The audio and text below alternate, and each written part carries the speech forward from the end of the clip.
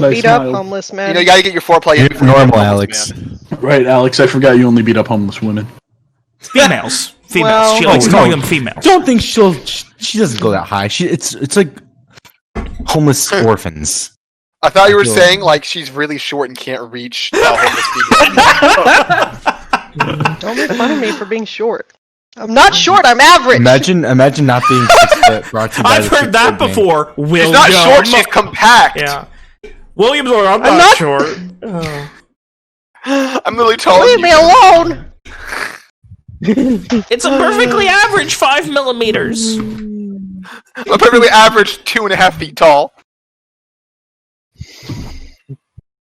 Any more bits? Are we out of bits and jokes? We might be out of Got one more. I fucking hope so. Ten past. Why did the chicken cross the road? Something about bestiality. I'm really disappointed, but you know what? I'm gonna fucking... you got it. Why did the chicken cross the road, Logan? To fuck the tuna. To get to the other side! Anyway, I'm really happy that's in the recording. I'm so happy that for the end of time, that awful, garbage, painkiller-ridden joke will live on. That was the joke. It was supposed to be bad. No. Aliens are gonna infiltrate our internet and hear that and then never visit us. I hope the aliens infiltrate me. Logan, you must lose out on the hot alien skinks. After a job and a journey, dangers, the shadow fell, new friends, allies leaving, you eventually covered your tracks from the job, finishing up, tying up loose ends, and making your way to Dreswood. Here, Walker learned a bit about the history of his life that he was never supposed to learn, that was supposed to die in Garland. Until things turn south. For the rest of you, it was a comfortable respite from the uncomfortable, painful, and otherwise miserable travels that have been plaguing the last week or two of your lives. And during all of this, Owen, you got very important information. That in less than 6 weeks, there will be a way out of the country. All they said was to meet at the northern edge of the Styrus Forest. And in your upbeat stupor, I suppose, a very good day that included much drinking and eating and enjoyment, and a bit more revelry than Owen has allowed himself in quite some time, he decided to throw his other third-level spell slot at making trees grow. A bountiful harvest the Walker Lumber Mill will have. For Simon, Logan was plagued with no voice.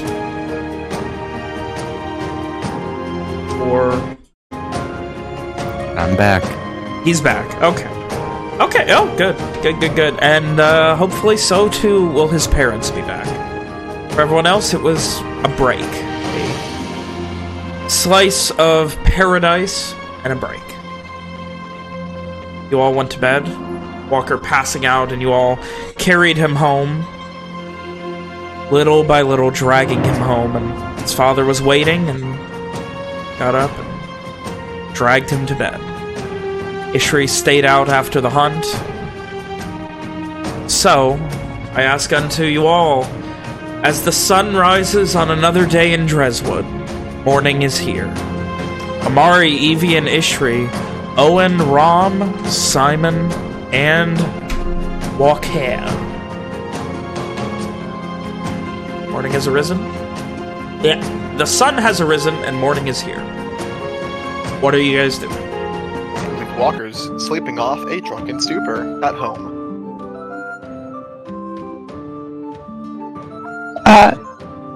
Ishri probably rolls back up to the inn. I believe Simon stayed the night at his house. Am I able to look around my parents' room to find any papers relating to me by chance, real quick. Relating to, I'm sorry? Relating to me and the past, if they've been hiding anything from Christian. That's kind of what I wanted to do. I'd like to do it if Christian's not home. Well, it is like he's a farm boy. He's and stuff. It's sunrise, and this is a farm that requires upkeep. So he's doing shit. Yeah, you would know that. Yes, this is a busy boy with a lot to do. So I'd like to investigate my parents' room, or the house, I guess, to look for any documents about me and if my parents are hiding anything. I mean, like documents, like from the church. Yeah, saying like, "Yo, Simon's escaped." Okay, I see. Okay, like, and they're hiding it or something, or a fucking APB. Like, if you see this man run, type of thing. Yeah. All right. Give me an investigation check. As you awaken early, shortly after your brother has begun tilling the fields, you begin 26. Hunting through and through. You rifle through their belongings in their bedroom. The desk is there's lots of paperwork, but everything you're finding seems to be, it's bill of sale for this, quotes for various, like, how much can we, getting estimates for how much this plot can sell for if they need to, like a full harvest, that sort of thing. Was there an estimate on the porch side they added on? Like paperwork for how much it cost? Yeah. Not immediately, but assuming you're spending some time here going through this, you would find out that while they didn't do it all themselves, it seems like, the three of them did a decent bit of it themselves and mostly just hired help to, as extra hands. Okay. Rather than contracting the whole thing out. And also anything on, Duncan and him being ill. Just notes from doctors that, he's getting old and suffering.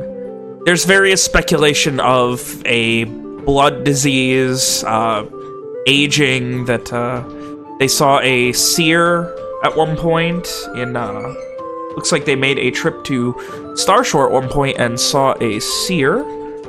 I will get you the name in 2 seconds of who they saw. That said, perhaps, essentially saying perhaps he wasn't right with God and God was mad. As a speculation. They didn't do that to me. They didn't do that. Okay, sorry. Specifically regarding him being sick. But most speculation is a blood disease, something that just onsets some people later in life. Blood disease, would that be able to be cured with lesser restoration? Would Simon know that? Give me a medicine check. Medicine check? Yeah, to see if you can figure out, like... Simon does not know. Trying to read through it, it's a lot of jargon, and you can't really tell if it's a disease in the traditional sense, or if it's more just... it seems to come off more like simple descriptors of a more complicated effect. But it is signed by... it is apparently a diagnosis from a seer at the Chantry of Light in Starshore under the name of Clarina Pisanacolti. And it doesn't ring any bells, I'm guessing. No. Yeah. No, okay. I mean, you guys never went to the Chantry. You haven't really interacted with... I meant for my past, but yeah. No. No, you can give me a intelligence check. See if you recognize the name at all. Of course, this is where you roll good. Not on the thing you need, but on the thing that doesn't matter to either of us. She's one of the senior, long-standing seers in Starshore, and has been doing it for, like, 40 years under the High Seer. They're okay. similar So in age. Yeah. It seems like they asked about an arcane cure, and this this Clarina did not pretty much told them magic can't cure it, or no magic that they had access to the point where they didn't even discuss a price. Oh, okay. Other than that, there seems to be paperwork regarding appraisal of the farm in general and the total value of the house, the barns, the farm, everything, like the entire plot of land, along with what looks like paperwork to eventually sign it all over to be in Christian's name. You can't hear me clap, but I just clapped. Okay. Good. Yeah, awesome. I love that. How soon is that? Or is that just like their will, basically? No, it's not will. It look like it's more you're drawing these conclusions from what you're reading. But it looks like at this point it's a few years old. So something they probably were going to do, and then like, yeah. Give me one more intelligence check. See how well you can put a timeline together here. Of course. This is Simon. Gotta love it when the dice fucking fit the goddamn narrative. Looking at it based on when they first started doing appraisals and things, it seems like they were probably gonna give it up and retire, possibly to buy presumably something like buying a small house in Monster Glen or something. Seems like at one point they had fairly decent savings. There is very thorough, very accountant-esque thorough finances. Of course. Yeah, yeah. I would expect. Yeah. Yeah. So that's how you're able to very easily put this together, given that Duncan was a treasurer that tried to essentially move out here and retire from that business. But the more you look through it, it seems like they had a decent bit saved up. We're probably going to buy a small house or something elsewhere, give this to Christian, essentially go retire. Then Duncan got sick, and they seem to have thrown all their savings at trying to fix that. And now they really can't sell or give away the farm. And given the economy is continuing to fall apart because of the war, like, the farm, they're not really making much in the way of money. The farm is more keeping them alive because they own the land and it produces food. Yep. While it's not in disrepair, it's definitely not like... It's definitely at a point now where it's like, well, this needs to be done now, and that can wait another 6 months. You know, it's in that area now. Yeah, I gotcha. I lived on a farm. I know how it is. So it sounds like... farm. I did live on a farm for a while. Alex lives on a farm now. Continue. Sounds like they need to get out of here. Good thing that we have some news. Hopefully they still love me. Alright, Simon will head back. Simon's mom looks really fucked up.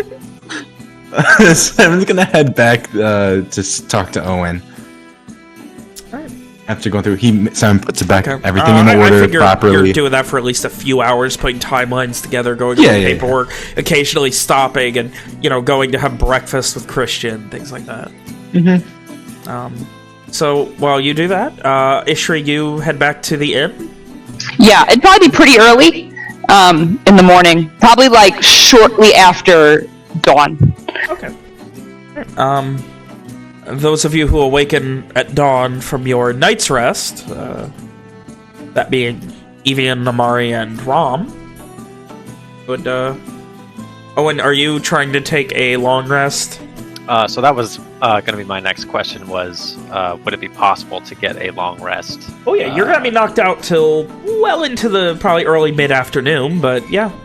You know, you gotta go through the meditation and all that.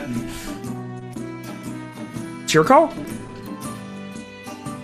As I recall, Simon's parents aren't supposed to be returning until a few days, right? So. Yeah, you probably got a couple days, depending on how quick the mail got there, how quickly they can pack up and come back.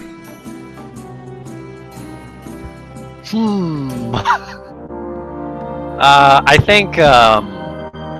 think today, I know it was discussed, the magical ore, the fabled ore was discussed yesterday, so I think Owen is going to be helping with that, so he will abstain from getting his long rest tonight. And instead, he's gonna go fishing for an ore. There's a really good joke about oarfish here. I don't have it. Maybe one of you do.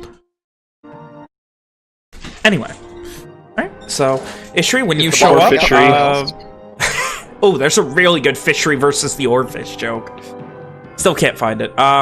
So, the four of you, as you coalesce down in the common room of the Bee's Knees, as you begin your breakfast, Ishri is there as well. Arriving probably shortly before, maybe even. Can I describe her right now? Be my guest. All right, so she walks in and she is wearing, to all of you, because I don't think Walker's there, a new outfit. It's like a farm girl outfit. It's got a skirt, but you notice that it looks kind of new, but it's like plastered to her with dried sweat, and the skirt has a giant rip up it, and she just looks exhausted. Her eyes are just swollen, and she walks into the inn and she sees you all and she says, good morning, hello. What's wrong, Ishri? Oh, I'm fine. I just slept in the outside last night. You look like you've been in a battle.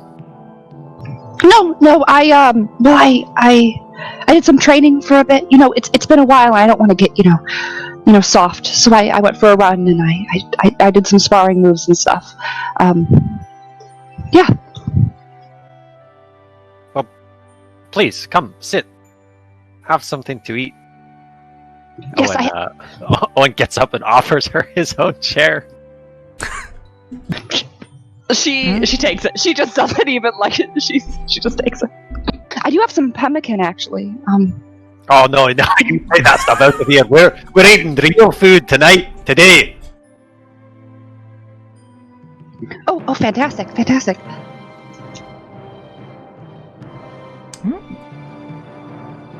So, you guys begin your beautiful, bountiful breakfast feast.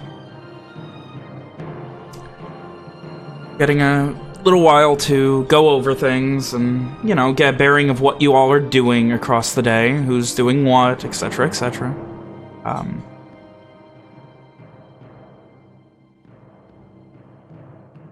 Eventually, you all begin to head your various ways to do things. So, the morning is yours, Walker. Before we get to everyone else, as you're sleeping,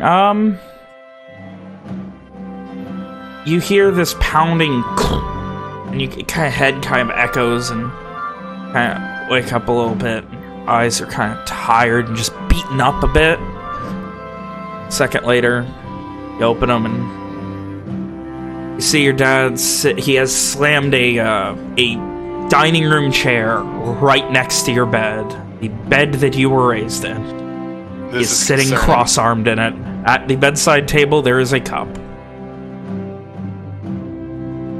Walker will slowly push himself into a upright position, begin reaching for the cup, and look to his father. He looks at you a bit and, everything all right?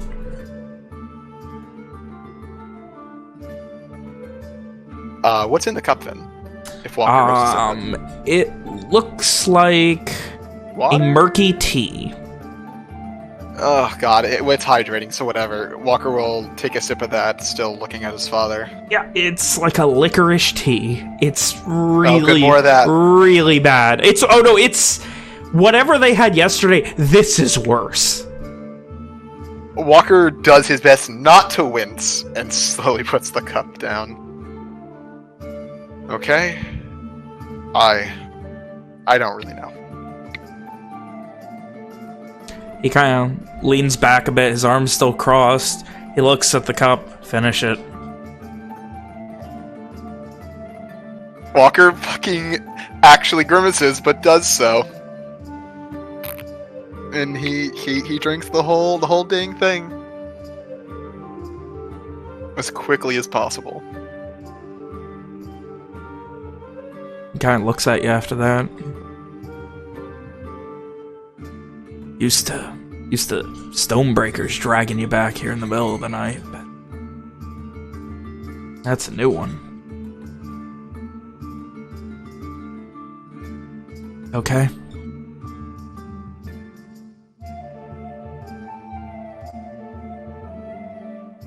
I don't think it's that important right now. There was a few things I hadn't mentioned to you yet.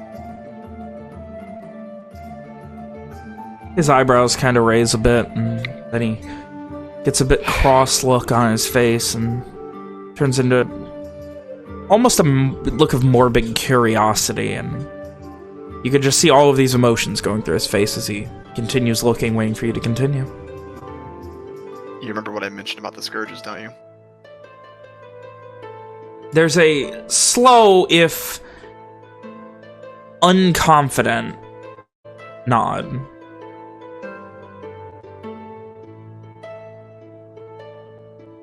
If Walker kind of shakes off whatever drowsiness is left, if the Dragonheart Alliance invades, I'm worried what Lenore's going to do with any scourges they have left.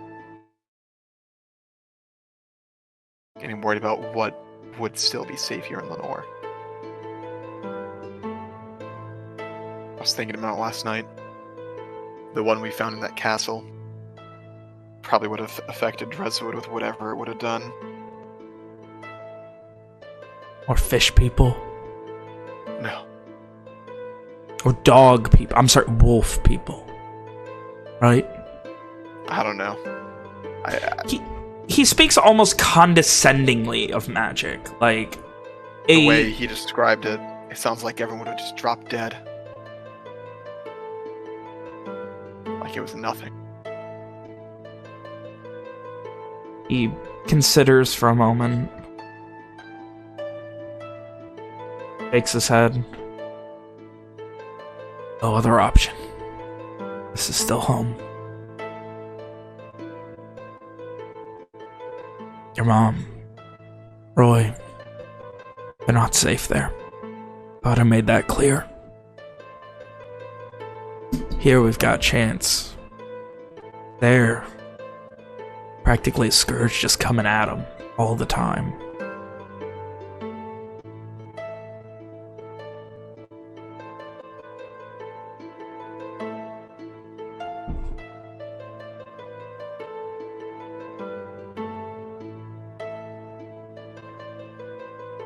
Right?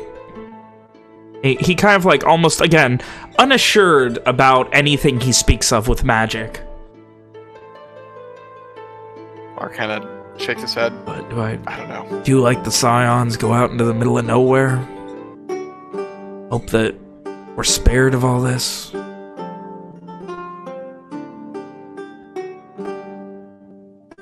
Go build a cabin out in the Mistweald? Hope that there's no crazy mages out there? I don't know if that would help. Anything beyond escaping from all of this. I don't mean just Lenore.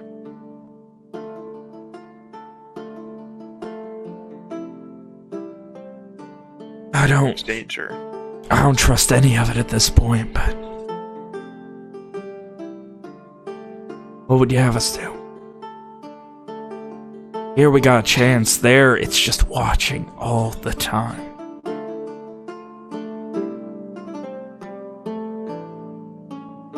You've seen what's happened in the last few years with the Red Band. Things are only going to get worse as Lenore's put under more pressure. 100 Red red bands. bands. 100. Those bastards could walk through that door. He looks vaguely in the direction downstairs that it is. 100 of them could. And each and every one of them would get bolt to the throat. It's not it, Father. It's... Lenore's just going to keep building the red band more and more. It's going to keep making the laws stricter. At some point, they could just start conscripting people. With how poorly equipped the red band are now. Barely given identification, just a band on their arm. How's an invading force going to know who's a civilian and who's not? He purses his lips a bit and shakes his head.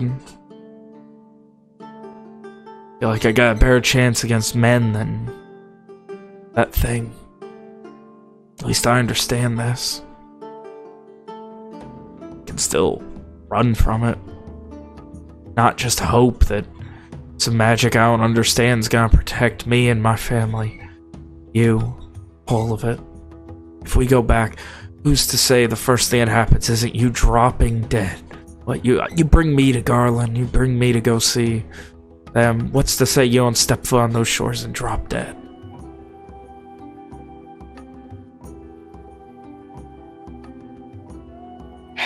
What's to say it doesn't come from me? What's to say it's not we don't know enough about. waiting?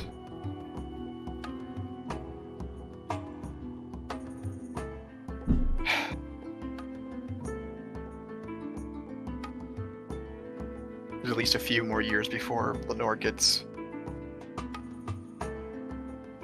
before things get too much worse.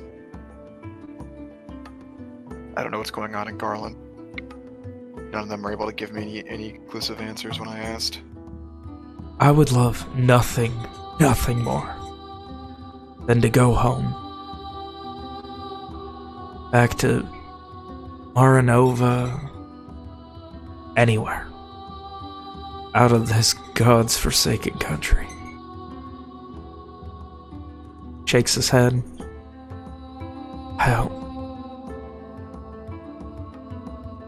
I don't know that we ever get to.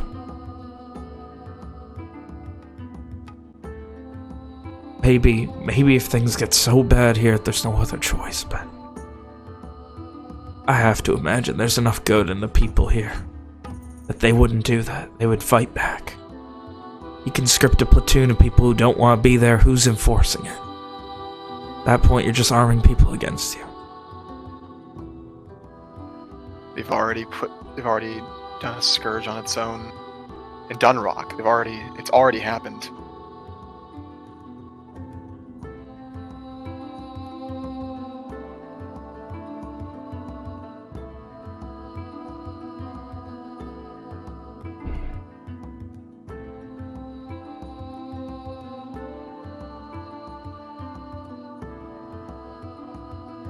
So what? What do I do? What do we do? Let's go to Garland Shores and pray. There have to be other places. The Isles are far from Morn.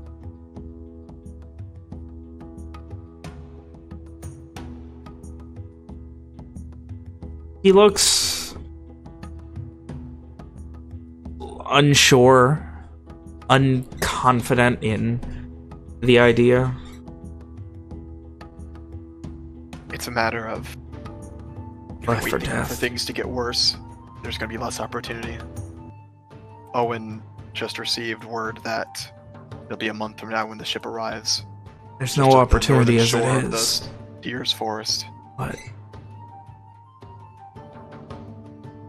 do we do? You get out to Garland and hope for the best for you. Hope for the best for them. And then what? You get a hold of a merchant ship going that way. Send us all on our merry way out to the Dragonheart Isles.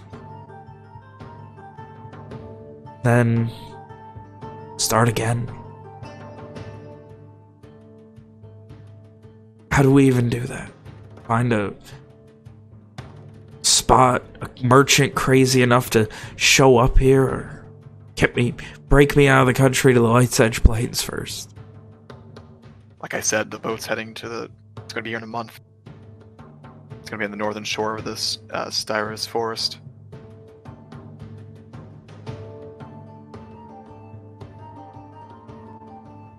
Looks down and shakes his head again.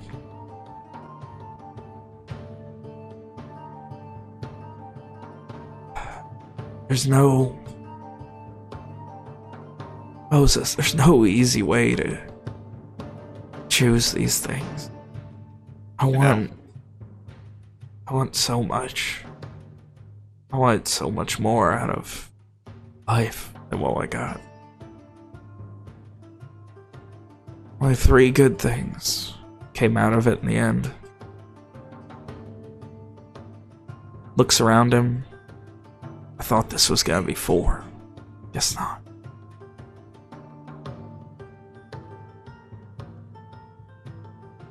I want to try and hold out as long as I can here. Give Roy, give Hilda, else give you a chance to have something worth fighting for, worth fighting to survive, a place to call home. That's all. That's all that. I don't know. That's all I could ever imagine. We just stay here and act like nothing's gonna happen. Wait for another nation to invade and pick up the pieces that's left. If we both survive, just assume that. You said Mother years. And Roy are going to be I've fine. got time. I've got time to. He kind of. There's nothing I can. Pauses and. It takes him a moment to choke out the words, and finally, there's... Moses, there's nothing I can do for them. I can keep killing myself here at the mill. I can produce as much coin as humanly possible. Give it all up. That's what I can do for them. I'm not a mage. I don't know anything about magic, about the arcane, about this... Harus, the ever-present, avoiding it. Shakes his head. None of that is... I can give money. And I'm not producing money if I'm not here. And I get it. There's gonna come a day when I might have to walk away from that. This home is as much a part of the family as you. I don't want to say goodbye to it if I don't have to. I mean, before...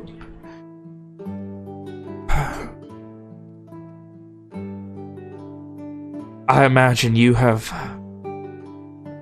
Given what I've been getting from my contacts, I imagine you have been sending quite a bit of coin Marquez's way. Much as I can. But before that, he shakes his head again. This is consistent. This is a guarantee. Bounty hunting, splitting things 7, 8 ways. It's not a guarantee.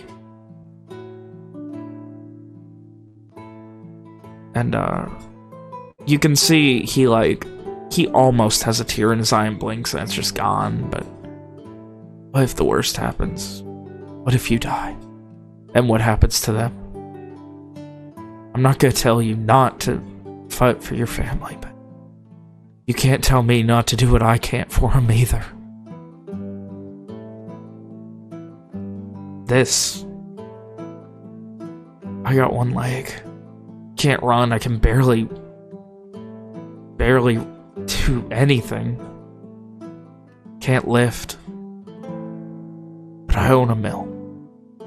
And it makes some damn good money, all things considered. It's a guarantee. It's insurance. It's the only thing. Keeps me going. And And I imagine the only thing that can guarantee keeping your mom and Roy going, if you, and he again has a moment of reflection, he looks you dead in the eye. Moses, if you can look me in the eye right now and promise me with all the certainty in the world that you will not be at risk of dying, getting maimed, losing an arm. If you can promise me all of that, I would walk away. I would come to Garland, to the Isles, anywhere.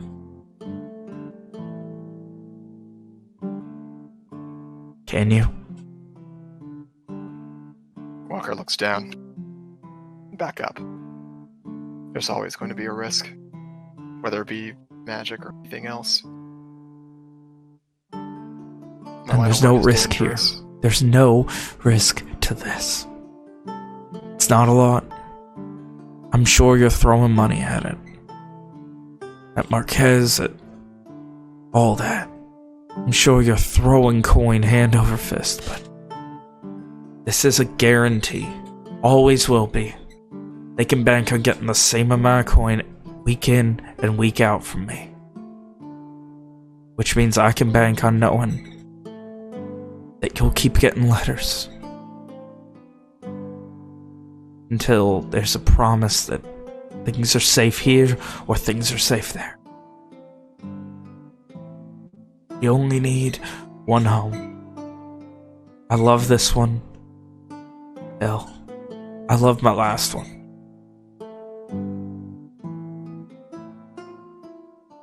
Shakes his head again. Do? What am I supposed to do?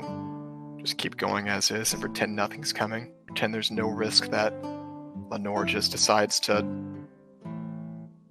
make us all collateral damage? Moses, you know for not one damn second am I gonna let them make me a statistic. Collateral damage. Put me into the red band. Might have one leg, but I could still disappear in an hour. I could have everything I need, and I could survive. I could make life a living hell for anyone who tried to walk through that door that I did not want. They burned this place down, and I would kill them one by one. Might take a month, might take a year. If they took over this city, town, whatever the fuck you want to call it, if they took it, I'd take them out. If they tried to take my friends, family, people who work for me, you don't need to run fast. Just need to not be seen and make sure they... Shakes his head and pauses for a second. Make sure they know what's coming. I'm not worried about myself, and you shouldn't be worried about me either. Not yet. To explain, the McDurk boy. He's got magic, he can talk to me, right? He can. He nods. Worst comes to worst. I walk away, I go into hiding. Hells, you ever even need a update on how things are here in Dreswood, you can talk to me about it. Send me a message in my head. I'll try not to lose my damn mind listening to it, dealing with the magic of it, but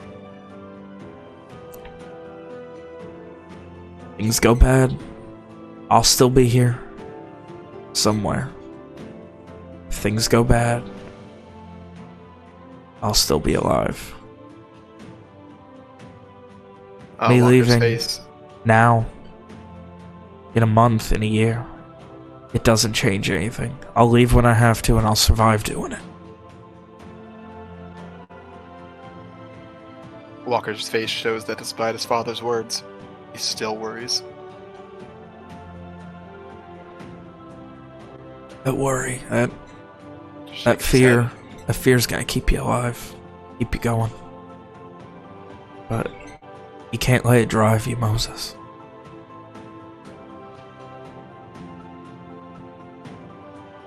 You don't want to end up like me.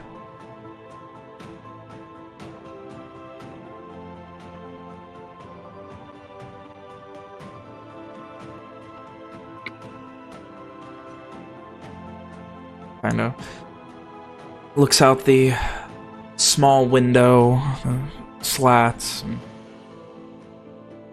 shakes his head again. We're gonna get through this, and we'll be back together as a family. I know you want it to be now, but till there's safety.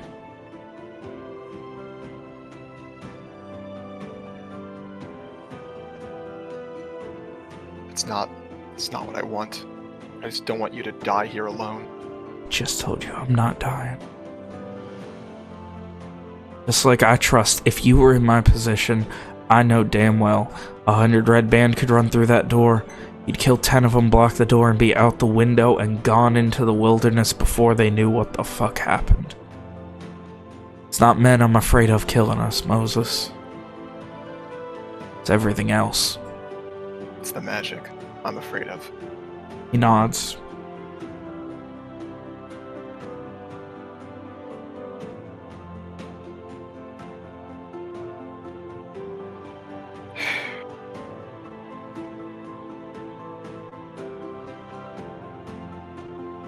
Walker kind of looks down, doesn't really have anything else to say. Now I gotta get out to the mill. See how many new hires we got out there. Teach them how to do a damn job. You got nothing going on. Stands up, starts to turn around. Sorry, the guy's boots on. He was definitely ready to go before having this conversation. You got nothing going on, you can join me, but I understand either way. Turns and starts heading down the stairs out of the room.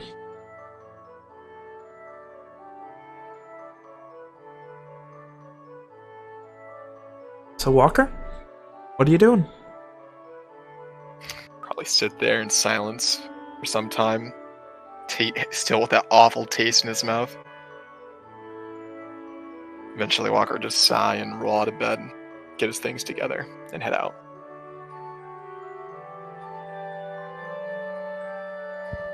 Alright. So, with that, I ask unto you all, what are you doing for the day? Simon, your morning is spent researching. What are the rest of you? Then, how many hit dice do I get back for a night's rest? Night's rest, I believe you get back half your hit die. How do I do that again? It's under my class, right? I believe so. It used to be you could just edit it, but they got rid of it. Half of 5 is 2? Yes. Do hit die round up? Right? No. There's one thing in They round D&D that rounds up, and I don't remember what it is. Sneak attack die. Per ranger, for rogue level, you get like Yeah. half your level rounded up. Yeah, okay. Sneak attack die. So, there's only a niche few things, and that is not one of them. But yeah, so anyway, with that... Ugh. Not the most tireless day for Walker. It's got some shit going on.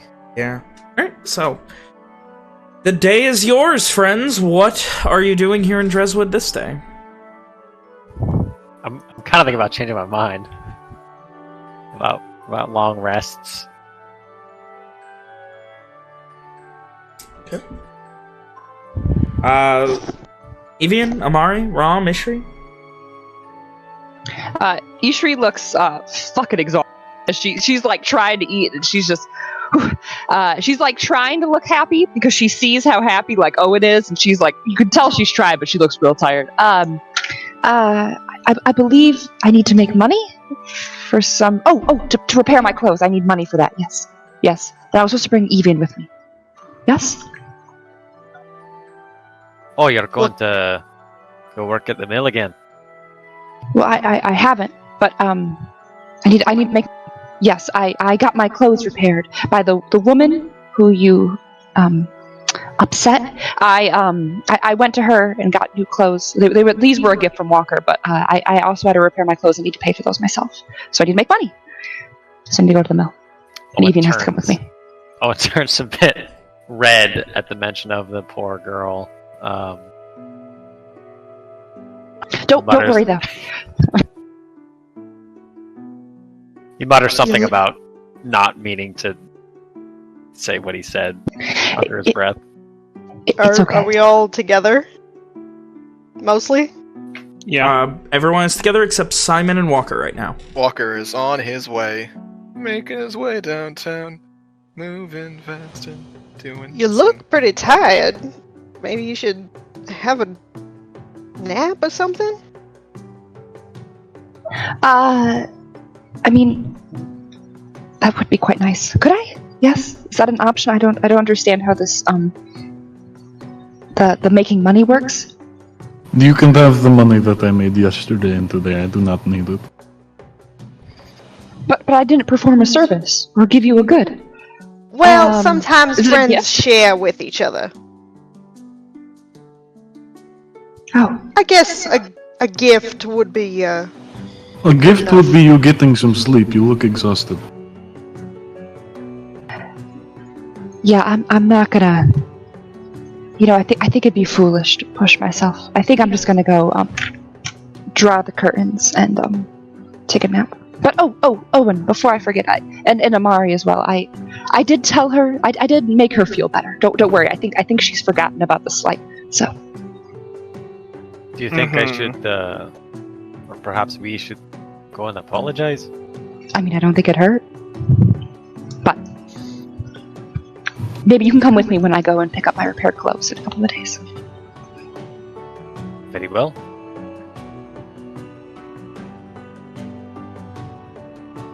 Where can I find you all? When I'm done sleeping.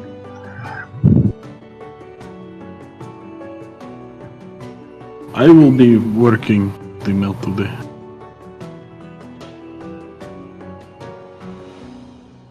I'll probably just be hanging out around here unless somebody needs me. I'm not really interested in working anymore.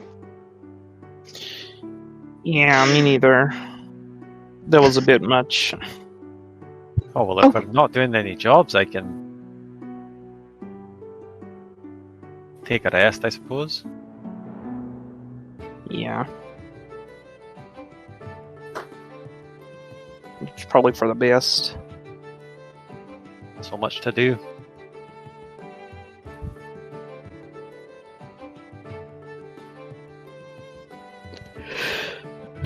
Can I, where can I go sleep? We have rooms, right? Yes, your rooms are taken care of. I'm sure Ichi slept in a room on the first night. Oh, she probably did. Cool. Yep, she's gonna head to that. All right.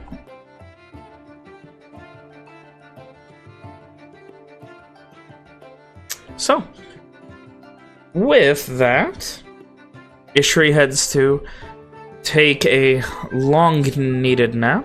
Owen is going back to meditate and finish a long rest. Evian goes to the mill. Rom is milling about, and it is about now that Walker gets inside. So Walker's like fucking walk into Evian like a brick wall as he opens the door.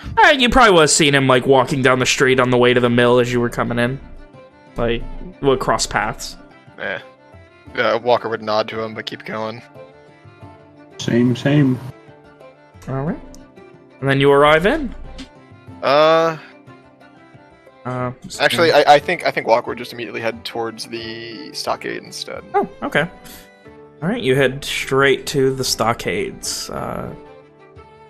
And you see your good man, the officer of civil appropriation, Harold Canton, look up and just, Walker!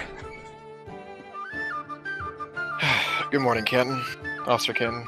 He gives a little smile. The younger Walker. He gives a little, almost like finger gun point. Right. Moses. Back on the world. He gives a little smile. Needed, How's it going? I ended up losing my manacles down in Dunrock. Anyway, I could purchase some more. He holds a finger up, goes into his desk, grabs a pair, and throws them at you. Catches them. They're a bit rusty and beaten up, but no worse for wear as far as hardiness is concerned. Walker will begin putting them away. Look up. How much? He holds a hand and shakes his head. No cost. I'm pretty sure those are yours from a few years ago on one of the jobs. Alright. Thank you for that. Just returning lost property. He gives a little smile. Any jobs? I hear we're going to be getting a fairly large, and he pauses for a moment to figure out the best way to talk. You are the only two in the small stockade right now, and he kind of stands up and walks over to you. There's going to be a fairly large delivery coming in either tonight or in the morning. A lot of coin. We're going to be able to put out quite a few more bounties after that. We'll be getting a list of people to be hunted. I'm certainly interested. He makes to nod and then pauses.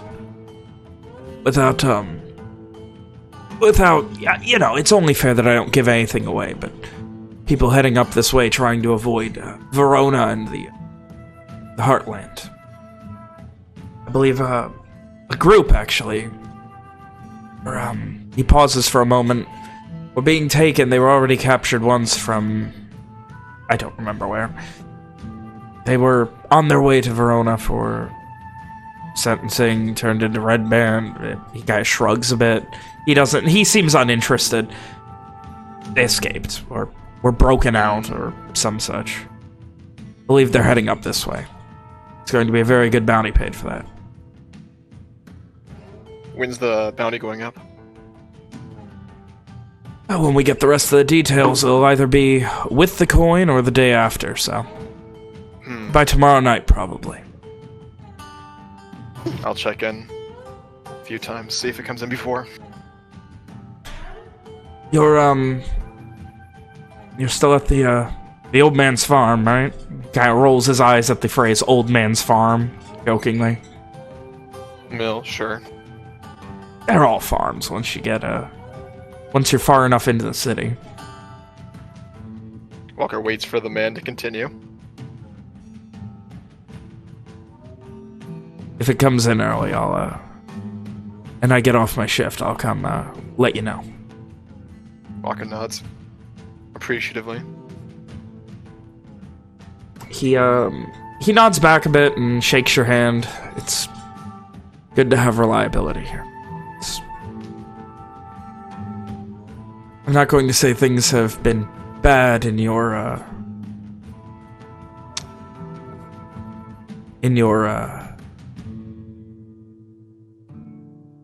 absence, but there's something to be said for knowing anyone that's wanted will quickly be captured again. Right. Well, in the meantime, I'm gonna get to work. Let's see. I'll be around. Don't be a stranger. Walker will nod before returning to the board. I believe nothing has changed, yeah? Nothing of note. Like, there's always little garbage pinned to the board that just doesn't matter, that come and go each day. But nothing of note has changed. I think Walker's going to look into the exterminator thing. Alright. So as you head towards that, Simon, you shortly before noon, you arrive at the Bee's Knees, where Amari and Rom are staying. And something falls and crashes and squeaks in the background. I still have no idea what it is. What are you doing, Simon? Simon? Hello? Yeah, sorry, I was muted. I saw. Sorry. Classic. Classic Alex. I know, I pulled an Alex. I always think to myself, I'll never pull an Alex. I would not pull an Alex if you paid Gosh. me. I'm sorry. Anyway. So, you arrive only to seeing Rom and Amari around. Have you guys seen Owen? I think he said that he was going to rest a bit more today. Mm-hmm. Is that How long right? ago was that? How long ago was that? Couple hours. Yeah, a A couple few hours. Yeah. I go to Owen's room. I realize I probably should have mentioned this before, but Ben, would it be possible to complete a long rest not in Owen's room at the inn? Yeah, Like I if mean, you just went and rested you've somewhere slept. else. It's a matter of meditation at this point, and just being able to keep your mind clear for an extended period of time. But Simon finished a long rest while doing shopping back in typical rest. yeah, Then either revisiting the Mills forest or somewhere by the river. Either one of those. all right. So he's not in his room actually. And he would have like told Amari and Rom like where he was going. Simon would pursue Owen. All right. So Simon heads Romantically, or Sexually. Get in line, fucker. now we know why. You don't I have to can't pursue wait for them to romantic. RP this. Oh God. So. Walker's senses are tingling. He knows something somewhere is wrong. My bounty senses are tingling. You wander a bit around the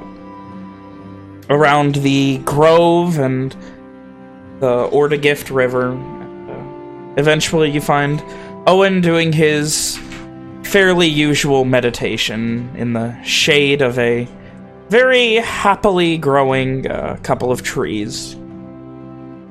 Simon's just gonna walk up, see he's meditating, and just kind of walk up slowly and sit down next to him. I don't mean to bother you, Owen, and I understand if you want to push me away right now, but one of my dads has, like I was talking about, he's sick. It's a type of blood disease. I was wondering if you knew if lesser restoration would help with that. Owen, he didn't really seem to react when you came and sat down, but at the sound of Simon's voice, he opens his eyes and he considers for a moment. Can you tell me a little bit more about the sickness?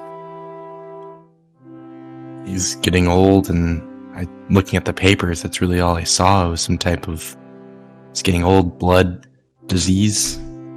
Then if you can elaborate more than what I know.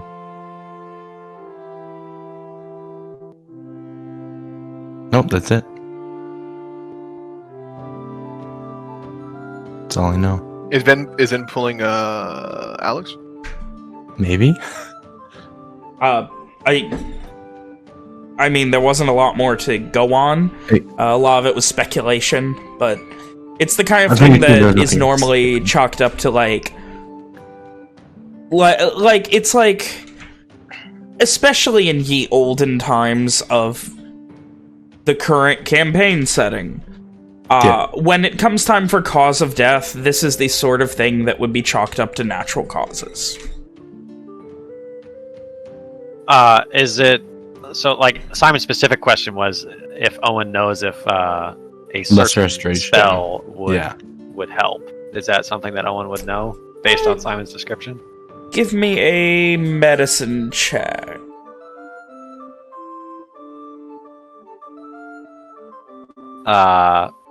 Owen considers Simon for a moment, and then he kind of leans over.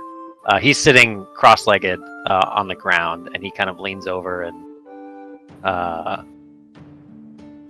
puts his hand on the tree that he's meditating under, and he closes his eyes. And before answering Simon's question, he says, "Karad, show me the way," and he will cast guidance on himself. I wanted to ask before he did any of this, would this interrupt his long rest? No. Okay, good. No, it'll probably throw 5 more minutes onto the end of it, or however long he's, busy. Yep. Oh, not good. Not great. Wow, what? No, this is, as I said, the kind of thing that will, more often than not, like, it's something that, people are more susceptible to certain diseases and weaknesses and things like that during, as they get older, and at one point it becomes chance. You,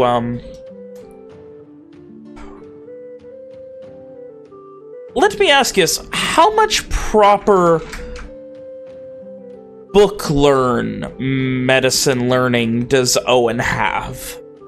Well, I would remind you that he has been tutored in mundane medicine by a certain someone. So maybe okay. He probably hasn't studied out of a medical textbook, if that's what you're asking.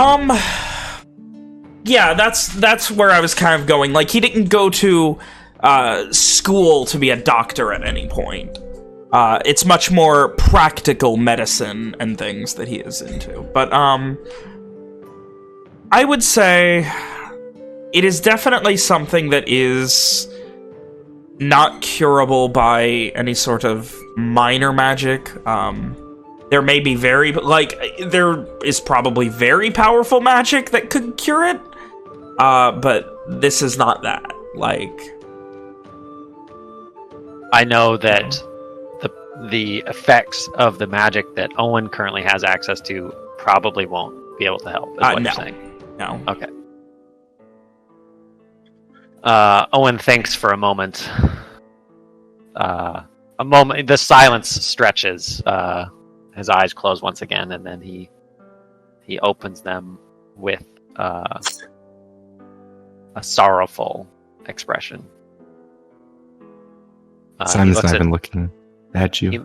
He looks at Simon with pain in his eyes. Simon, after hearing the long break, he looks over at you. Yeah? Try to think of anything that I can, everything that I know.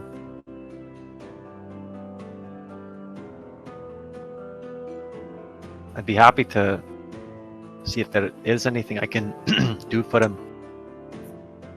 But I don't think that I can help him with the powers that I have.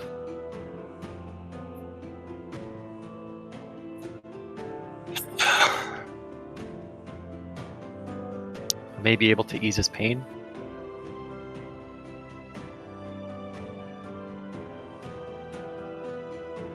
Thank you, at least, for thinking about it.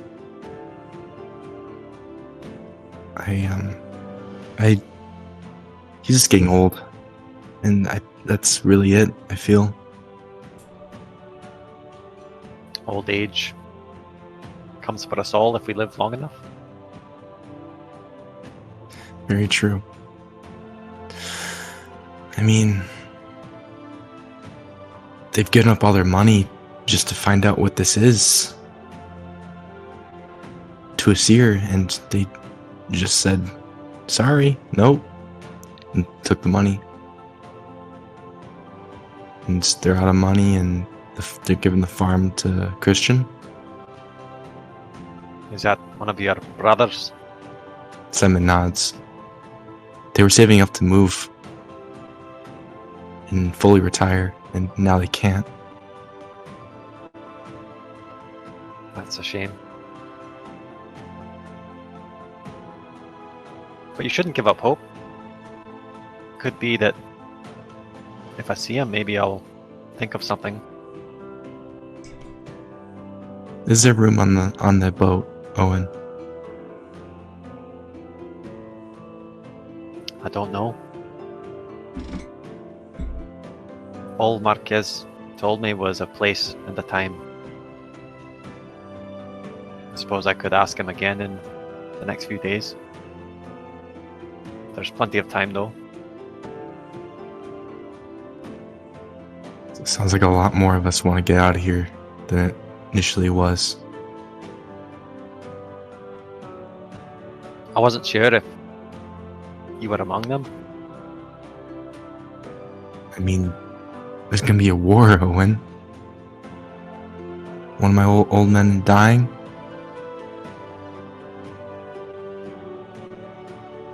I'd rather have them out of here and safe. I'll talk to them first, of course, but I'd rather just seem safe. Just don't forget what awaits us in Garland. Simon nods again. I wouldn't want you to have them escape one war-torn country only to flee to another.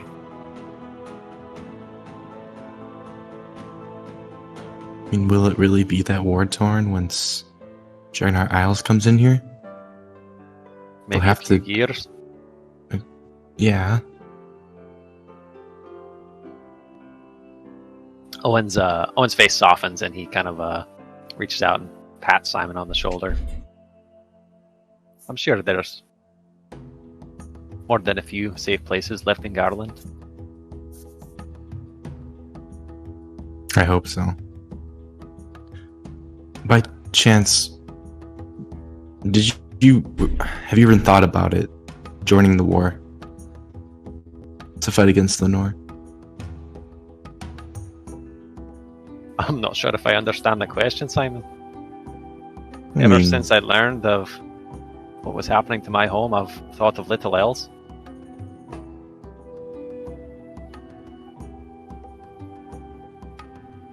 yeah, but are you interested in sieging Lenore?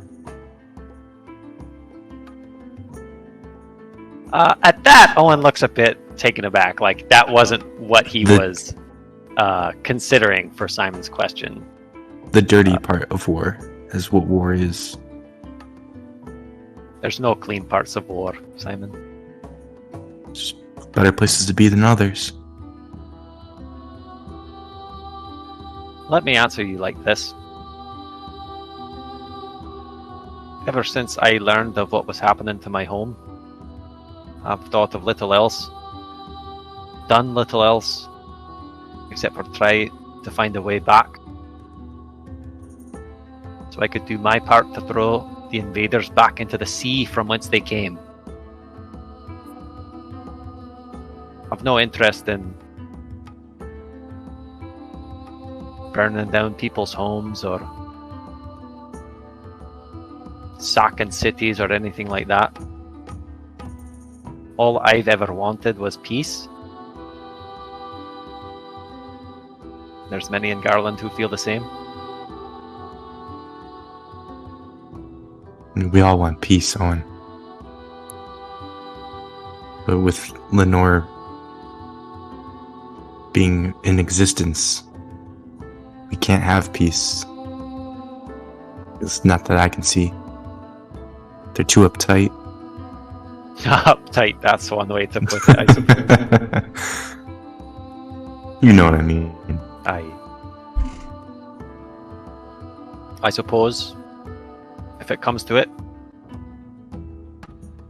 if that's what it takes to keep my people safe.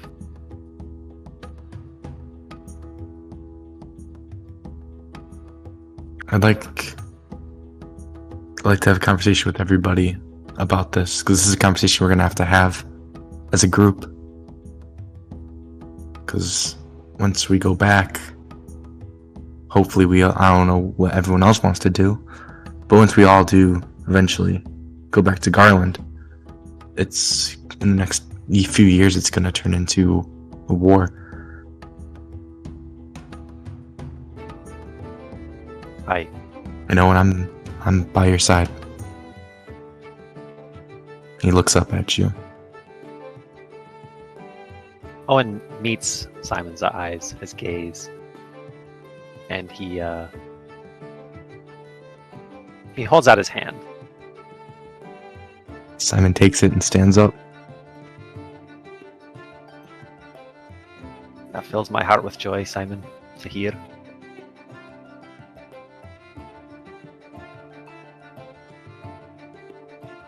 I told Ishri the other day. She was asking about family. I don't think you were there at the time, but I'll repeat what I said to her. When we were in that cave of darkness and despair, there's very few people that I would have rather been by my side than you lot. So thank you for that. Simon gives you a hug. And thank you for being by my side as well. It's been a great journey so far. Aye. Great. More or less. Well, thank you. Thank you for at least any information you could have given me, I guess. We'll know more once your parents return. I'd like you to meet him at least, because I'd like to have you there in case you can explain things better than I can. Anything to help? Again, I don't know when they're gonna be here. It could be 2 to 3 days, is my guess. You needn't worry about time now, Simon. We've got a destination, and that's not for a few weeks, so I suppose we can breathe easy for the first time in a while. It's quite nice. What are you doing after your meditation, by chance? Well, I suppose the reason I'm out here is because Karad has blessed me with power, but I'm sure you know as well as I that that kind of power is limited. Simon nods. Owen kind of looks away.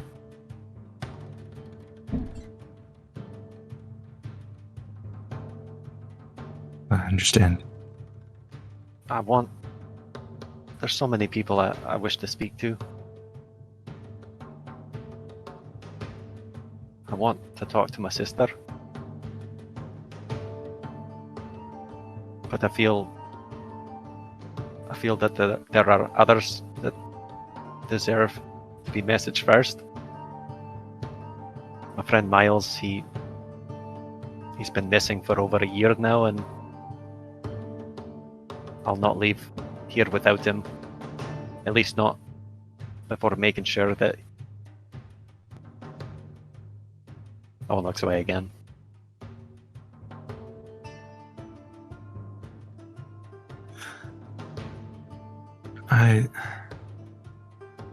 I'd say, for your own sake, contact your sister first. At least try. But that conversation can go on for multiple days, since you have a limit. If I can talk to Miles and tell him that there's a way out, then perhaps I can spend every day talking to Wynn.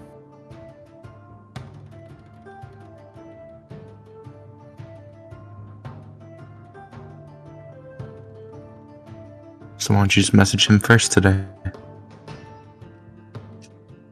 Well, that was the plan. Simon nods. I'll get out of here then. Simon gives you another hug. Thank you again. You can stay if you wish, but it's not going to be too interesting. It's fine, I understand. There's other things I'd be doing as well. Do me a favor, and I don't think he's going to talk to anyone about it, but Walker is shook. See if Simon looks confused. From what we learned yesterday, I could tell it was getting to him, so I don't know. See if he's alright. I will. And Simon starts heading off. Owen goes back to meditating. Simon is on his way to find Walker to see if he is A-okay. Alright, on the hunt for Walker. Present. Hi, how are you doing today? Walker? Simon just yells. Mosesis Walker? Alright, anyway, so, Ishri up taking a nap. Walker going on a job. Ram and Amari hanging out. Evian working. Owen resting. Simon seeking. How many Simon breadwinners Seek. do we have here? 2? Pitiful. Walker, we will go with you first based on the timeline in my head that probably makes sense to no one. You follow your heart and the directions on the bounty board. You were going to do a job? Yes, the rat infestation. Alright. You head to see Valerie Tallstock at the 3rd house south of the Plaid Needle. You walk past the Plaid Needle and the pained remembrance of that poor girl and everything this party has already subjected her to. Walker, listen. The only thing Walker subjected in the party. No. The only thing Walker subjected this girl to is having Ishri flash her. That's not Walker's fault entirely. And everyone has to remember all the horrible things that this poor girl has already suffered through in just a matter of days. Meanwhile, you head to it, and it is not a nice home. It is definitely a home in need of repairs. A lot, just at a glance. And, you knock on the door, and it creaks a bit as you do, one of the hinges seemingly coming loose. I'm coming! And, you see a woman, maybe in her 40s, early 50s, these, large glasses, the left one cracked, the frame kind of patched up a bit on the right-hand side and tied behind her ear. Just kind of looks you up and down and very excitedly, you saw my bounty then, yeah? I did. Alright. Good. So, as I said, you have a bit of a problem down in the basement. Kind of leans in a bit. As I said, five now, and she looks around. Just you? Is it something that needs multiple people? These are just rats, aren't they? She kind of shrugs and then nods. Shrugs at the first half of your question, then nods at just rats. Walker narrows his eyes. What's this bitch hiding from me? Well, you're not a mind reader, so you don't know. I'm just waiting how Walker's reacting, and keep going. I thought you were asking for an insight check to read her mind. I was not! I said I thought you were. Anyway, she just kind of like guides you, and the last one who came said it wasn't enough pay and wasn't worth doing, so Here we go, and she guides you slowly through this And why was small that? home. You note some water damage, leaks. There's no second floor, and off on the wall, she opens up a sliding, like a sliding wooden slat-style door, and there is a ladder. Not stairs, a ladder going to the basement. At a glance, you know this ladder is on its last leg. Pun intended now. And Miss Tallstock, why did they think that exactly? Well, What am I about to deal with? Exactly. a lot of rats. Just a lot of rats. What? I don't... There's a bunch of rats down there, and there's been some damage, and, you know, can't get them out. I had someone come and kill them, and they released... I don't remember. There was an alchemist from... She puzzles her brain for a moment. Master Glenn, I think, who came through and poured down some poison and told me not to go down there for 3 days. I found over 30 dead rat bodies, and they were being... She kind of leans in, eaten by more rats. I had someone else go down. They told me there's a lot of work that needs done. Ever since my husband, well, money's short, and I shrugs. I'm not one for upkeep too much.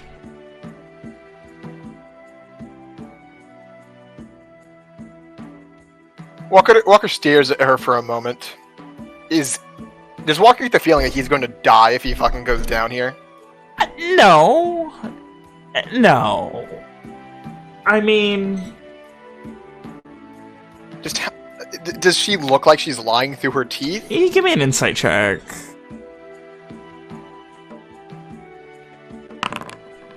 No, not really. She looks like a lady who has had a lot thrown on her plate and is very unprepared to deal with this world alone, for lack of a better description. Like, her hair's kind of... It's prematurely graying. Like, she doesn't look like she could be more than her 40s, but her hair's still already pretty gray. It's tied up in a very tight bun. She doesn't look like she really goes out of her way to take care of herself. Her clothes are little more than rags. Her face and eyes are a little sunken in. She's got the crow's feet of someone 20 or 30 years older. She looks like she's just really in over her head. Without another word, Walker will begin climbing down the ladder very carefully and slowly. Actually, as you do. Can I inspect the ladder for, like, if is there anything I can do immediately to make this thing a little bit more sturdy? You don't need to roll. I can tell you, a new ladder would make it more sturdy. Can I see how far down it goes? About 12, 15 feet, maybe. It looks like the basement was... Like, it looks like it was a thing where... Like, at a glance, there was probably at one point a tavern or something here, and then it got replaced, like, bulldozed or whatever, destroyed. Someone built a house on top of it, and then they just needed to be able to access it. Because, like, it is not a large, like... The woodwork as you come down is nicer in the basement than it was in the house. The basement's small. It definitely looks like a bar or storage type basement that has been repurposed. Is this the type of ladder I could pull up? No, it is nailed to the far wall across from the... Like, you essentially went in a closet, and then opposite the door, there is just a ladder nailed to the wall that goes down. It has some water damage to it. It's damp. There's, like, chips. There's pieces of, like, nails coming out of it. There's lots of... You can hear, like, the squeaking and retching of the nails as you're coming down. Like, this I was knocking on the ladder quite yet, sorry. sir. Yeah. Well, at a glance, this has less than a dozen uses left before something heavy is going to break it. Are you providing the material for the repair? She looks confused at the concept and blinks a few times. I'm providing a coin. Right. Part of that will be a new ladder. Walker's going to get out his rope and nail it into the wall next to the ladders. So in case the ladder goes down, at least he's got a rope. He's got something to break his fall for at least a second. Yeah, or like if he needs to get up quickly, he can use the rope to like kind of be the move up thing. You spend a few moments fastening the rope as well as you possibly can, maybe to like the door or something. Making sure the rope is fastened. She looks vaguely confused and nervous at when you say that she needs a new ladder. Like, you can hear her just kind of chittering under her breath. Oh, no, more money. But I'm gonna afford that. Oh, God. This is awful. This is awful. Just chittering under her breath. And then Walker's going to slowly head down. Use the rope itself if he needs to take a little weight off the ladder every now and then. The ladder seems okay. On its way out, very damp, but otherwise okay. There's definitely a air movement. There, like, obviously there has been... The basement has moisture problems. And as such, it's kind of led to the ladder having... And as you... Being the keen eye you are, you notice a lot of termite issues as you go further and further. New house? Yeah, like, the termite issues seem to be more further down here rather than up top. Which is surprising, because more often than not, termites come from trees, but no trees nearby. Does it seem like this basement could give way? No, the basement... like I said, the basement was very well built at one point. And immediately, it is pitch black in here. Well, luckily for me, Walker's used to the dark. You see many, many rats skittering in a corner, maybe 30 or 40 of them. Anything that would be a danger to a human? No, it's just a pack of scared rats that are trying to avoid you. One of them kind of curiously comes up, and as you kind of put your foot down, it runs away into the corner with the rest of them. There's not actually a lot down here, surprisingly. There's a few crates, a couple of old blankets that have been eaten through. It looks like just random knickknacks and garbage that's not worth anything. Walker's going to stand near the ladder but inspect the damage, things that need to be repaired.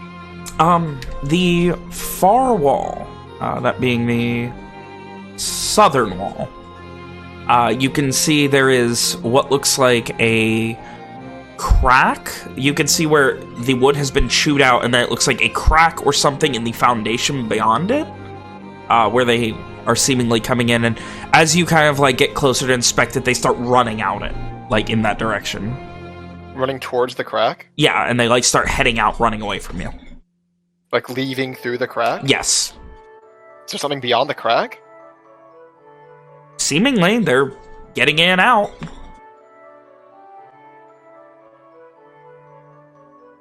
So this is the type of thing where I could scare them all into the crack and then begin filling the crack with something? That would be what is it, wood that's being cracked? The wood has been chewed out, but the foundation, the stone-based foundation beyond it, has been cracked and opened up. Is concrete a thing? Not really. It's more that the foundation was, carved out.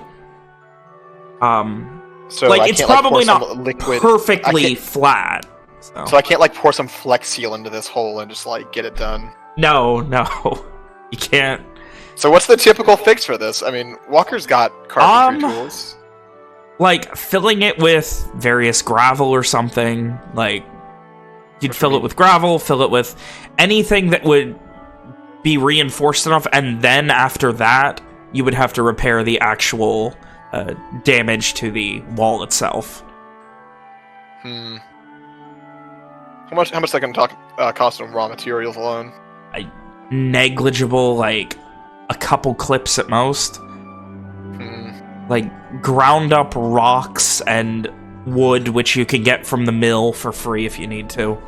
Walker's gonna not just take wood from the mill. He'd pay his dad. I mean, it also depends on how good of a job you want to do. If you want this to look like it's all been repaired, or do you just want to fix it? I mean, Walker's gonna fix it. It's not... it needs to be functional and to keep the rats out. All right. Yeah, it's a job that would probably take probably a day or so, all told. Fucking day or so. It's very. Again, it's very wet in here too. Like, just human. So any wood he would use, he had to like treat it first. Yeah, gonna be a thing where you're gonna need to. Yeah, you begin moving through and you can feel the creaking. This seems like it's been like this for a while. Also, I'm very surprised that this ended up being a solo job and no one else wanted to come along, so now me and William get to play D&D and everyone else gets to listen. I feel bad. I was going to ask, like, at this point... He didn't ask anyone to come with him! Can we just, like skip ahead? Like, I imagine Walker's going to be working on this for a bit. Yeah, so Walker's got to be working on this for a hot bit. When you do head back up after the initial inspection, there's more of that chittering and just... Oh, anything else for the cost I should be worried about? Anything at all? Or Seems like there's something behind the foundation where the rats are getting in. Just need to be filled. Is that gonna be more? No. Bless you. Sun shine its light on me this day. Gives a little smile. And like puts a hand on your shoulder, like almost like in reverence of you. The first thing I'll be doing is getting you a new ladder. It's a safety hazard. So Walker now has to go get wood and build a new ladder, tear off the old ladder, and then put the new one in. So, meanwhile, you mean Walker's gonna actually go get Even to help him. Oh, if Even wants to help out. Hey, Evian, you wanna play some D&D with me? So you head across town to Ye Olden Mill. You can see Evian busting his ass, getting that wood organized, just running it down. To always work at the mill. Evian's on a ship break. Damn.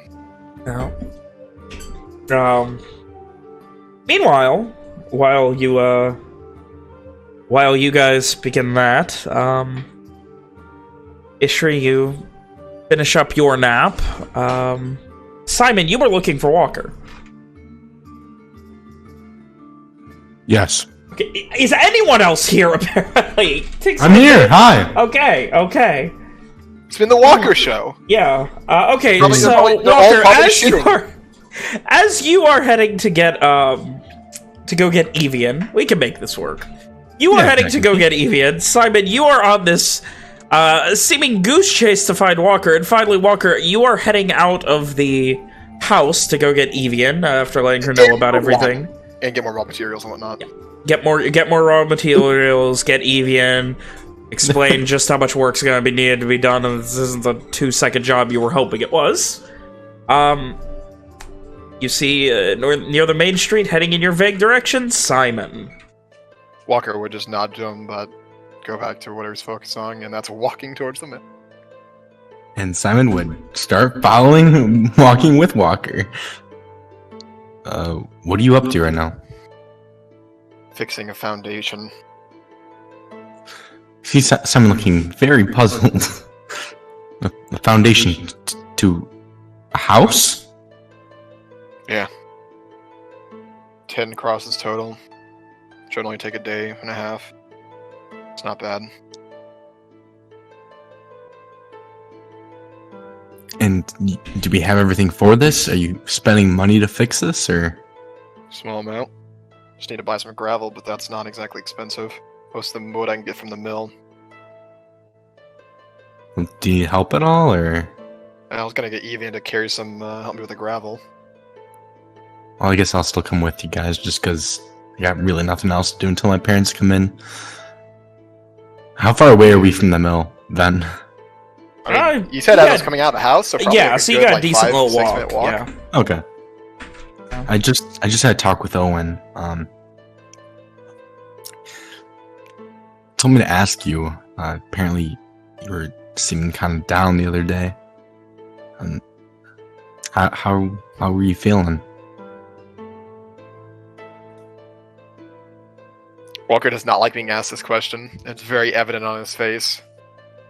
Does he look like upset, like scared, like? It's a mix of annoyance and like I don't fucking know. Like he doesn't fucking know how to answer it, and he's also mildly annoyed about being asked this while he's working. It's hard to describe what exactly that looks like. Walker face. Walker face. Anyway, just checking in. I guess I'll just stay with you though. I guess we're walking to the mill. Walker mutters, 10 crosses isn't going to be too much effort to split 3 ways. I'm not trying to get a split of this. I'm just walking with you.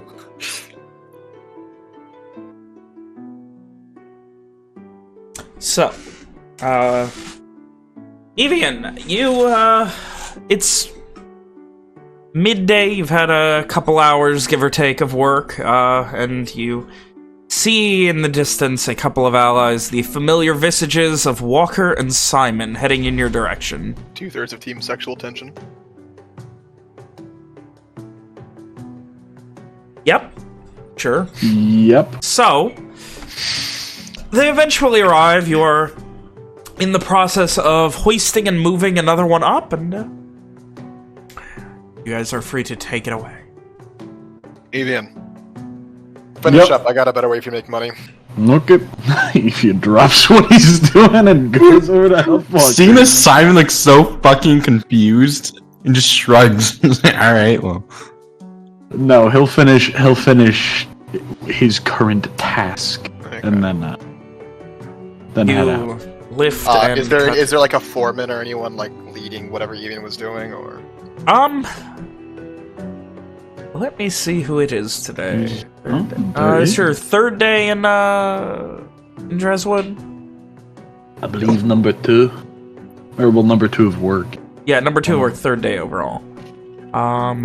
Today it would be overseeing everything.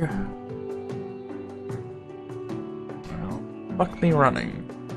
Okay. I had a thing for this. You could have said please, but I'll still do it. Oh boy. It would be one of the Stonebreakers. It would be Holger. Fuck, is that Holger? Yeah. As Evian like finished up his task and walks over, Walker kind of like scans the area, looking for the foreman. Yeah. Just to let him know that he's taking one of the workers. Upon seeing Holger, he'll smile just a bit. Hang on a minute. And Walker will stride forward towards his old friend. He kind of looks almost confused for a second, and then kind of like... kind of scratches at his surprisingly short beard, but it only looks short. It looks like it's actually very neatly braided, presumably to keep some of the heat off of his neck. And he shaved sides, kind of almost an undercut shave, and then the hair at the top just tied into this very efficient, very like triple tied over bun. Very bushy eyebrows. He just kind of Moses Walker. Never thought I'd see the day. It's good to see you. What in the hells are you doing back here? Walker deflates slightly. Had a talk with my father, but right now I'm just working. Either way, he motions for you to pick up the axe. We want you to get to work. You said you're working. No. Something different. Of course. And I wanted to let you know I'm taking one of your workers. Oh, Walker. He gives you, he like wide eyes you like, this motherfucker. Walker gestures towards Evian. You're taking one of the of course you're taking one of the big ones. What can I say? Actually, I traveled into the city with him. Either way. Olga, it's good to see you. Good to see you're doing well. He gives you that look again. This motherfucker. Shakes his head. No amount of look is going to change what's happening. Shakes his head again and just gets bitching under his breath. Seen the guy in forever. He finally shows up, starts making my job harder. I gotta go find more people. Everything fucking sucks. Worst damn day of the week. Walker feels for the man, but not enough to not do what he's doing, so he's going to start walking away.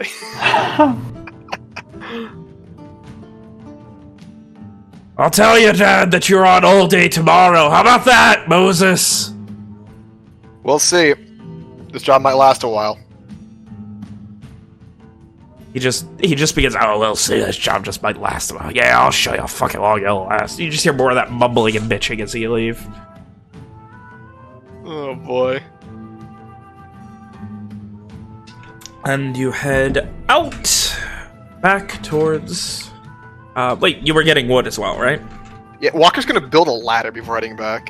Oh, okay. Alright.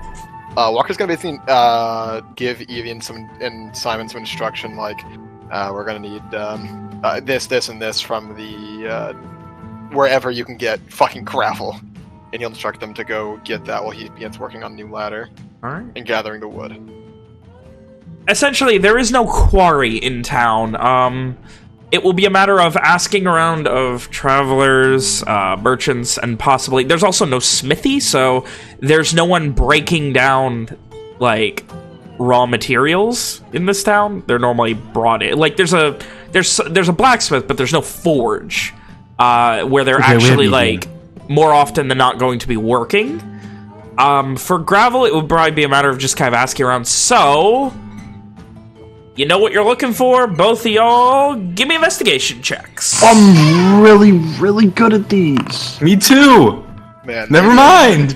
Maybe I should have fucking had Walker do that and told Evie and said gather some wood at the mill. Oh, all right. So I would have gotten lost trying to find the mill.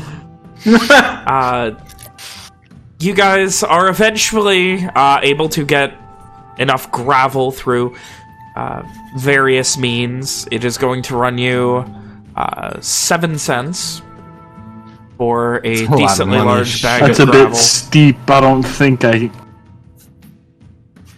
I'll just give him one clip because I'm nice. Okay, all right. And I don't want to do the math on how many that is left over. Excellent.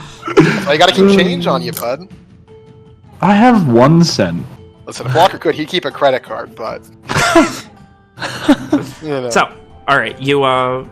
Meanwhile, Walker, give me a one of those good carpenter's checks. With what stat?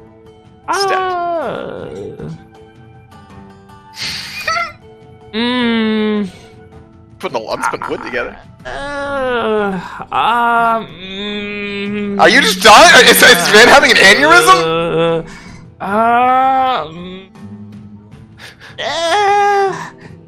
Intelligent. What do you mean intelligence? No, this isn't. You're not design. Here, I'll roll without a stat just because you fucking having a connection. Charisma. No, I'm not taking a negative. Fuck you. I can't do a fucking. Give it to me at dexterity. Okay. I was wondering how long you'd let me draw that out. You son of a bitch, I'll tell you what. Oh. I was wondering how many stats you'd let me say before yelling. Fuck you. Charisma, obviously. You gotta do an Owen and talk to the wood and make sure the wood's okay with it. Oh, Walker talks to the wood all the time. You're making money in this town. Unfortunately, he's so drunk it never talks back. Oh, no. Oh, alright, so, you spend an hour or two constructing a ladder. It's conveniently the same amount of time it takes for them to get gravel. No, you get done and they're still not back. What else do we... Is there anything else I can just gather in the meantime? The extra wood and materials? Yeah, I mean, you can prep the rest of the wood and everything, getting ready to apply it and whatnot. I assume you want treated as well. Yeah, start treating the wood that's going to be used for it. All right, you will need some flax oil to treat it. That is the most common way that I have researched for treating oil. How much am I apparently? My dad? I will say enough for treating wood. I will say enough to treat that to keep it away from termites and things. You're looking at. I'm gonna go with 5 clips. I'm sure the amount needed to. Though that is something that would be provided at the mill. So, yeah, it's a matter of whether or not you want to give your father the money. Yeah, no, Walker will, for the money and, all the wood he's taking, he'll, leave some money, in the house or whatever. Okay. Yeah, it's about 5 clips worth to treat it. You would know it's one of the many things that is not produced here, it is imported here. It's one of the, but it is one of the few things that goes on the, expense report at the Walker family mill other than labor. Because especially when people want, nice carvings or a chair or something, and they want it to last. You gotta invest in some good oil to treat it. Of course, keeps the wood healthy. So while you get everything treated, eventually they do show up with a nice sack of gravel, pretty well busted up. All right, Walker will heft the ladder. Evian, get that. Grab the wood. Evian has the gravel. Feel free. I assume the sack full of gravel for repairs is heavier than the wood. I mean, the wood would be I assume you could just carry them both, but... So Alright, fuck it, fine, I'll carry both, you little bitch. It's not an incredibly large sack of gravel. The reason it cost money is because it was finely, crushed. Someone spent time crushing it up, that way it wasn't, big chunks and it was more even. Yeah, Ma, I decided to follow my dream, become a gravel crusher. Hey man, people do that in the quarry and make decent money. Fred Flintstone did that! Did do that. And you know how he gets around? With his feet in a fucking fake-ass car. Yeah, and that bitch had a fucking squirrel to trim his bush. Come on. True. Don't be making fun of my boy Fred. I'm gonna. So, you guys head back. You've got a job you're gonna be doing. Ramamari, anything you're doing? Besides the strip poker. Not playing D&D. Hanging out, partying. All right. I miss the time we used to play D&D with Mitch and Alex. They were fun on occasion. Killing time. All right. Ishri, you take a nap for a couple of hours, eventually coming down and seeing naught but Ram and Amari. That being your elder Amari, of course. Yeah. Hello. Hi. Is there anything I should be doing? Should I go to the mill and work for a bit, I guess, and earn money? I think now I'm ready to. Yeah. What time is it? Afternoon. There's time for a half day's work if she wanted to. Yeah, you could probably get a half day in if you really wanted to. It's up to you. I mean, I just don't really want to, just not do something today, You never just not do anything? It's really nice. No, I We've wasn't been doing it all day. Yeah, I was always the sort, to when there was an opportunity to, relax, there'd usually be someone who wanted a little bit of extra sword training, and so I'd go train them, or maybe I needed to go practice something else, Usually there was something else that I could be doing, or someone else needed help, so. Well, you need to relax sometimes, because if you keep going, you'll just keel over eventually.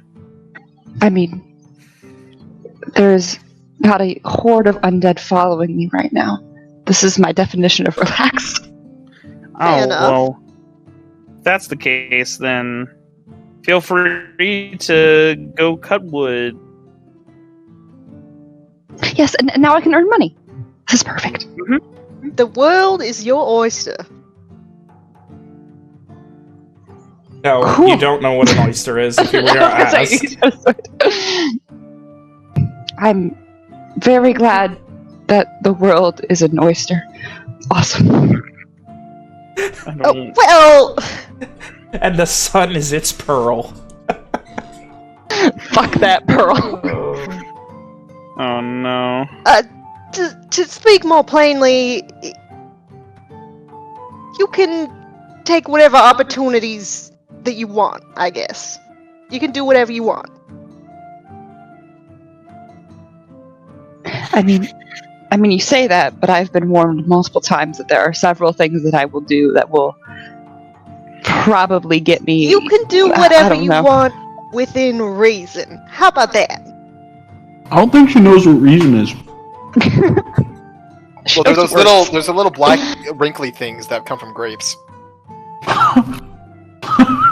That was so fucking stupid, and I hate you. I think I'm gonna go earn money. I'll see y'all later. I'll be back today. Alright, we'll just be here. She heads to the mill and works at the mill. Wasn't she expecting to find Evian at the mill? I kind of want her to RP this What? with the foreman. So, Oh, just walking up midship. You head to the mill. shit. There is no one you recognize there. It is like 2, 3 o'clock. The sun's just began to fall out of the highest peaks of the sky. It is hotter than absolute ass.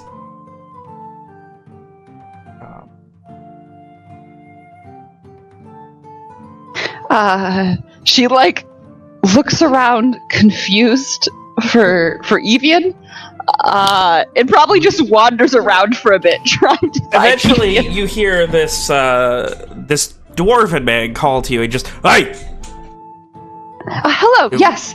Looking for I'm looking something. for my friend. Yes, I'm looking to make money, some coin. He looks and he just kind of looks you up and down for a second and then just smiles. Fantastic. We just had someone leave a little while ago. We really need the big hands right now. Good. Yes. Just tell me exactly what to do. I will perform this service for coin. He blinks and kind of looks at one of the other guys around and looks back. Not from around here, are you? No, I'm not. From the Ex-Volkesian Empire. Yes, I'm not from around here. Yes. What? It's far away. It's very far away.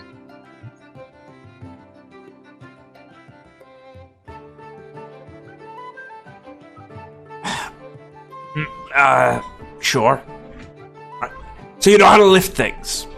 Oh yes, I'm very good at lifting things. Yes. That's I all can we also- need. Oh, okay. All And right. you can swing an axe.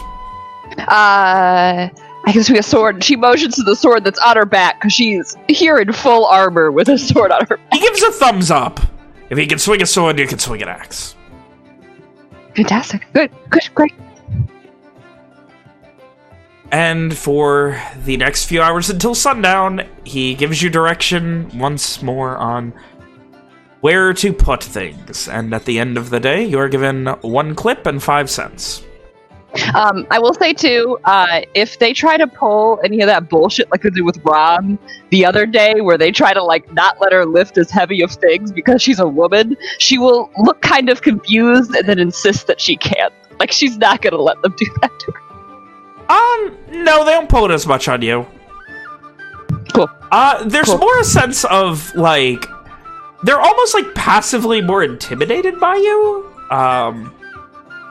Like, there's almost, like, a nervous energy when, like, it's like, all right, 3 people lift it up and get ready to catch it when it comes out, that sort of thing. Like, to grab each half to make sure there's no cracks or splitters that get worse when they get cut in half. So... And then when she's handed the money, she will just look at this and say, "Thank you. Oh, thank you so much."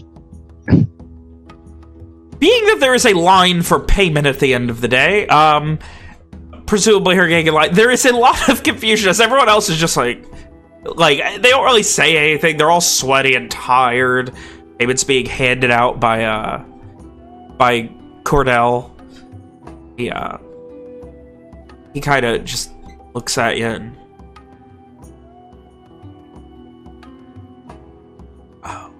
wait a minute. Before you head off, he motions towards the just off to the side. She goes and waits there. Yeah, she nods, goes over there. A couple minutes later, he gets all of his payment done, heads over. Heard one of my boys, one of your friends, Evian, he headed off before, but he hands you another clip and 5 cents. He did do a half day today. Oh, thank you. What is this for?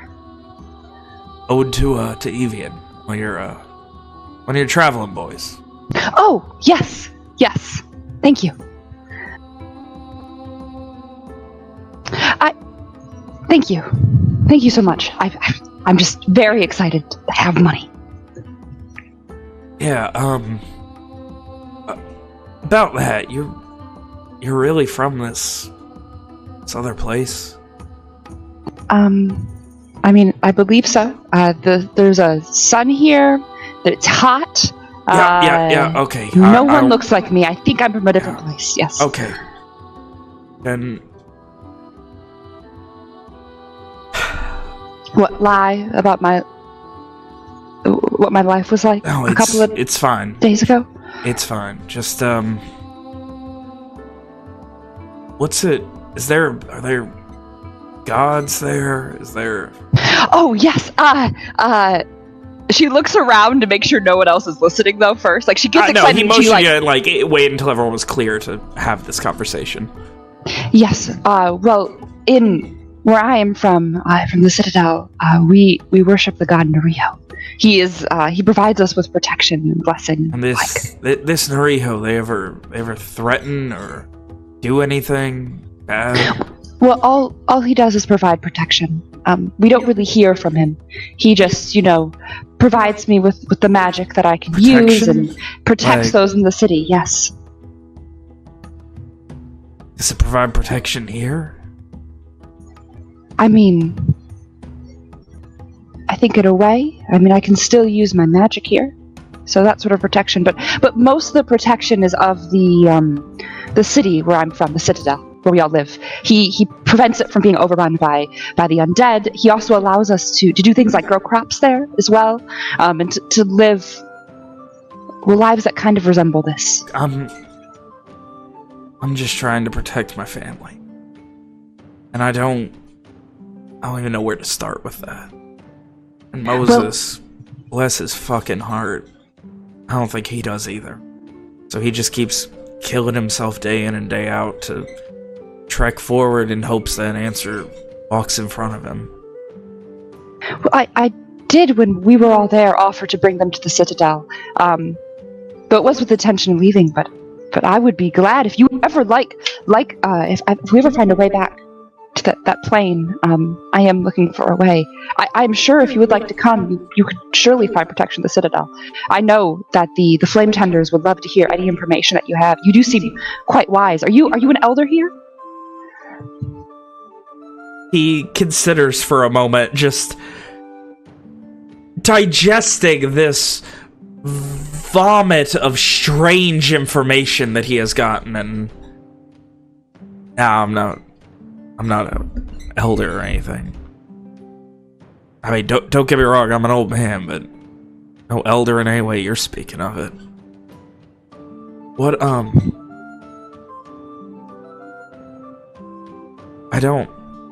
the goal is to make him safer. I feel like going, he purses his lips a bit, going, to a plane where the dead walk is not safer for a young boy and his mother.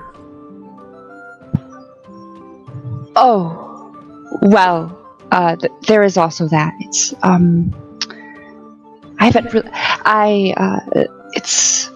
I'm not so sure if You see, we don't really have familial ties in the Citadel. That may not be looked upon quite as kindly. They're considered a little, I'm really sorry for saying this, because I've been told not to several occasions, but they're kind of a liability. I apologize. He kind of shakes his hand. I mean, that's one of the weirder fucking things I've come across, but it works for you, who am I to judge? I couldn't imagine a world without my family, but... Why? What is it that makes it so why do you, I mean, Walker can fend for himself. He no longer needs you. He's not a child. He no longer needs you to teach him how to walk, to do basic things. Why? Oh, but he... I mean, you've watched him, right? Yes. That boy still needs someone to tell him to go to sleep once in a while. He is very, very bad about that. I mean, that's the least of his problems.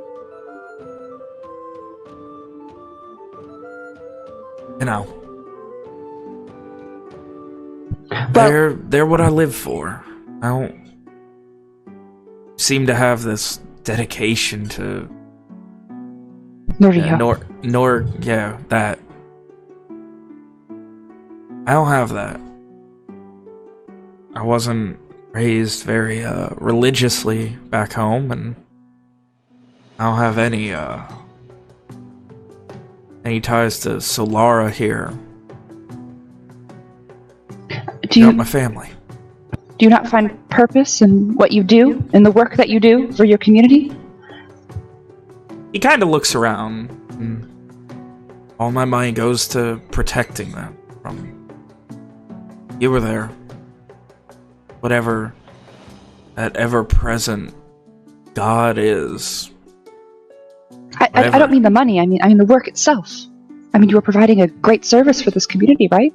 I'm not really sure what you're doing with all of this wood, but I'm sure it's something that's needed. Nearby to the house. Build that. Build houses, repair them, build furniture, repair it, build wagons. You have to physically make it? Strange. That does seem very important then. I'm sorry. As opposed to thinking it and just having it make itself? I mean where I am from, things come and they go with time. I mean, it's part of Mario's destiny, right? I mean, one day there's a building and one day there's not. It happens slowly over time, but you learn to adapt to the shifting nature of things. To actually get to choose what to build, that is... I mean, you provide that service for these people, I mean, that in and of itself is important.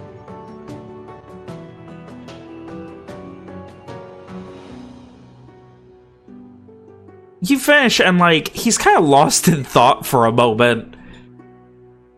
And there's this sense of you've given him a perspective that he has literally never considered for even a second in his life. And he just kind of nods a bit and starts walking off towards the house without her proper goodbye. Still lost in his own mind. Oh, before you leave, could I give you... I have... this money. Could I have more of that tea, please, to bring back to my friends and for myself? I believe this is how it works, right? It's like I give you these coins in exchange for something. Normally, yeah, but we're friends, and I mean, you're already providing a service by keeping my boy alive. He told me what you did for him, and he waits for you to kind of the dark the Shadowfall? Yeah, yes, that. Yes. You already told me what you were willing to do to help him get home, so... You ever need anything, just ask. No coin needed. And he goes in and... okay. He hands you about a 1 cup missing pitcher of, like, a black licorice-style tea. Ishu just smells it and smiles. And then she sobers up. She gets a little more serious. I'll keep him safe.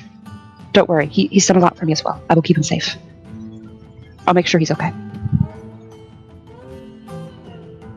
And nods. No, I came here looking for answers, but you gave me something. Thanks, Ishri. Starts walking away again, back inside. Ishri is probably used to this with Walker, so she also just walks away, happily carrying her pitcher of disgusting tea that only she loves. They call it the morning goodbye. Fuck, I'm drinking water, that's good. Oh. So anyways, Ishri finishes her day of work. Simon, Walker, and Evian. There's a brief moment where she chitters again. Oh, do I have to pay for this extra help now? Because I can't afford it. At Walker. As he now brings backup to the house that is getting worked on. And, Owen, as evening comes, it's, 4 or 5 o'clock at the same time, you finish meditating and you can feel that you have all of yourself once more. You are full, you have your faith, you have that contact with Karad once more, strong as ever. A long rest is finished. Time to immediately spend it.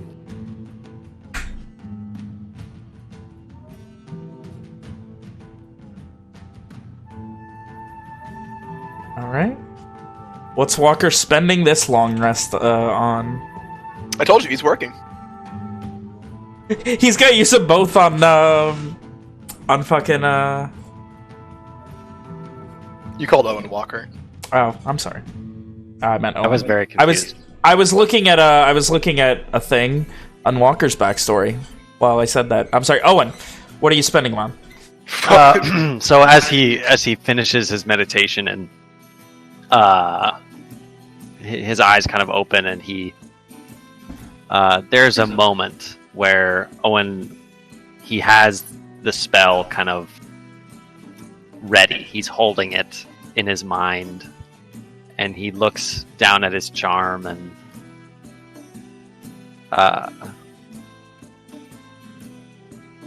he wants so badly to speak to Wynn. Hey, Nick. She's right there. Fuck you, Ben. I'm trying to have a little monologue here. I apologize. My last time. Tears form at the corner of his eyes, but he doesn't move to wipe them away. He clenches his right hand and covers the charm with his left. He takes a deep breath, shakes his head, and then he releases the spell, thinking of his dear friend Miles instead. The words that he speaks are as follows. It's Owen. Can send short messages now with magic. Found the way home. Where are you? Do you need help? Reply can be 25 words.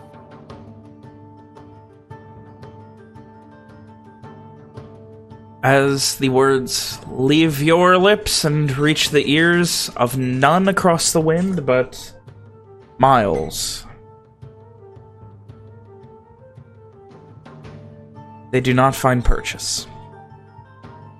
The spell fails.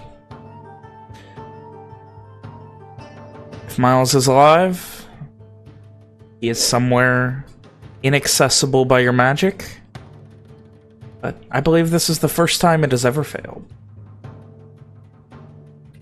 Does Owen, know what that means? For one reason or another, the spell is not finding its recipient. That could mean they're dead. That could mean they are inaccessible. If they are unconscious. It would mean you could not get through to them, but they need to be conscious and able to understand your message in order to get it, and this doesn't seem to be going through. But the spell is, like, expended. It is not. It's not. Oh, it is God. What does that mean? Ooh. Ooh. Yikes. So, this has never happened before. Several moments go by where Owen then begins to panic, but then he takes a few more deep breaths and begins rationalizing things. That could mean any number of things. He even thinks to himself, who knows, maybe Miles found his way to the Shadowfell.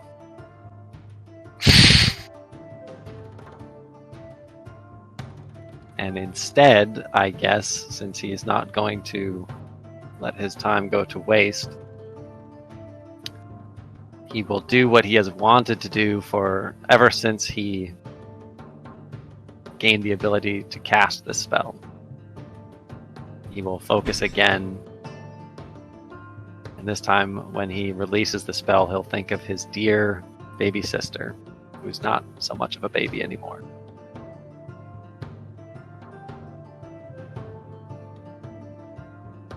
He says, "It's me, when Karad blessed me with more power, found a way home. How are you? Where are you? What's happening at home? Love always."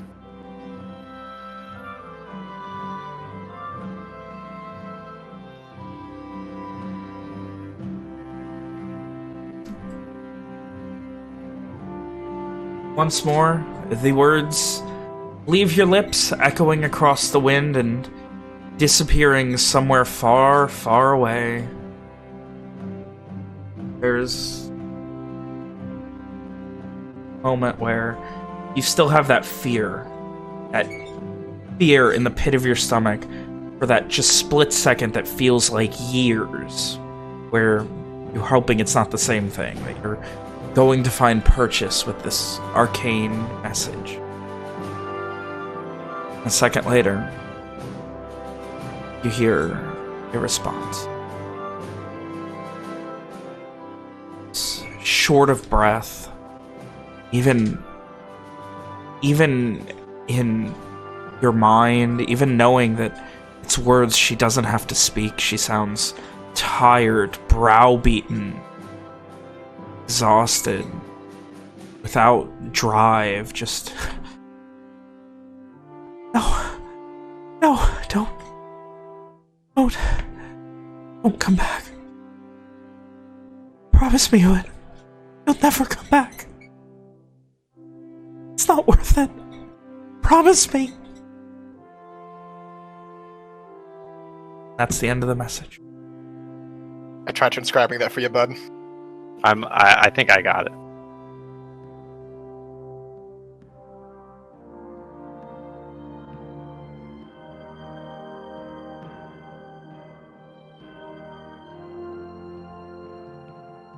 This is much the same that she said last time, or that she said last time they talked, if I remember correctly.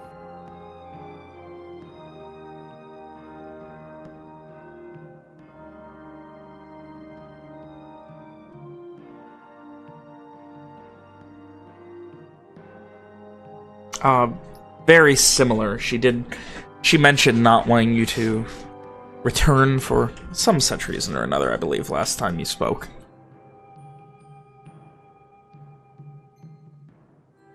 Of course, I'm going to cast it again, asking her to explain, and she's not going to give me anything, is she? And try. Promise. Just 25 words of promise. Give me a second to compose my second sending. So, how's everyone doing today? Having fun playing D&D? I will say this, as things are currently going, I'm expecting next week to be the time skip. So, Oh. while Nick has a moment, we will be, in all likelihood, knocking out about 6 weeks worth of content over the course of the next week. I have an idea I'm going to be running by you all. Well, I'm going to be trying. Where anything that needs done over the next 6 weeks or so, whether major or not, assuming that you guys don't end up going on some crazy adventure in the next 6 weeks. Like to Verona? Yes. Something like going to Verona or trying something very important will obviously disembark this, but otherwise what we'll be doing is, if you guys have something you need to do, just let me know when, and we will run it any day. If you need someone else for that, figure out a day that both of you can do, and we'll run it, and we can knock this out at any point in the next week. And when it's all done, I'll just stitch it together chronologically and get a session out of it. If there's stuff that the whole party needs to do, we will do it on a day that the whole party can't, or otherwise on next Thursday. What if we want to go to Verona? If you want to go to Verona, then ignore everything I said in the last 2 minutes. Because that will probably add another 10 sessions to this lack of time skip. Yep.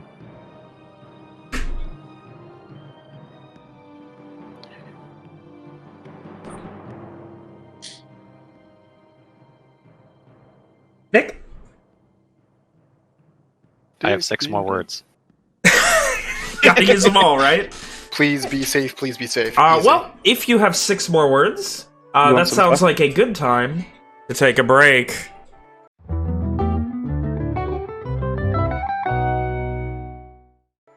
What? Olive, the other Logan. All the other D&D players are ready to begin, so let's do it! Why are you so mad? I'm not, I don't know. Olive, the other Logan, used to laugh and call him names. There's gotta be something in that, too. There's nothing there, but I thought it was funny. That's the next. Wait. We got Logan's alt. It's Logan. Olive, the other Logan.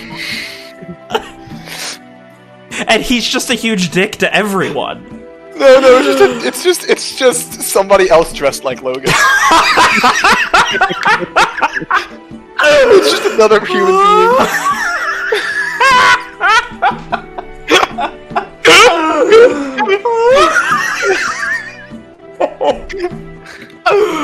Oh my god! Can you put that on our OC list? Olive, the other Logan. Yeah. God. Let me open the special document real quick. Oh my god! I'm really happy that I already unpaused the recording. Hang on, I'm opening games to play with Robert, Wall, and OC tiered and organized in master music list. Oh my god! I'm almost crying. I am crying. Yeah, but you are always crying. It's for weird reasons. Don't make fun I'm just of really my glad that reasons I'll to be cry. able to measure the exact amount of time that we wasted on that bit in the recording. It's pretty good, right? Yep. You know what? It's not my fault. Blame Olive, the other Logan. Anyway, so, Owen was in the process of composing Ascending. Hold on, I have to get back into his devastated mindset after your stupid shenanigans. I could tell another joke to get you more devastated. Man, could you? That'd be great, dude. Okay, so... Really don't. I William's really don't want life. that. Please shut the fuck up.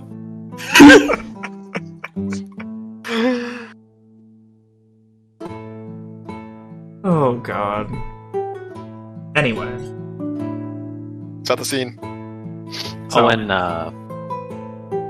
Owen kind of like, I don't know if recoils is the right word, but he is shocked by Will's words.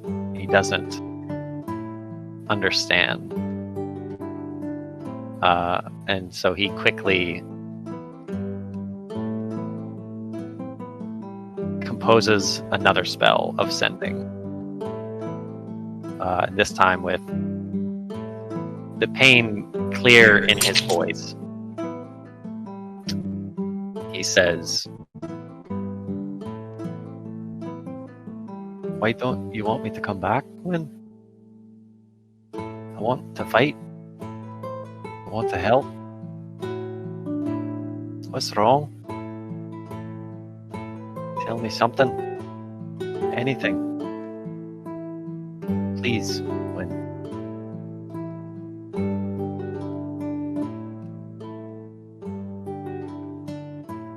A moment as the words echo across the breeze again to an unknown shore far away. A moment later, you hear her voice once more. They'll use you like they do me.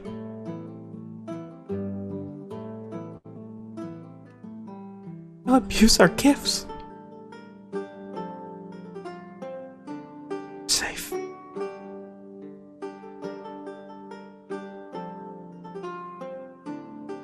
It's all that matters. At least God blessed one of us. And that's it? I'll fix the typos.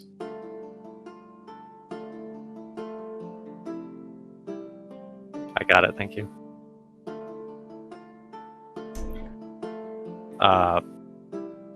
Owen is left. Again, shocked, hurt, and angry. Not at his sister, but at those who are very clearly causing her pain.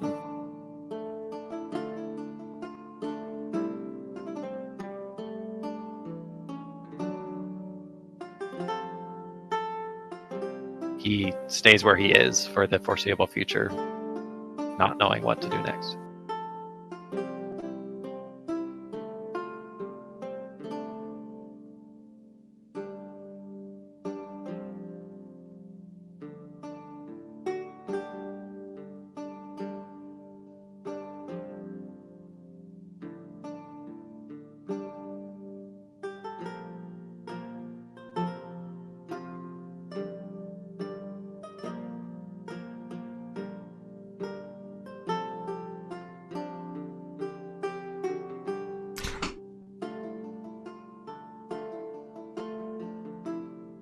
So,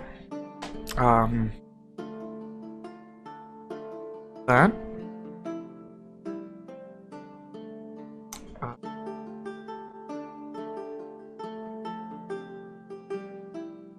Anything else immediately, Owen? Or? He has no intention of moving from this spot of meditation for the foreseeable future. All right. So, how much work are the boys able to get done? How late into the night are you willing to work?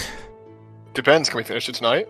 It's like a total of especially considering you're doing the ladder and everything too, it's probably gonna be like a 24-hour job total. Ugh. So, I mean, if you're willing to work into the night, you could knock out like 8 hours today, and then bust ass tomorrow or drag the job out a couple days. Ah, damn it, then. It's an 8.5.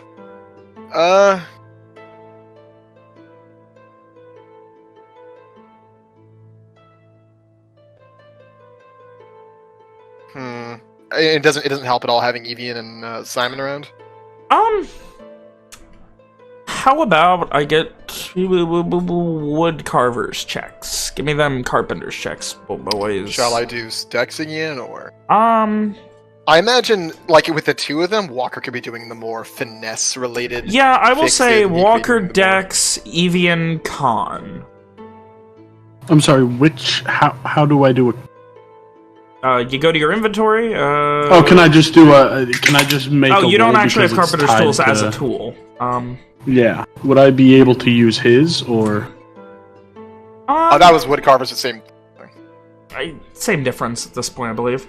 Yeah, I mean, Walker would be providing the tools. Yeah, so, yeah, okay. so, yeah, D20 plus 5 for you.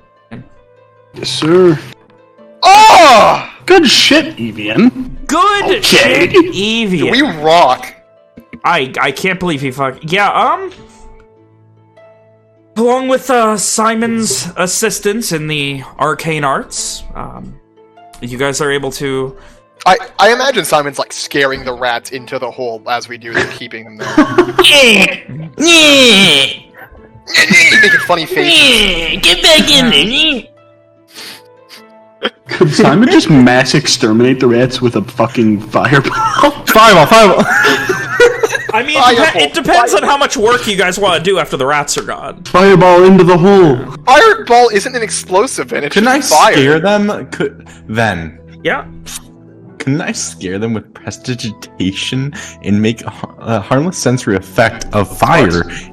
Sparks, yeah, sparks work too. Yeah, I mean, yeah, you can keep them scared off, and also using light to help Evian see in the pitch black. That I imagine we would also have the thought. Yeah.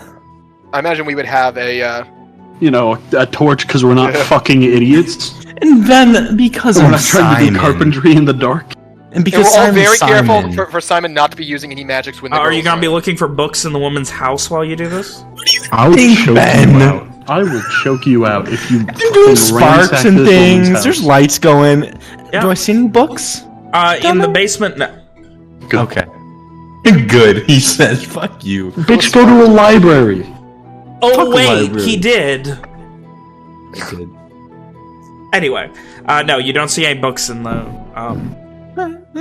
Just make sure. I thought you know what Simon's doing in the time skip. So, with that, you guys work well into the night. You've got probably more than half the job done. You've got the ladder set up and stable. It's a bit larger. Specifically, it's like wider, and it reaches like one rung higher up. Much safer to come up and down now.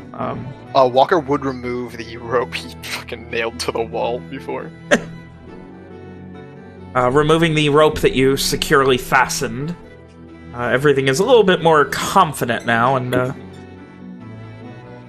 you know that you can finish this. Like everything, the ladder's done. The rats have been at least temporarily spooked out. You just need to come back tomorrow and fill it with gravel, and then replace the busted boards on the floor and wall that have been chewed out.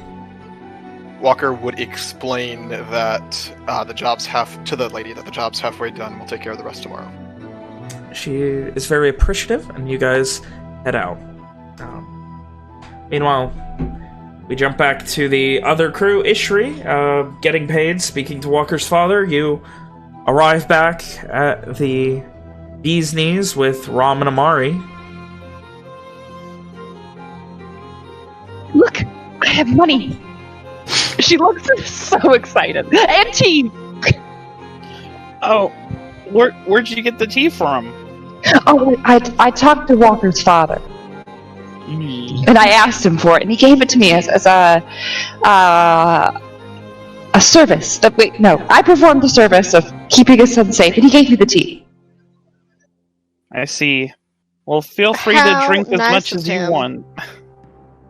Are you sure you don't want some? I can share. It's very fantastic. I'm sure. I'll get some glasses. And she goes, I'll get some glasses. I have a question. If I pour this in my cup, will it remove, like, literally disgusting? No, it just removes poison. Dadgummit. It does not alter But you'll flavor survive at from all. Walker's father's poison. Thought it was a poison. It might as well be a poison to my taste buds. Unfortunately, really. Do they all look real upset while they're drinking it? Like, do they bother to drink it for my sake? Oh, or no. for Ishri's sake? No. Ishri's smart enough. When she notices that no one's drinking it, if you don't like it, I can gladly drink this. This is much better than. I mean, don't tell Walker, but it's much better than any of the ale or anything. Ron would have politely declined. You can definitely have as much as you would like. He'll, like, scoot his cup over to Ishri. Thank you. It's nice because it doesn't make me feel nauseous, though. I guess fuzzy. I guess not having the fuzzy feeling is also upsetting. Do you not like the taste of it either? Of this tea? No, it tastes fantastic. No, ale. Oh yeah, no, it's gross. Okay. Well, I can't fix that. You literally can't. You fucking literally can. Can't fix the grossness of it. I can fix the alcohol part of it. Fix the taste. Wait, yes I can. What am I saying? You fuck. The two magic kids who stupid. never remember all Listen. the fucking stuff the prestidigitation can do. It does like. Bitch, you're sitting in the same boat as everything and Logan the right now, so I'm thing. gonna let you know. It's fine. It's fine. Hopefully one of you remember that prestidigitation can dry things when your fucking your boat springs a leak. Dry something. It doesn't stop a leak, I don't think. The idea is you patch the leak and then you dry yourself. I Anyway, think is what. so Ram, I have a question for you. Fire away. How old are you? How old are both of you? I'm not really sure. I know your lifespans are so short. How old are both of you? Recently, 3 and 20. I don't know what I did with my voice there, but yes, that was the answer to the question. 3 and 20. 19. So young. So will the child that you have with Onyx's brother, will that be your first child then?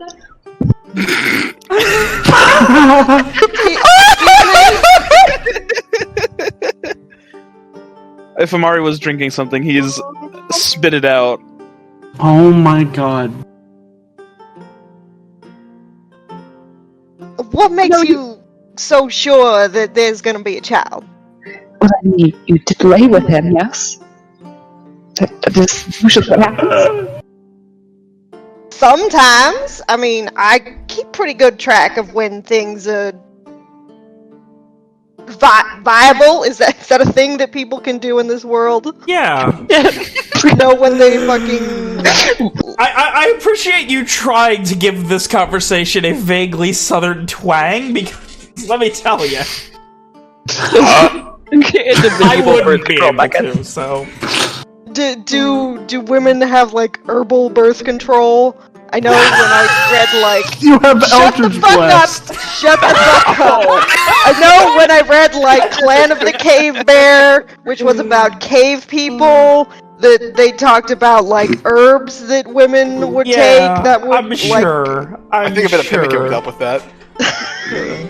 You know, or Mitchell's idea, just fucking Eldritch blast yourself to unconsciousness once a month. Anyway. This kills the child. Anyway.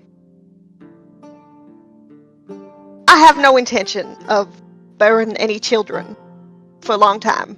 If ever. That was just for fun. Oh yes, I understand. Many people I knew would also, lay with others just for fun. I just, usually there was also the desire to have the added benefit of contributing, to the Citadel, of bringing another. But if you do not wish to, I mean, it would probably not be good for running around in dangerous situations. But I understand. Makes sense. So you, Amari, you also do not have children? No. I've not really met anyone that I'd want to with, I guess. Understand. That makes sense. He hasn't at all, I don't think.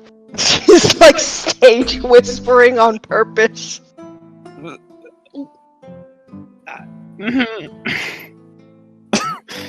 If you know what I mean. Yes, I do. Well, one day. You don't have to be ashamed of nothing. I guess, but when you make a deal out of it like this, it doesn't really help. I guess. But it's whatever.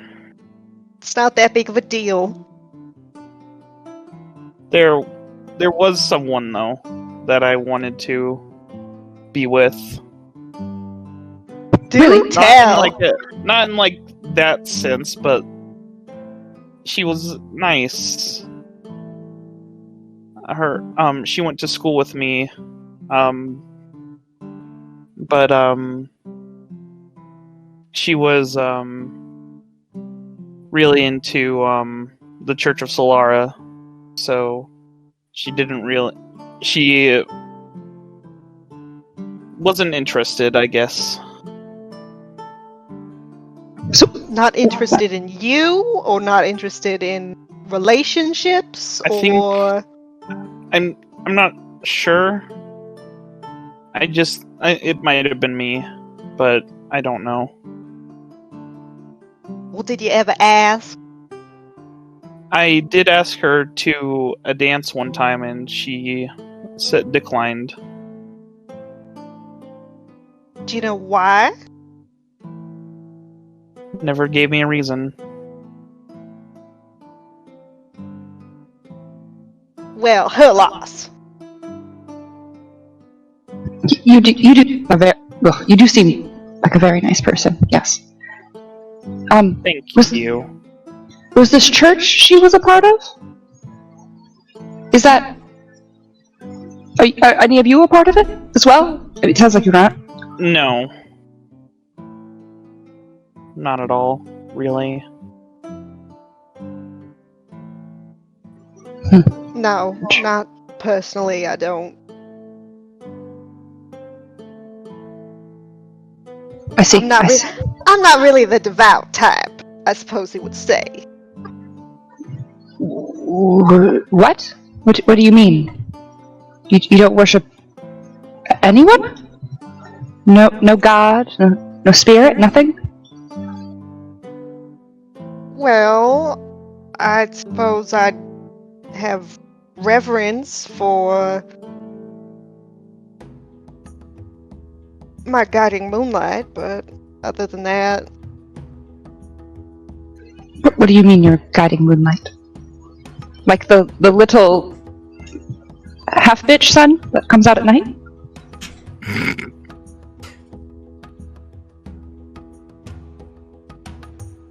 is this an Alex thing that I don't know what Ishri is referring to, or? The moon! The moon. Oh, okay.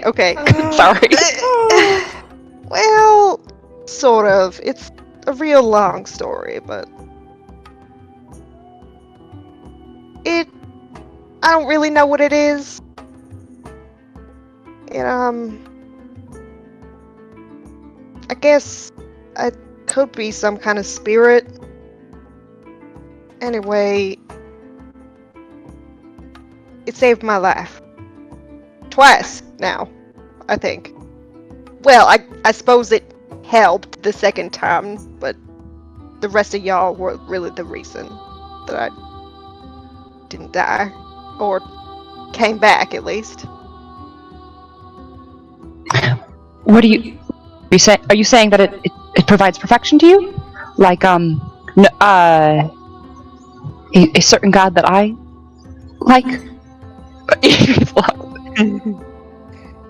Well, all the things that I can do, the magic, I think it comes from that. Could never do it before. Before your life was saved? Yes.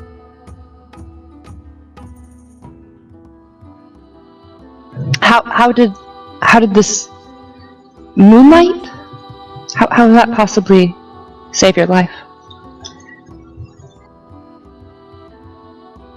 Rum looks vaguely uncomfortable. And she just sort of like fidgets a little. Well, I'd had a lot of drink and I was on some stuff. It was a hard time for me, and I guess I didn't really care that much if I died, and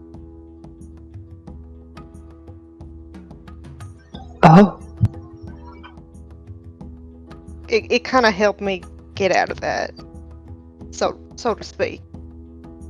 Sort of like rubs the back of her head in a way. Was this when you were alone for some time, like you said? Oh, yeah.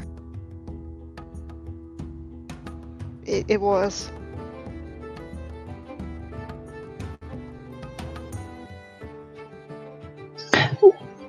Well, you know, I'm glad that you have protection now, and you're not alone now. That's good.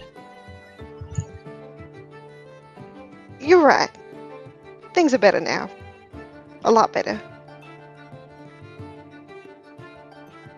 Does this moon thing speak to you, or just the protection and the magic, like my friend? It hasn't talked to me in a long time. Not since, like, the very beginning. But I feel that it's there. I know it.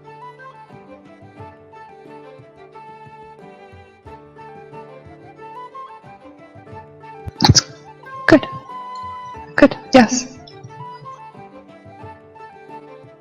It's just so interesting. I've never met people who didn't also find protection from my friend, so I'm glad to know that even for people who are not from the Citadel, there are other beings out there willing to lend, I guess, hope and protection and grant abilities. I suppose.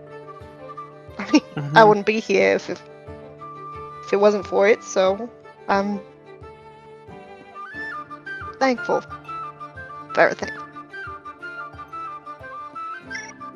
I mean, I think we all are. I've only known you for, several days, but for one, I'm glad you're here as well. Ain't you just a sweetheart?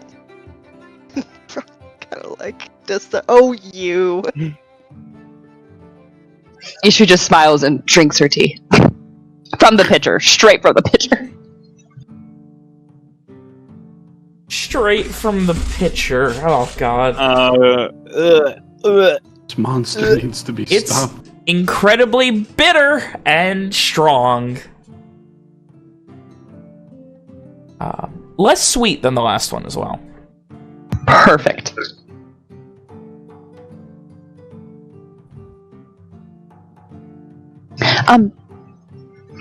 I've never really been one to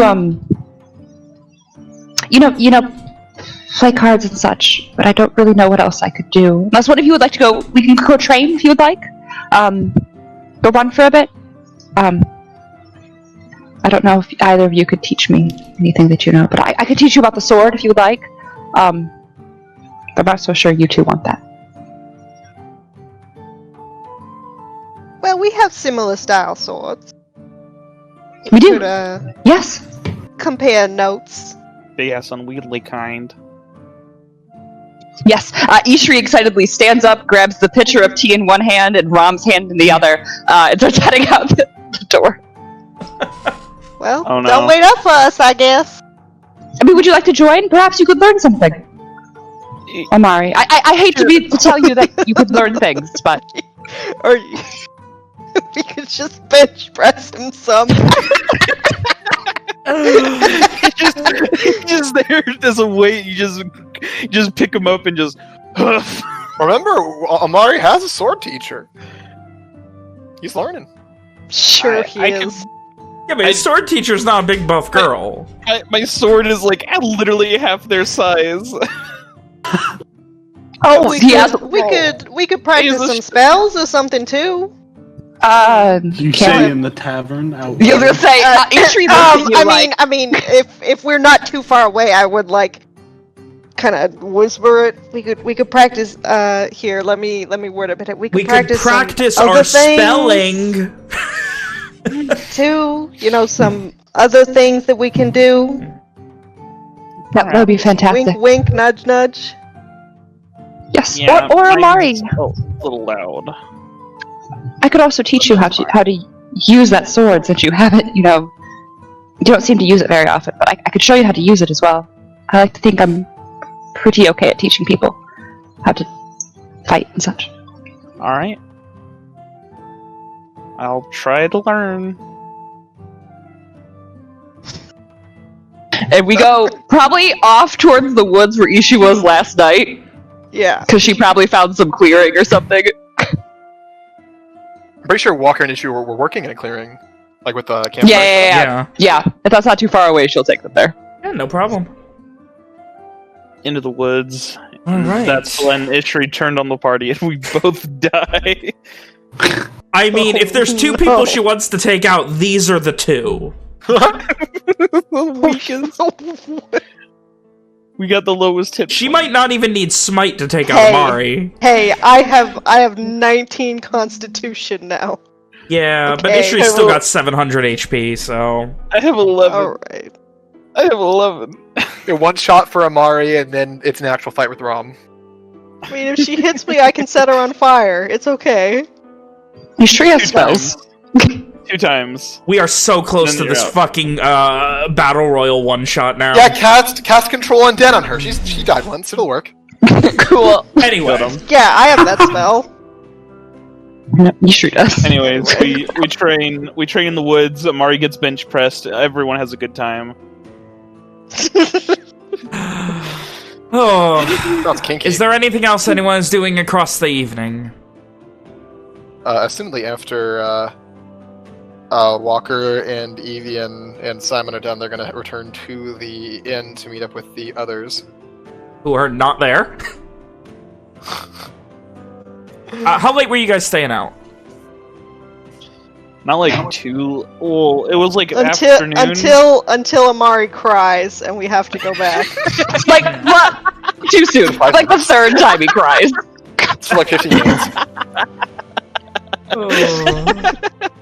Once Simon gets back to the inn, he's gonna sit down at a table, just probably get Okay, so just they water would or be something. there.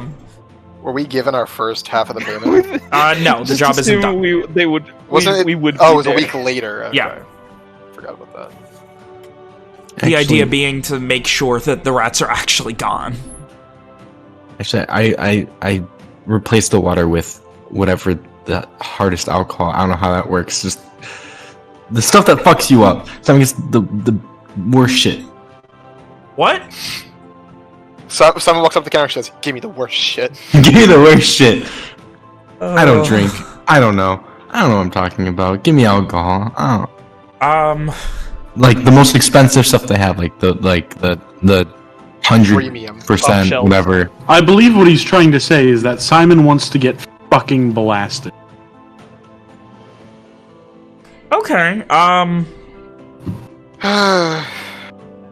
So, we also were out kind of late, right? Like, we were. He said we got back. yeah, you guys were out, pretty late, but, well, I guess the question then is how early did the other three turn in?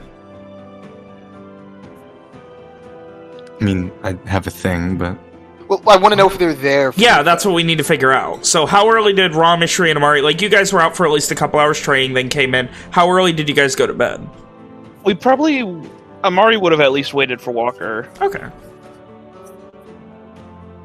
Yeah, Ishi likes staying up late. So she, wouldn't be the first one to want to leave the clearing. She wouldn't be the first one to want to go to bed. She likes the night. Doesn't hurt as much. Amari is the first one to give up.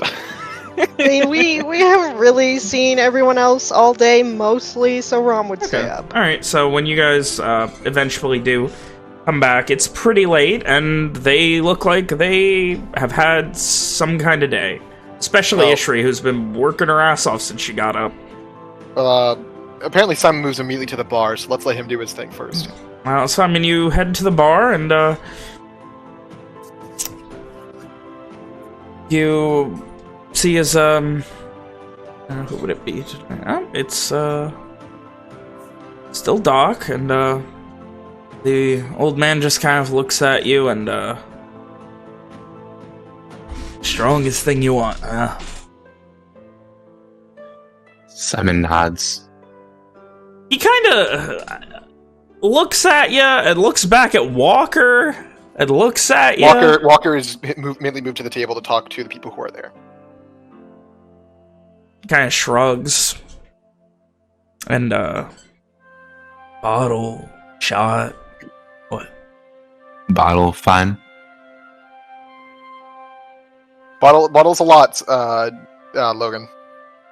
Okay, and He don't have to raises think an at all. eyebrow. Goes under the bar. You see him with a key. He unlocks something and pulls out this roughly 2/3 full bottle. There is no label or anything on it. There is a cork, and burned into the cork, it just says SSV in linking letters.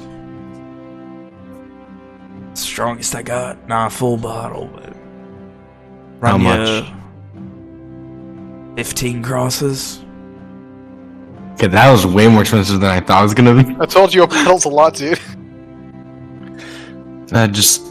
Simon sighs and it's just like 3 shots, I guess. Then And he pulls out... He starts to pull out, like, a shot glass, and he puts it back. Instead, he pulls out, like, a wooden cup, and he fills it with a triple. okay. And, that'll be, 6 clips. Simon gives him 8. Spender. Gives a little half smile. And, And thank you, Simon thank gives him you. a nod, heads over to the table, breaks out his sketching book. It would actually just be one sheet of paper, and he starts. He takes his time. He doesn't drink right away. He starts laying out his like baselines or whatever. And he starts to sketch Jade in the most accurate, like taking his time the best. Probably halfway through, that's when he starts drinking. As soon as Walker gets to the table, upon arriving, he'll look around. Everyone's here but Owen. Where's he at? He was meditating out that way, and Simon gestures. I forgot which direction. Be from where you're It's at still now, out there, vaguely in Woody. a southwestern direction. He would still be out there, would he? I don't know. Walker will check with the innkeeper to see if Owen returned.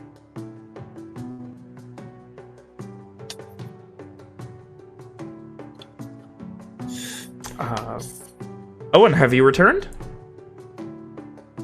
No. Sorry, Moses. Haven't seen him.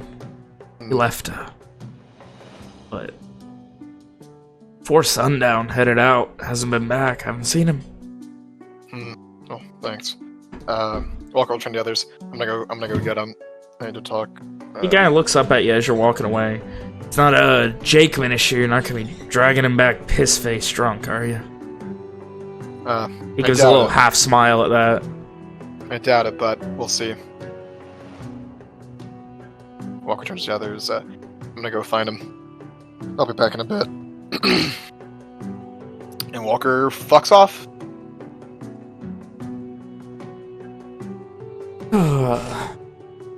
So, you are going to look for him. You guys were all there the other day when he was doing this, so I assume that's where you would start.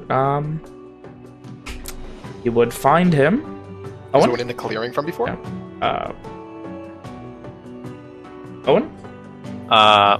Owen hasn't moved very far since Simon left, except to light a small campfire.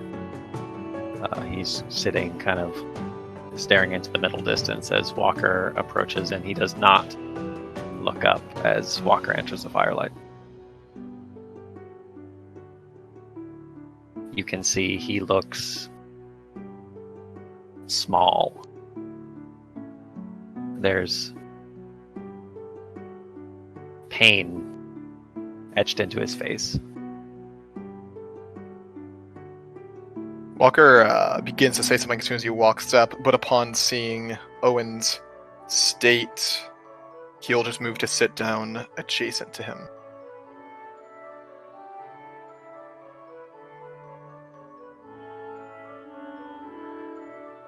He doesn't immediately say anything, nor does he turn.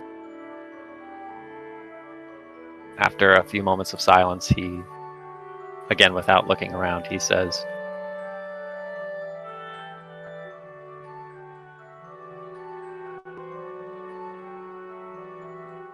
"I'm lost, Walker." Walker almost smiles, almost gallows humor-esque of how fucking real that is, like of how much he feels the same in that very moment. But he doesn't. You've heard bad news? Don't know if it would be the worst news. Close to it, at least.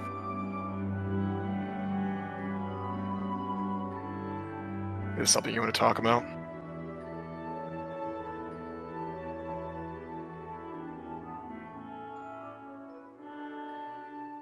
I couldn't.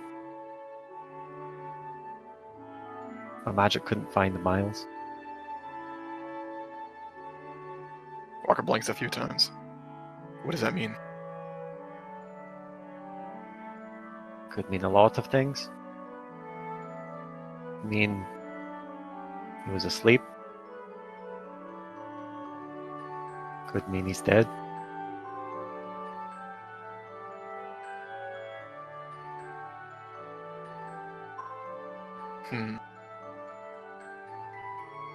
Well,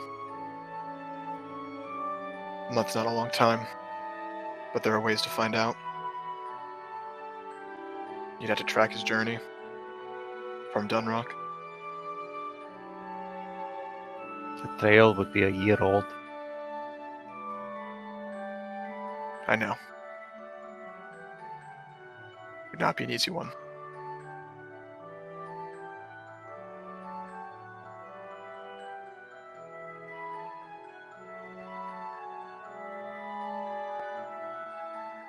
I spoke with my sister after I couldn't talk to Miles. Walker says nothing and waits for Owen to continue. There's another several moments of silence.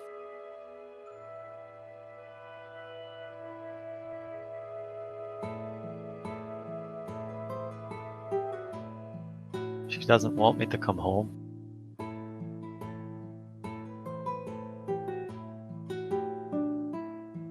Why? She wouldn't say, or couldn't say. She said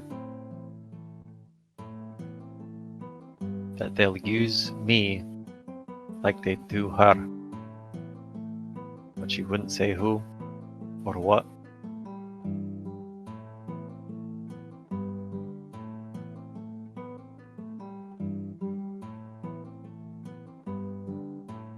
Family member doesn't want rescue. I don't think that's it.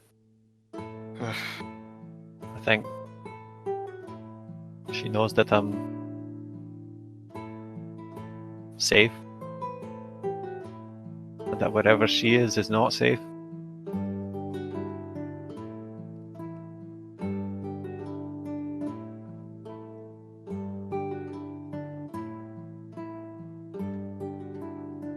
Sounds like we have similar problems. Though, I'm not gonna. It's not really that close.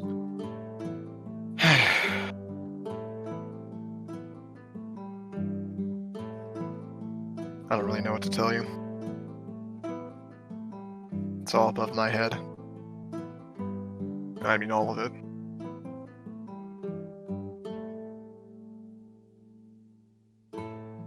I don't know what to do.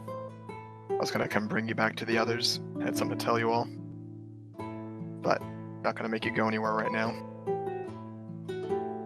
My father's not leaving. No matter how much I tried to convince him otherwise. He's worried of danger elsewhere. And not being able to support the rest of our family. And the protection they need. I just don't think I can leave him here to die alone. So, I might be saying goodbye to you all in a month.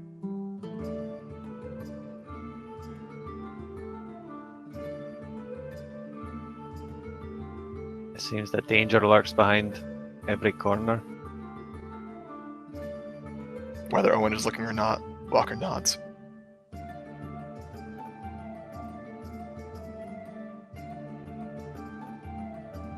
Owen finally turns to look at Walker, and you can see there's dried tear tracks at the corners of his eyes.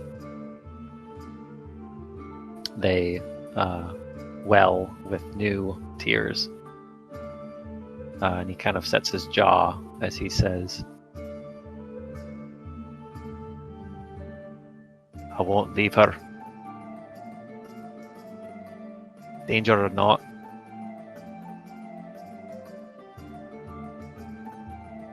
The rest of my family can't help her, then I will. Walker nods. I understand. No real man leaves their family in danger like that.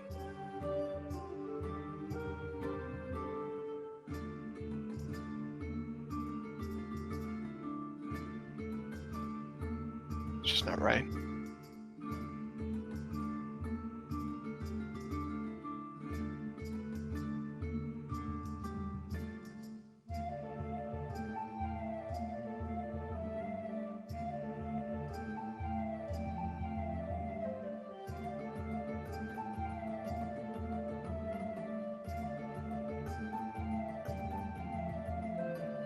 Was that what you had to tell us all about your father? That I might be saying goodbye to you all in a month.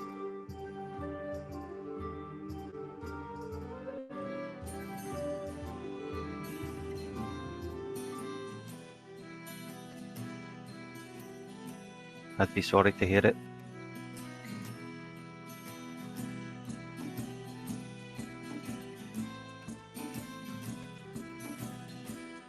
Owen, if you truly want to save her, I know you will. I know you'll succeed.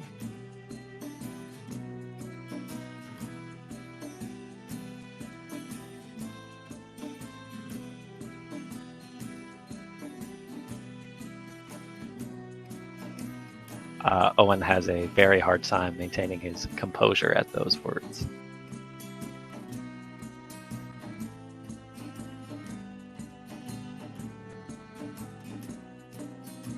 I've heard you talk a lot about faith. The time I've known you, I wouldn't say I have anything like that. Well, maybe I do. I have faith in you, Owen. There are certain people who, when they say they're going to do something, they'll make it happen. And I know you're one of them.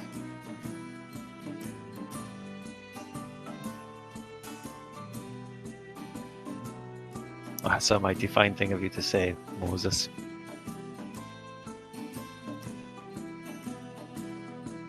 I wish I could help you.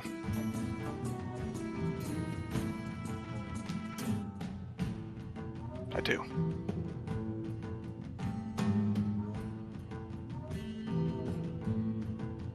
Or kind of shakes his head.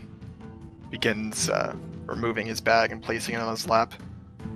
Searching for something inside. He pulls out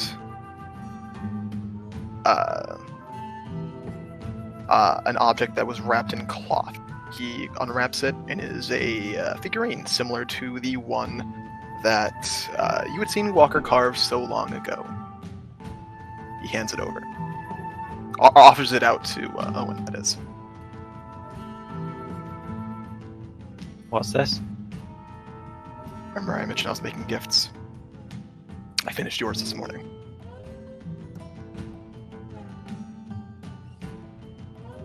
Owen takes it with delicate fingers and looks it over. I was going to give everyone what I'd finished tonight. You would find that it's a small soldier holding what seems to be a claymore to the sky and wearing a kilt. It would be a very familiar looking statuette. This time, Owen doesn't try, and he just lets out a I guess what would be like a happy sob, if that makes sense.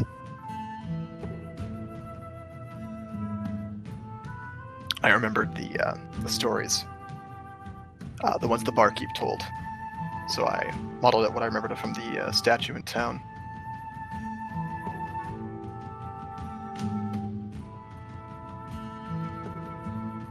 I don't know what to say. This means, well, it means the world to me. Walker nods a bit. I'm glad you like it.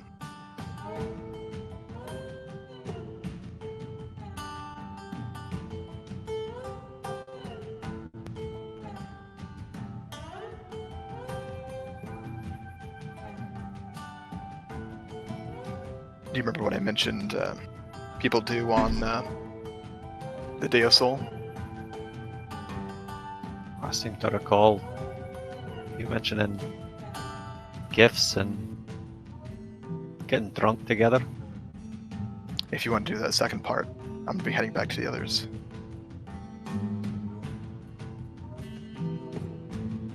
I don't know if I'm going to drink much, but if there's to be a celebration, I don't want to miss it. Walker nods.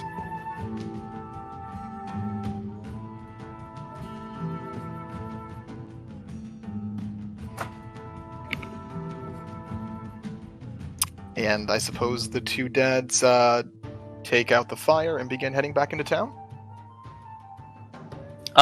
As they turn to leave, Owen stops Walker, kind of, turns him around, and he surprises him with a big hug.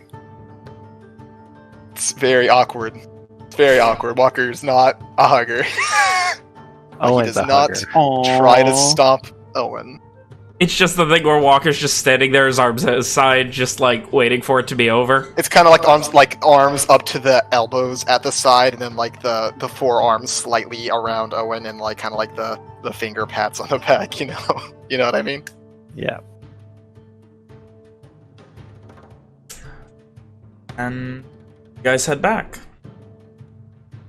Simon, as you begin your foray into the most disgusting of alcohols, this very strong vodka-esque spirit is incredibly bitter and powerful and burns going down.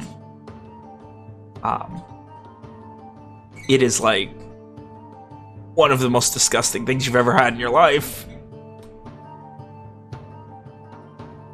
But it is very strong, which is what you asked for.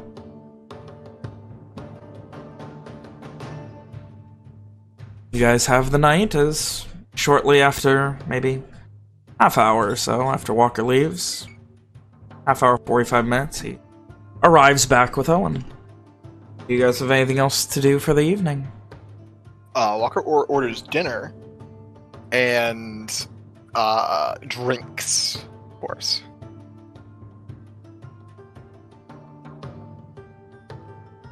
Then can we just assume that picture's perfect?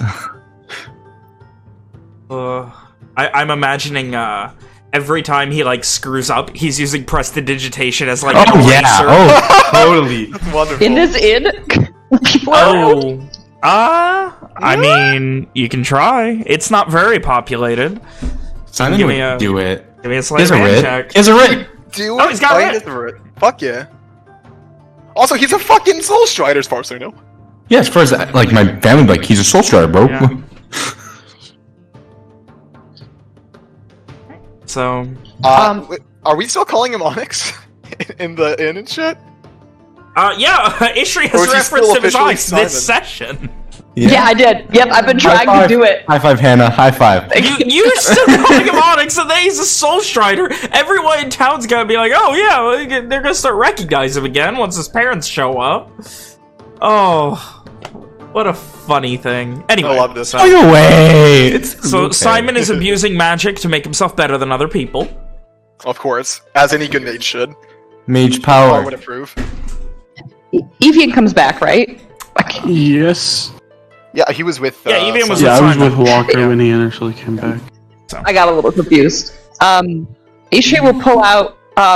She'll reach into. I'm assuming like the leather, or she'll reach into her bag, and just at the bottom of the bag, she has just a bunch of loose coins. And she will pick all of the coins out for you, and she will say, I'm supposed to give you some of these, but I have no idea which ones are for me, which ones are for you. Don't worry about it. Just all yours. No, but As a gift. oh, okay, all right. I guess when you explained the way money works, no one explained to me gifts, and they seem to be coming up a lot. So I think next time you all need to teach someone about how the coin works. You should really make sure to put gifts in there. Gifts are not necessarily a type of currency. I just do not need. I have no desire to sort through this and pick out what is supposed to be mine. Oh, I thought it had value. Okay. And she Yes, it does. Never mind. Oh boy. She looks confused. And then she goes up to the bartender and she takes all of her money and she puts it on the table. Can I please exchange this coin for ale? No, mead. We are here. Mead for all of my friends. I was I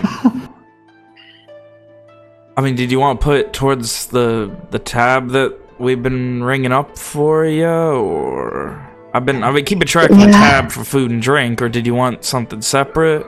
How do you want to do this? Ishri looks so confused. Evian will come up, and say to the nice man at the inn. Papa Jakeman. Yep. You can just put it towards the top. You kind of all right? No problem. Everything all right? Great. She's from out of town. The ex-Volkesian Empire. Okay. Ex-Volkesian. Yeah, we're going to go sit down. And I'm going to forcibly steer Ishii away from the... away, he's... you can't tell if he's asking you or if he's wondering to himself, but he's just like, where did little Moses find her? She puts her change just in her sack. She doesn't really have a backpack. She just throws it in the bottom of her sack. That's what she does. Did anyone teach you which coin is which? Yes, I believe so. That as they get bigger, they seem to mean the other smaller ones. What? To Mitchell, the sins are smaller than clips are smaller than crosses are smaller than suns. They're all made yes, of but metal. the words that I heard in that order. It was also technically they are not in weight or size properly because the cross is actually smaller than the clip. Oh, I thought I looked at the grams you gave me, the masses you gave me, but I guess I read wrong. Yeah.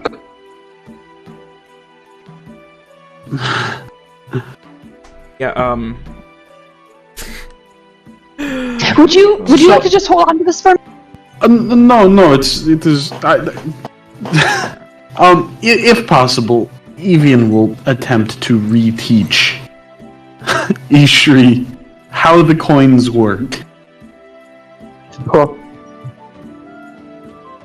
Oh, Is that all when right. the dads return? And as you watch, you guys arrive to the scene of Simon drawing and drinking. Evian and Ishri, they look like, from an outsider's perspective, they vaguely look like they're playing, like, a coin game, like quarters. Something like that. Just the way it's like, all right, point at this one, then they say something, then they move this one over, and they say something. What are Ram and Amari doing at this point? You guys have become the weird people who stay at an inn who stay at like the hotel for too long, They and just everyone sit in knows. the lobby for like 8 hours. Yeah. That's almost what 3 of them did. So, We went out! that's why I said almost. So anyway, that is when you guys arrive back. For the sake of the quick breakdown of the coins for Ishri and anyone else who didn't pay attention, the smallest, the crescent, also known as the cent, is made of silver, has a lunar eclipse engraved in it, and is very tiny, like the size of a dime. Man, you told me all of the denominations are a combination of silver and gold. The smallest is straight silver. You lying skank. Maybe you should pay attention. The fucking scam you wrong. the clip, the most common currency used within Lenore for an eclipse, depicts a, crescent, an eclipse. The light cresting on one side. It is it's the flattest, as in like the thinnest, but it is also the largest in diameter of the coins. Second heaviest. The cross, because it has a, circle with a plus inside, a sun cross style design. It is Electrum. I do apologize. The clips are also completely silver, whereas the crosses are made of Electrum, the silver and gold mix. At only 5 grams, it's fairly light. It's like a palish yellow. They look almost faded. And then the largest and most impressive of the coins, the sun, a traditional, sun with all the bright rays coming from it, is on both sides stamped of it. It's the heaviest of the coins at 25 grams, twice the weight of any of the others, and the brightest being made of a it's made of a much rarer and rich-looking vein of Electrum, while slightly smaller than the clip. The cross is impressively heavier in your hand. The reason for this and the rarer vein of Electrum is because it deals with counterfeiting. You can't just break down crosses to make you can't break down crosses to make suns, because they use a much rarer vein of Electrum, which is very heavily regulated within Lenore. And that is your breakdown on money. And no, Hannah, that's not your fault. I like to go over this stuff once in a while. Even though if you guys leave Lenore, none of this will be relevant anymore. Then fucking lied to me. I'm That pissed. rhymed, and I'm proud. Why are you proud? I'm not. I'm embarrassed. Anyway, so, that is your breakdown of money in Lenore once more. Oh god, I did it again! Fuck off then, you're not funny. Anyway, I swear to god, I didn't mean to do that. when Walker walks in, he immediately orders some food and make sure the drinks are coming in before sitting down. And the drinks stop coming, and they won't stop coming, and they won't stop coming, and they won't stop coming. And Ishri. Sorry, she got mead for everyone as well. I mean, probably everyone who was there. On the tab, but you know, she thought she got it for everyone, so. Yeah. You're doing great, sweetie. So you Owen have five nice glasses of mead. Owen looks slightly worse for wear. His eyes are kind of red and puffy, but he takes a seat with everybody else.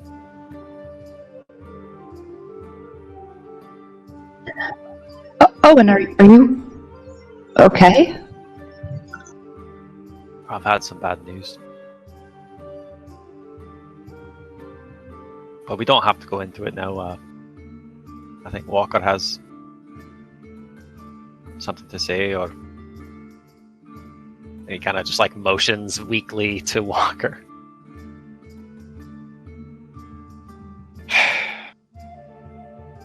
About a month from now, to those of you who are leaving, I'll most likely be saying goodbye at that time.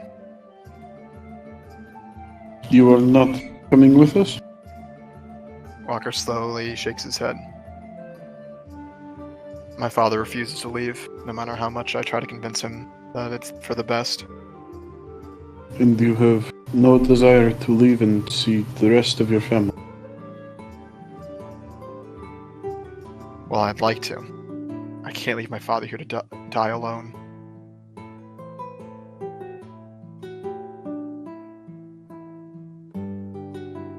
Oh. Mari looks sad. But he's not alone. He's surrounded by so many other people. Is your mother in danger? Walker shakes his head. My father works, as do I, so they can afford the protection they need to not be in danger. Once things go to shit here, in a couple of years, I don't want my father to be alone.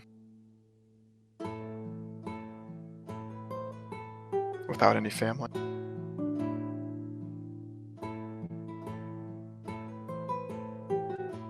Well, you know, I've just thought of something else. Walker looks to Owen. How are you going to get the money?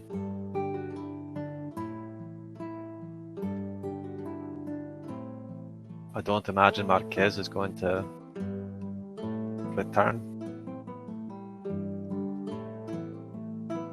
The thought dawns on Walker for the first time. His eyes go a bit wide. And he visibly deflates, looking down at the table, trembling slightly. We could just pick him up and take him with us.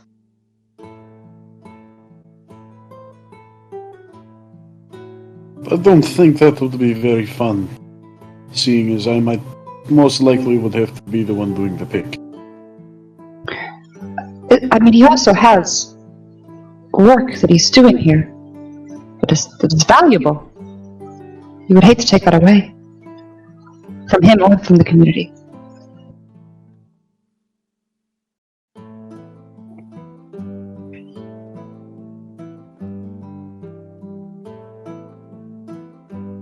We could try to figure something else out. But I mean, if this is your decision, then far be it from me to try to change your mind. My father's told me that he's worried that the moment I step foot in Garland, whatever that spirit or entity is, that's going to attack me. I don't know how much truth there is to that. But I think he doesn't want me to go because of it. Surely we would be able to do something about it, no? I don't know. Surely there's a point where something is so magically powerful that there's nothing anyone can do. But then wouldn't the rest of your family, wouldn't you have been dead before you even came here then? Supposedly I almost was. Apparently they had some sort of protection on the day I was born. Magic protection. I have no idea how any of it works. Do you know anyone who would? Or the protection that's on your mother and brother now? If we can get that for you. Cat's like looks to the group. Well, as a matter of fact, we do happen to have a contact that is possibly knowledgeable or know someone who would be knowledgeable about those sorts of things. We just happen to have already asked him for a lot of favors.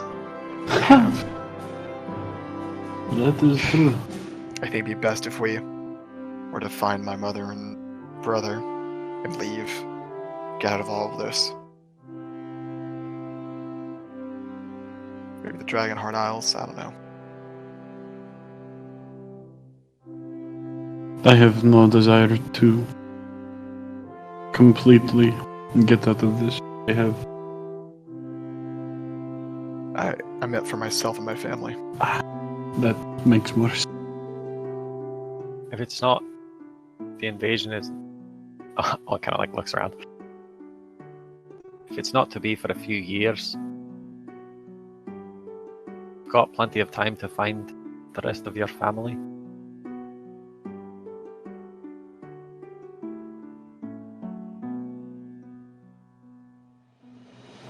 So I should go against my father. Try to find my family on my own. Bring them back.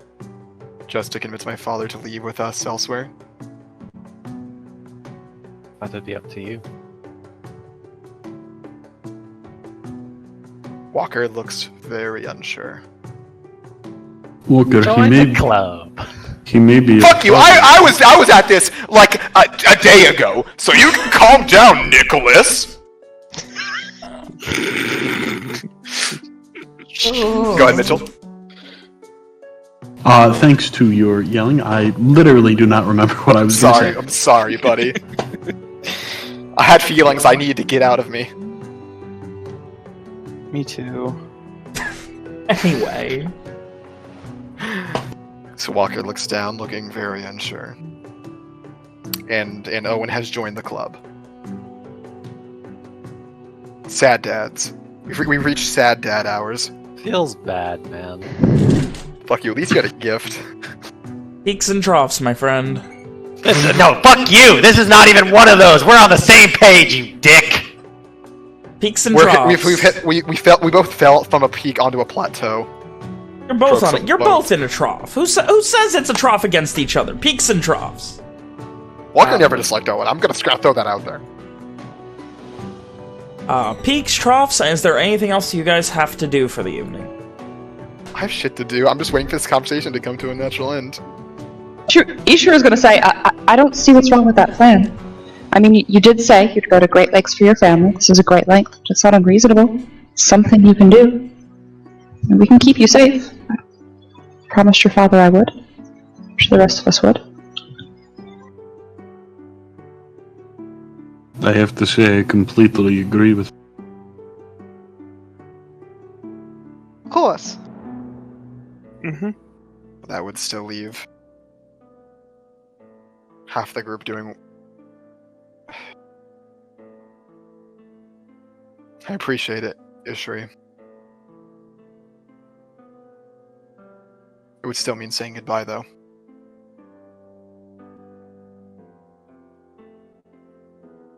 Two families need help. One is mixed up with a war between nations, and the other with some malicious spirit.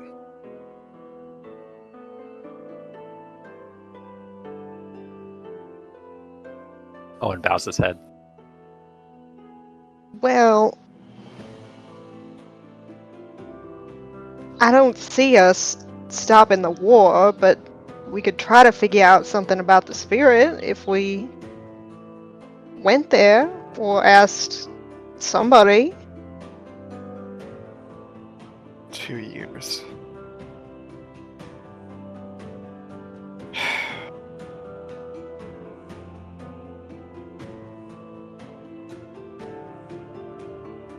I don't know. I don't know why all these things need to be done separately. Do you not want help? That's not it.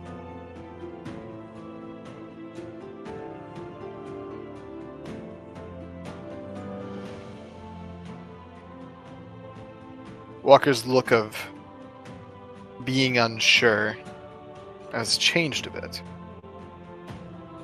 As if he sees a path forward.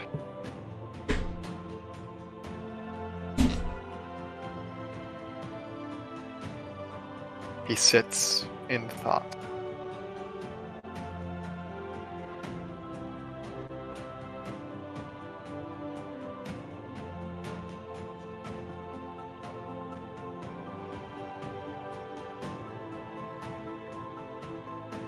How I didn't know if he had anything else for that. how drunk is Simon? I'd to imagine. I mean, Simon started doing all that before you guys started talking, so I'd say he's probably 2 shots down. It's stupid high proof too. Like this is the He's strongest fucking vodka. He's probably 2 shots down. He's probably on the verge of like the crying over nothing drunk. You just see him he keeps erasing stuff. Like he's like, it's not right. It's just not right. And then this great image in my head of like a little arcade eraser popping up and making it disappear. It's just not right. That's not how her hair goes. No. And then he just redraws it and it's like, doesn't matter. It's not. She's basically like, it's not symmetrical, and he just erases it again. There's times where what are you doing over there? Did Robin just yell at me? Is that towards me? Yeah. Simon's Are you not sitting at the table with Oh yeah, he is. Well, yeah, you guys I imagine he's me, got like, even though it's a round table, he found himself in a corner of it. Yeah. Simon looks up at you with like these dead eyes and just almost looks through you and then looks back down and keeps drawing. Who is that? My girlfriend. Oh, yeah. That's right, isn't it? I keep fucking messing up her hair. Where is she? You just see Simon shrug. But like in a very like almost like child not getting his way shrug, like a fucking fast fucking I don't know. That was a good description. Well, what is that supposed to mean? I don't fucking know, Rom. And he's still going erasing and drawing really fast. Why not? Simon at this point sighs and like grabs his head. He has so many fucking questions. Like, I don't know. She's a seer somewhere, and I don't know where she is because she could be anywhere. And then takes his hand off his head and continues. Do you have a child? Have you lain with her? Is that why you wish to go back to her? At this point, I fucking wish I did.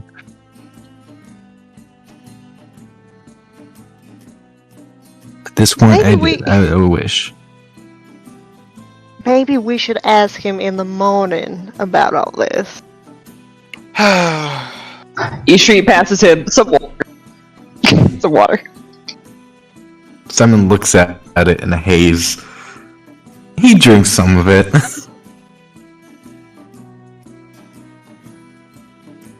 And continues.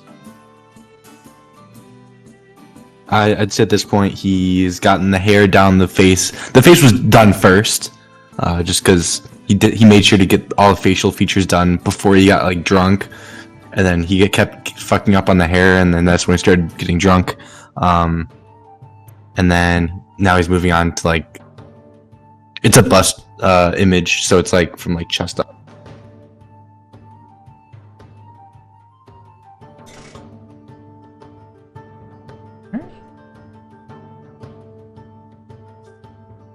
Anything else for the sad drinking hours? Ishri is going to ask Evian. Evian, you have said you have family in Garland. What exactly do you need to do there? Are you able to do other things and to help others while you're there, or do you have other things you must do?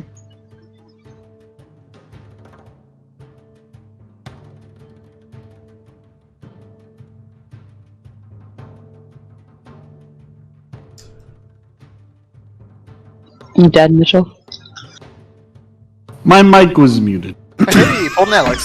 The second Alex of the day. Anyways, Oh. what I was trying to say is, can you please rephrase that sentence? Because to me that made no sense. Again, maybe I'm stupid. But She asked if you have family in Garland, and if I can help other people while I'm... What does that mean? I mean, fuck, let me rephrase this. I imagine what if I can put words in your mouth, Hannah. Please do. Yes. Owen has his family that he wants to go help, and Walker has his family that he wants to go help, and Eastry is wondering if Evian also has family that he wants to go help. Thank you. Exactly. Beautiful. Just imagine that. Okay. Yep. All right. I do not necessarily. She doesn't. Necessarily need my help. But I would like to be there. With who? My girlfriend. I was hopefully planning on getting married sometime soon, and then all this shit happened. So.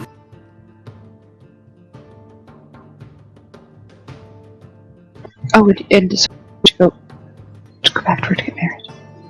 But she's not in immediate danger? What is she? Not that I know of, but it's been... Fuck, how long has it been since the first session? it's been like 2 months.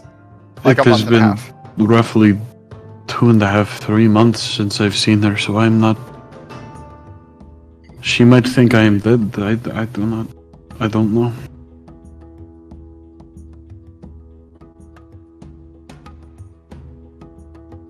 And so what is she? So where?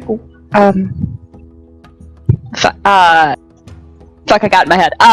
So, do you wish to start a family with her? Yes, but she's not in immediate danger? I don't know if she is in immediate danger.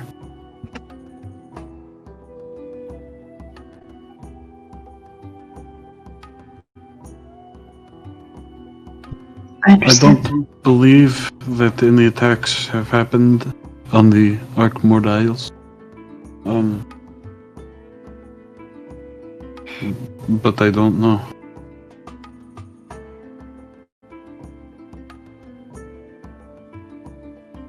Well, I was just wondering.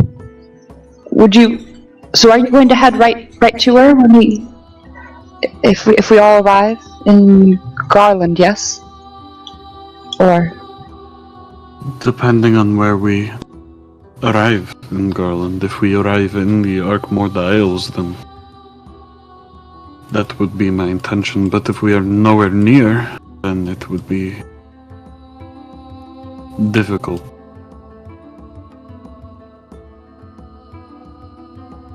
Marquez didn't say, only that passage would wait for us there.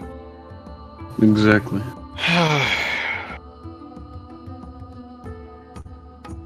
This is all just too depressing. I was hoping to celebrate tonight. Hang on. Walker grabs his fucking tankard and chugs half of it. I finished the gifts I mentioned yesterday. This morning. I got it all taken care of. So we can have a proper celebration tonight. Owen's already have his, Rom's already got hers. Let's go with the rest. Walker pulls out his bag and starts sorting around. Ishri already got you clothes for the all day, so that's your gift. yes, thank you. Walker brings out the bottle he bought last night and not given to Evian at the time. It is a nice quality full bottle of honey mead made in Dreswood. Hands it over. Thank you, Walker. And now that I do expect to get a couple drinks of that on the road. Of course, yeah. Let's see here. Walker. It is digs wax in his bag a little sealed, more. so it is gonna be fresh as fuck whenever you get into it. That's gonna be some good shit. Close. Simon. Walker pulls out what looks like a gator leather strap of some kind. Ven, can you get a picture for me? Because you totally deleted the one we had the other day. Is it in our PMs? Is it in our PMs somewhere? No, we deleted it because we didn't want. Because I know. I thought I put in the PMs for safekeeping. I don't think that we did. Anyway, Simon, there you go. He hands over the strap. It's a book strap. I'm sure you've seen one before. That type of thing keeps them from going open or falling out, but still keeps them ready to use. It's that, but made of gator leather. Very high quality, very well made. Oh, thank you. Oh, wait, Simon's drunk. Hold on. you were too genuinely appreciative. Yeah. I'd pop some more painkillers so I can get in character. Hold on, guys. Simon looks up, grabs it, and just nods. He's too fucking sad and gone right now. Well, worth a shot. And then he'll pull out the last item, which are a pair of boots that are made of gator skin, and he hands them to Amari. Oh. Thank you, Walker. Those will suit you well when traveling. Nice and sturdy, not gonna fall apart. Thank you. Walker sits back, drinks some more of his mead. And that's all of them. With your Day of Soul gifts given out, or anything else that we wish to do during these sad drinking hours, which is definitely the title of this session. Holy shit. Oh boy. I got something. Take it away, Rom. DM will be back in 20 minutes. I trust you guys can keep filling these sad drinking hours. You got a lot of shit to... You got 8 sessions of Shadowfell combat to work through still. Oh, yeah. Okay, so... You have a girlfriend, and she points at Simon. And you have a girlfriend, and she points at, Evian. I know Amari ain't got a girlfriend, but... He said there was a girl that he liked.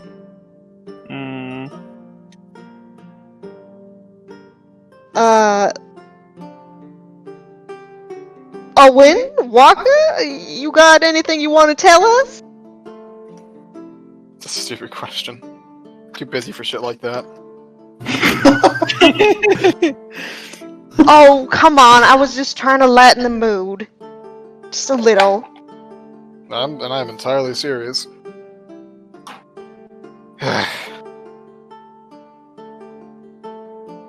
Owen turns red again. He put Walker's gift to him, a small statue carved in the likeness of Alistair McDurk. He put it on the table.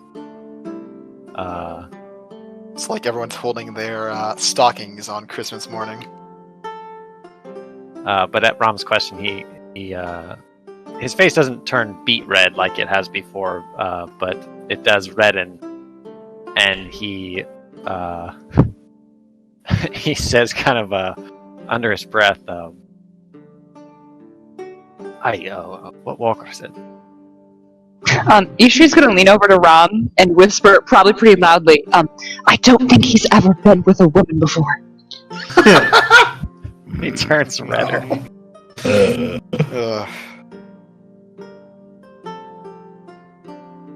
Have you ever been in love?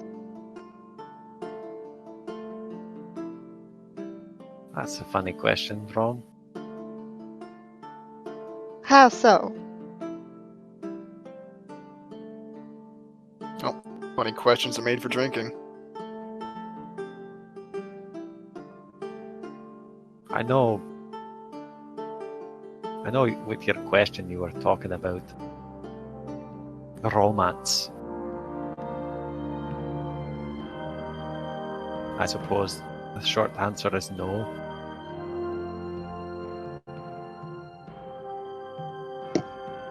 Scottish women, they don't take too kindly to black sheeps, and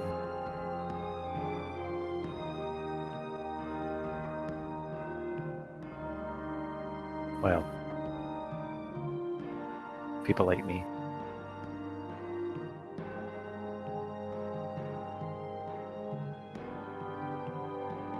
Well, maybe you can come back here someday, once all this is over. Seen plenty of girls on this trip that have been interested in you. It snorts. Walker kind of mirrors it. Not that I've met too many garish women, but as something of a black sheep myself, I've not had any problem. If you understand my meaning. Though Yes, perhaps Mom, you're we looking know you for- fuck everything that moves. It's She just waves a hand, like, whatever, dude. Whatever, man. I wish you actually said whatever, dude.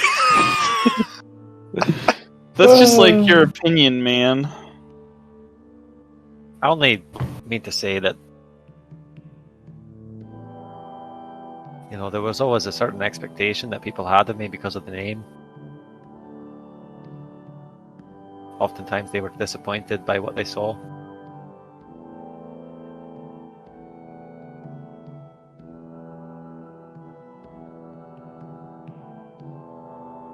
That's fair. That is certainly fair. Looks That makes no sense. What looks are they sad. talking about? like she relates. But then she like turns to Ishi like, what do your people do the whole love thing? Like the romance thing? Or is it just like convenience? Ishri's eyes kind of go wide for a second.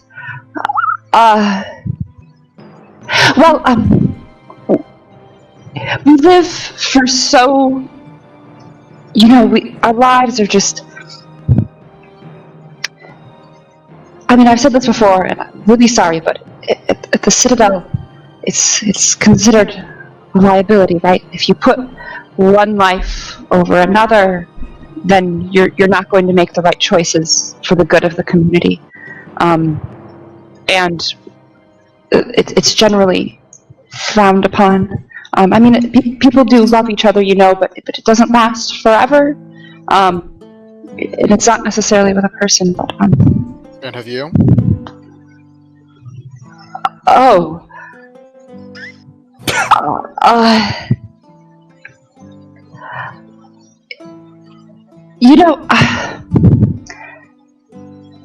Maybe it's not. Yeah, you know what'll help you answer this question? Mm-hmm. Walker pushes a tankard of mead towards her. Ishri downs the tankard of mead, and you see her wince as she drinks it, and then grab some water and basically downs the equivalent volume of water, and blinks for a second.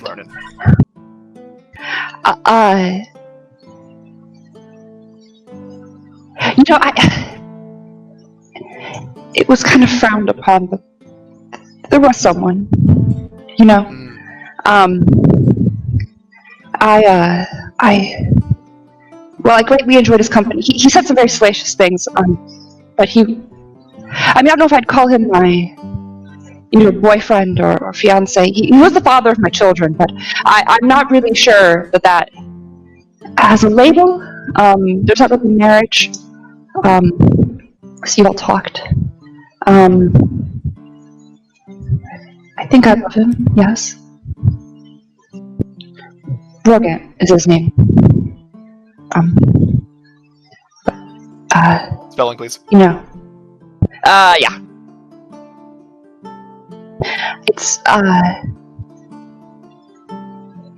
it was a mistake that I made with him. To desire to, be connected with one person.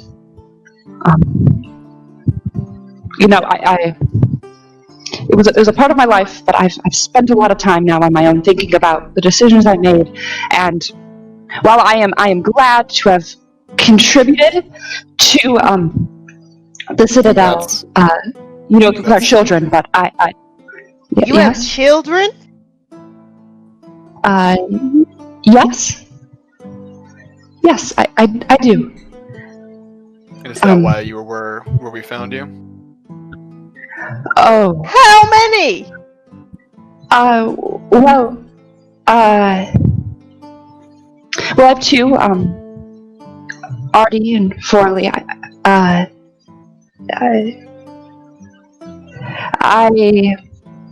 tried to have a third. It was his idea. He thought it would be, a really great contribution to the Citadel. Another child, but it's kind of frowned upon for Embers to really, have many children and with the same person. It's a liability, right? And it's dangerous, I mean, you have a child, right? And then you can't really fight or practice while you're pregnant because then you could damage the child, which is what happened with the third one. But and then you're out and you have to take care of the child. For the mothers, they really only take care of the children for like a few months or so while they recover, and then you hand over the children to the people who are in charge of taking care of the children. But that's still time that I wasn't able to train, and it's. Well, the first time it happens, because many women get pregnant, it's considered, a gift to the Citadel. But as an Ember in training, the second was frowned upon. And when they found out that I tried to have a third, I was told it was time to become an Ember. So, your people sent you away because you tried to have more children with the man you loved. I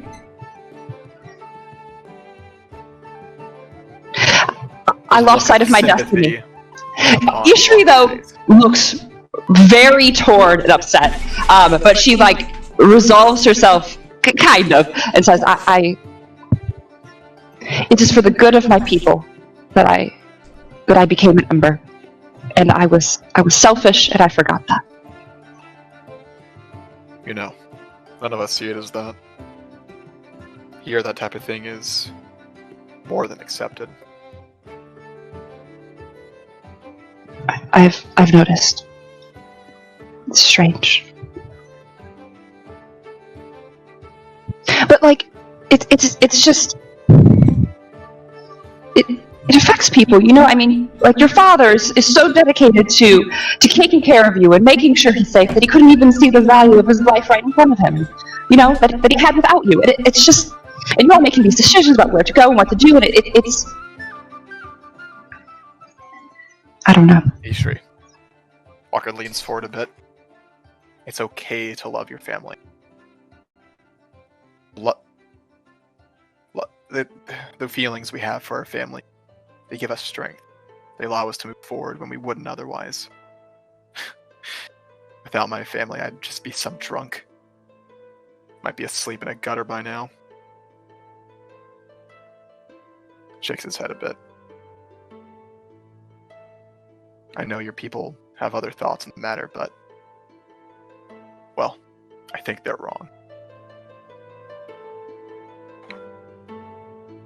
Owen motions to Walker and he says, "It's just as I said the other night. Our families give us strength. The love that I have for my sister is going to carry me through whatever happens. Get to Garland."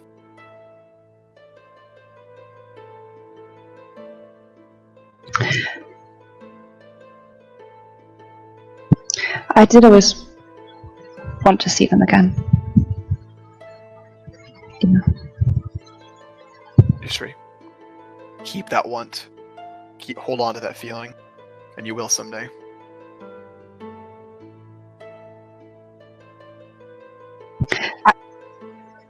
I don't know, though, if I can go back to that place with those sorts of desires. I think I would just be sent out again. And I don't know. I mean, Rogan, for sure, because those were a lot of the ideas he shared, but I don't think... I mean, I don't know them. Right? I don't know Artie or Forley. I haven't seen them. Who knows if they would want... If they would share those sorts of ideas. But they might. Never know unless you ask them. It's always worth trying.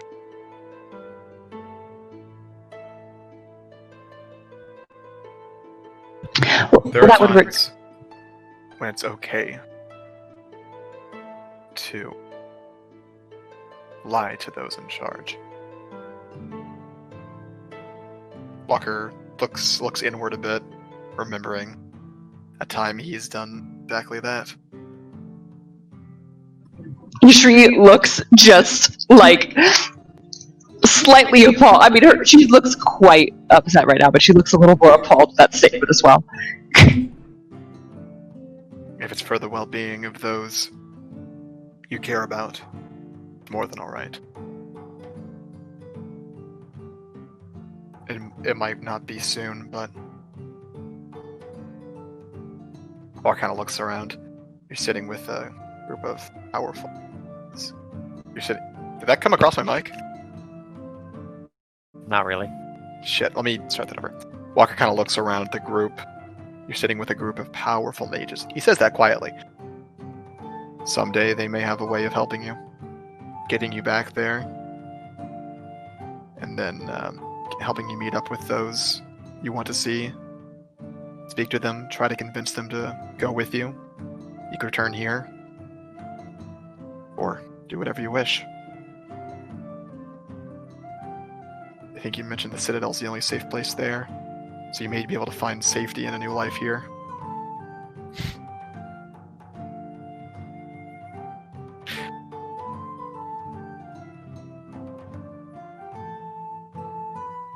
Ishri, you can see that her, mind is, racing with this new possibility that she didn't even think of. What is everyone else looking like during this conversation? Just the same, sad drunk boy, or... Walker's a mixture of sympathy and empathy. Guessing Simon's probably passed out by now. His head's just on the table. His drawings basically finished besides the torso. I imagine when he wakes up, he's gonna have lead all over his face. Luckily, he has this cool spell that he can get rid of that with. Wait, if he remembers. Pretty good, Mitchell. Fireball, probably. If anyone is interested, the drawing, I guess it's not in color. Actually, none of it really matters. She has long hair, soft eyes. It is a girl. It is female. It's one of them long female hair. Do I need to take the reference picture and just run it through a couple Photoshop filters for you real quick? Yeah, go ahead. Alright, no problem. Y'all take over. I got this. Man, what a fun conversation this has been. He doesn't have a picture for her. Oh, we don't have a picture? I thought we don't have a picture for her, just a really accurate description. Okay. Never mind. Sorry, it's been a while. Hang on, let me just Google female women and find you a picture. Female women? I'll take care of Googling female women. Okay. Gotcha, right here. You guys go back to D&D. Owen looks, he's looking kind of into the middle distance again, maybe past his little statuette of Alistair McDurk, and he looks sad, but also incredibly determined. I would mention that earlier. The Walker's face changing from being so unsure to thinking. It was also a look of determination, as he thought, as he considered the possibilities. What you thinking about, Walker? No. That was before. Now he's looking at Ishri with the look of a mix of sympathy and empathy of her situation. Rom has that her usual kind of masky smile on her face, but her eyes are almost like distressed. She's kind of looking down at the table.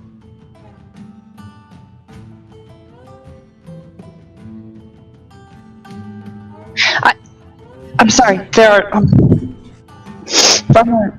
Are you okay, Rob? Maybe a life like that would be better for someone like me. You want to switch places? You wish to go live in the place full of undead where you're not allowed to have a family? Where you Well, just my by being mama there? never loved me. Not like a normal person, anyway. I don't really know all that much of anything about my daddy, even though he was there the whole time. But my little sister, my mama made her push me away, and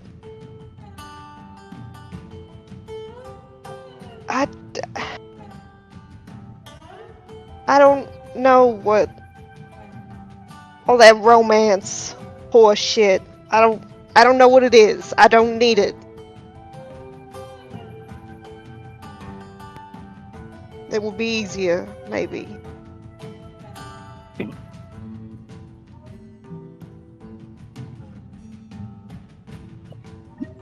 I don't know if it's easier. I mean, what really made her such a bad mother?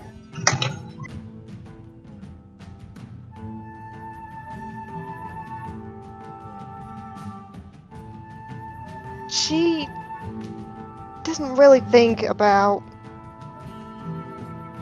me and my sister as people.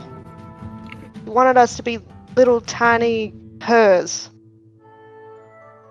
Anything that I wanted to do different was wrong. Bad. Got ignored a lot.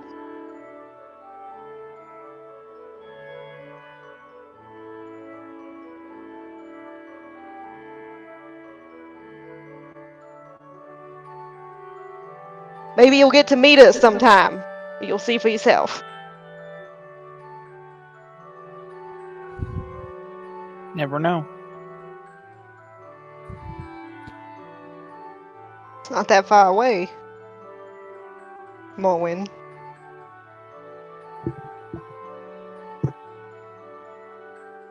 Guess there are some people there I'd like to see again.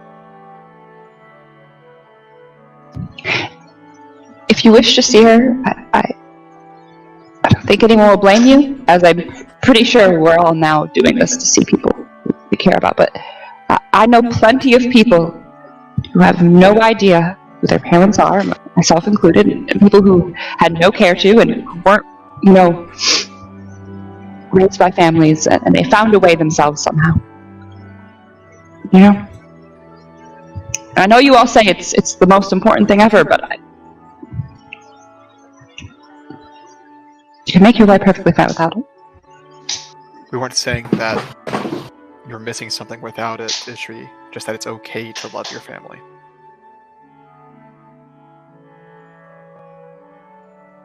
And Ram, you seem to think you are. Can you repeat that, Hannah? I mean, Ram, you seem to think you are missing something without it.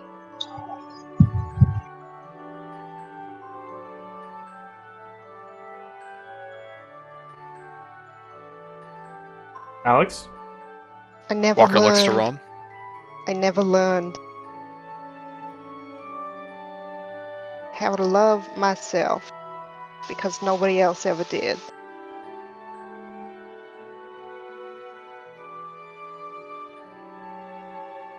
Could have been a much different person if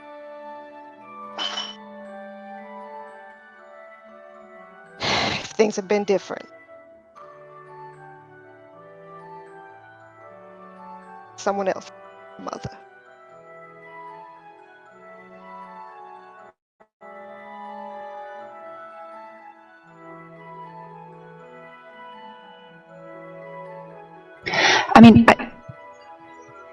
Ishri looks confused, and she's kind of a little still reeling from what she said earlier. But she looks at you, Rom, and then blinks, and it looks like it's half on autopilot as she repeats it. But she goes, "You have right. You have the life you're given, and it is what it is, and you can't change it, right? So you do what you can with it, and you move forward, right? Just because your life isn't, perfect doesn't mean that your life can't be, I don't know, something you make of it with what you do have." Yeah, that's what I've been trying to do. That's what all this is. I already seen the bottom. Can't get any worse. Nowhere to go but up, as they say. That's right. One step at a time. You move forward. And you have your spirit, right? I do. Protection? I do. Always by my...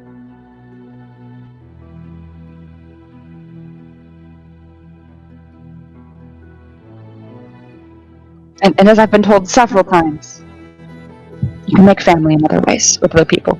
And she kind of smiles, still a little sadly, as she looks around.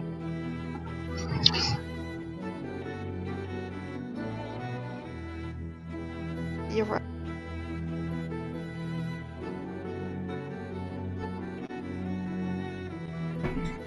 Walker takes another sip of his drink. The meat is sour tonight. I think we need something different. Walker's going to get up and order a round of shots. Whiskey, baby. Oh, God. Oh, boy. And Doubles. it is put onto the tab, and everybody's got shots. Simon as well, even though he's passed out or now. Fuck yeah. Walker will drink it. Walker will fight Evian for it. Nah, you can have it. Alright. So, This with help. that... Is there anything else that needs to be worked out? I got one through last alcohol? comment. All right. One last comment. I do got my Uncle Rick. Made me feel a little bit better all the time. I would like to see him again. He's my mama's brother. I don't know if he's up there still, but Is that the one that'd be good friends with Henris? yeah, I think so. I gotta apologize to him, and I got something to get back to too. She kind of looks guiltily down at her moth signet ring that she always wears. Well, there's certainly time. There's definitely. Walker downs his shot. His double shot. Mari too. Before Ishri even attempts to touch her glass, Walker will warn her to breathe out before taking the shot. Okay. And not breathe. That's how it is, right? Someone told me that before? Oh Is it my Nick? god, you fucking amateurs. What do you want from me? Breathe out. I'm Nick pretty is- sure Nick told me that's how it works. Nick's before. angry that we're not all alcoholics. Anyway, Walker I'm tells not her an the proper way alcoholic, to take but a that doesn't shot. mean I don't know how to take a shot. Anyway, Walker tells her the proper way to take a shot. You're Fuck you, supposed Nick. to Don't talk to me prep ever for again. a shot. Oh. You don't just kind of fucking go for it. I imagine Nicole's having like a cold shiver right now at all this fucking embarrassing alcohol talk. Listen, Nicole can go sleep at the bottom of her barrel. That's so mean. Listen, I'm mad now. William's upset now, Nick. Good. Because of you. Alright. So Just had such a nice scene. And then such a sad And scene. now we're arguing. How dysfunctional we are. Now we're all gonna be crying drunks. So I'm always a crying drunk. Man, I did it first. I'm so hip. Let me get in the position. And I'll start getting drunk, Amari. Let me find the Let me position. get my crying position. Bitch, Walker did this session 3. So anyway, Every with position that, is crying position. you guys do your best to talk openly, drink heavily, and eventually pass out for the night.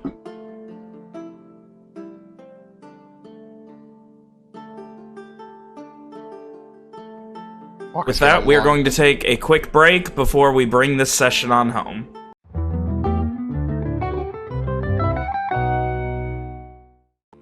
That starts gonna happen soon. We return the next morning.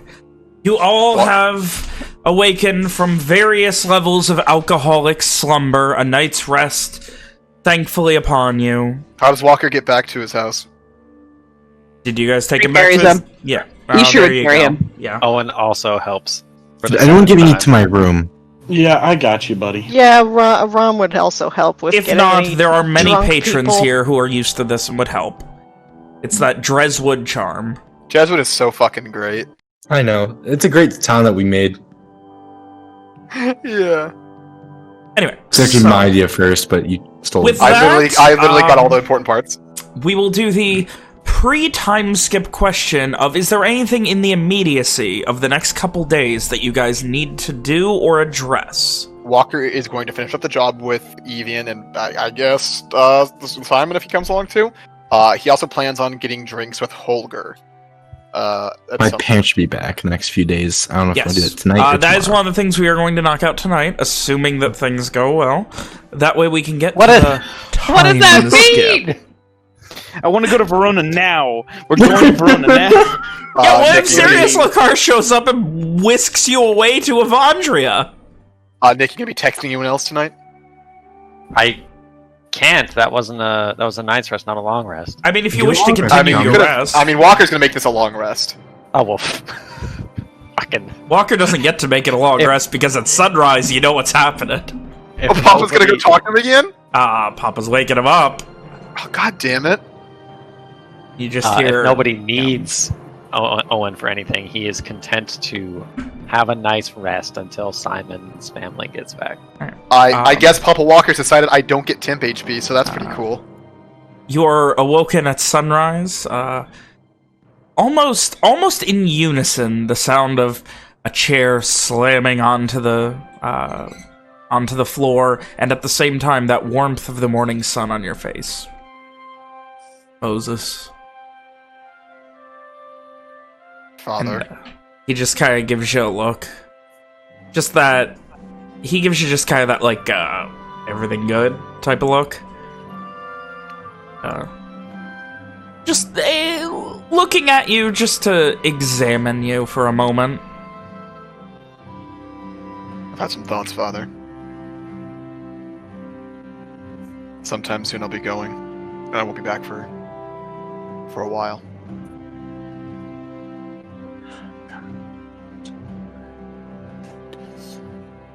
There's a moment where he considers what to say, and he stands up.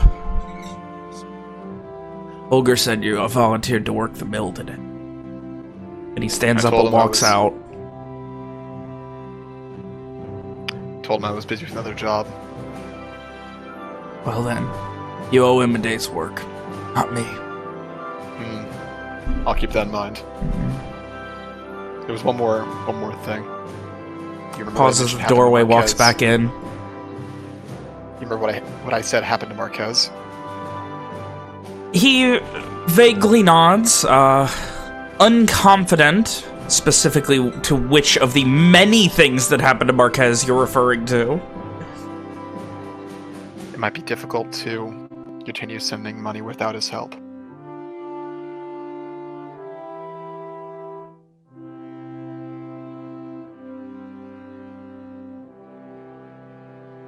He thinks for a moment, purses his lips.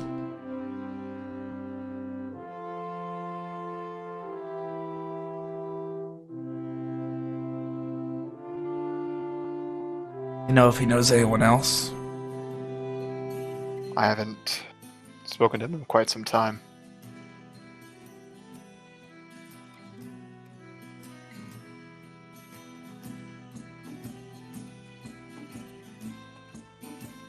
Fuck. I gotta think. I'll run the mill today. Tomorrow, you and Holger are doing it. Walker nods.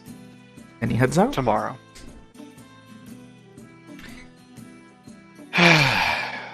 Once again, Walker rolls out of bed, gets fucking going. Alright. So, Walker, you get going on your day. I'm assuming there was a vague, like, agreement with the boys when they got back to the inn at last night, like, hey, let's meet up tomorrow morning to, can finish up. And you guys spend the day finishing up the job. Give me another check for those of you who are good at this. Give me another woodcarver check. EVM +5 again. Let's see how well you guys do patching. You did a hell of a job on that ladder installation. Let's see how you can do on the floor. Simon's just inspecting to make sure everything's up to code. He's supervising. There's... Yeah, code. Yeah, it wasn't meant to be literal. It was just code. Yeah, no, Simon supervises. Oh my god, Simon's literally the kid who has to hold the fucking flashlight while Walker works on the truck. Evian doesn't need to do a very good job. He's just pouring gravel. Oh. It's true. He fucking spills it all over the place. It's in their shoes. It's a bad time. Don't worry. Fucking prestidigitation can be used to clean up small bits of dirt. Logan might know that if he read his spells. Sorry, Logan. I don't mean to jab you. I really can't wait until you just jump off a bridge one day. Like, honestly. And you're forced to jump off a bridge and Simon has fucking Featherfall and doesn't use it. Suggestion. Doesn't use it. I use suggestion for him to just walk off a bridge. Oh. Anyway. I know you can't do that. So, with that, you guys have anything in the immediacy you need to do? Ishri takes Owen and Amari, and she picks up her clothes. Oh yeah, we gotta do that. I forgot about that. Yep. Bringing Amari and Owen with you to pick up clothes. Okay. The way you phrased that, I thought, for some reason, never mind. I'll save it for later. I think you can type it if you want. All right. You could also say it out loud. Yeah. Yeah, she brings them. Name. Walker forgot to tell them how Ishri fucking flashed the girl there. Yeah, you never told them. Fucking hilarious. She's also probably at this point. Those clothes are probably so gross. It's so dirty. It's so coated in sweat, and they're still ripped, and they're brand new. Anyway, so you get back to the Plaid Needle. This would be probably later in the day at this point. And get inside, and it's that same girl. You notice there is someone else behind the counter as well. Yeah. An older gentleman with a slight mustache, kind of 5 o'clock shadow otherwise, and bald otherwise. Very needs to shave again, bald look. Working on some shoes, like behind the counter, almost like in the back. Like, looks like a cobbler doing a good job repairing some shoes right now. But she kind of looks at you again and, hello. What? Right. She very quickly heads into the back and comes out with a small, it looks like a small, almost like drawbag leather sack, like drawstring leather bag. And, so most of what you had, I couldn't really do a lot to make look better. Okay. I fixed it up. Oh, I'm sure whatever you did was fantastic. I'm sure it was absolutely fantastic. And she kind of looks at your clothes and is like, busy worker, huh? Yes, I worked at the mill and I made money. Here. And she, like, runs around in her sack and she pulls out the, what do I have? All of her money. The, 2 clips and 7 cents. And she just puts it on the table and says, This is the money that I have. Yes? She quickly counts it out and instead gives you back one of the clips. Actually, there's some more in here. I include some extra stuff just because, you know, make it look better. She gives a little half smile, almost embarrassed. Looks vaguely confused at Amari and Owen being here. Who are awkwardly hovering in the background right now. Yeah. Thank you. You really didn't need to do that, but that was very nice of you. Thank you. Gives just another little half smile. I mean, if you need anything else, I mean, wait. If you need anything else, just let me know. I can. If you need, she kind of looks at what you've currently got on, and she's like, if anything there needs repaired, later I could come and pick it up for you and repair it later. Of course, I'd need to know where you're staying. Oh. Where are we staying? The, what's it called? Bee's Knees. Bee's Knees. I knew it, but I didn't want to say it and be wrong. I had the same thought. I'm like, it's not that. It can't be that, but it was. We're at, yes, that's right. What they said. The Bee's Knees. Sorry, it's a lot of places in town. The Bee's Knees. Yes. If you'd like to, you can. Yes. Quickly nods and just okay, and turns to the back with the coins counted and like walks right past the other guy who's again quietly working. Reminds you a bit of how Walker is with the whole quietly working and just doing his job very efficiently. And she heads into the back, and a second later comes back out and looks to Amari and Owen. Is there anything you needed, or is everything okay? Actually, yes. Our friend here told us that we were a bit short the other day, and just wanted to come by and apologize. Mari nods. She just kind of shakes her head. It's fine. It's fine. Everything's fine. She kind of, like, it doesn't really make eye contact with you, almost, like, embarrassed, maybe of confrontation, maybe of the situation, you can't tell exactly what, but she definitely is embarrassed by something going on. It's alright, everything's okay. Can I tell what? Go ahead, give me an insight check.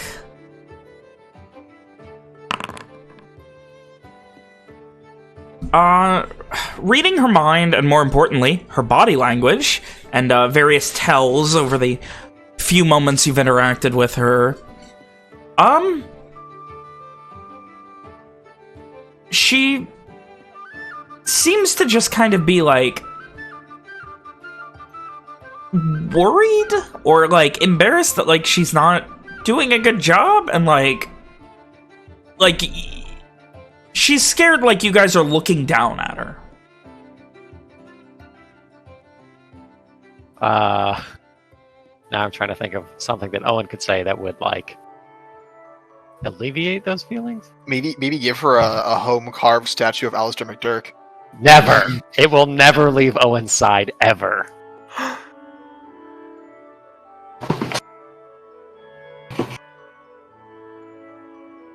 Well, we've done a bang-up job with our friend's clothes, so thank you for that. She's kind of, yeah, of course. You guys have a good day. The Bee's Knees, right? Yes. Okay.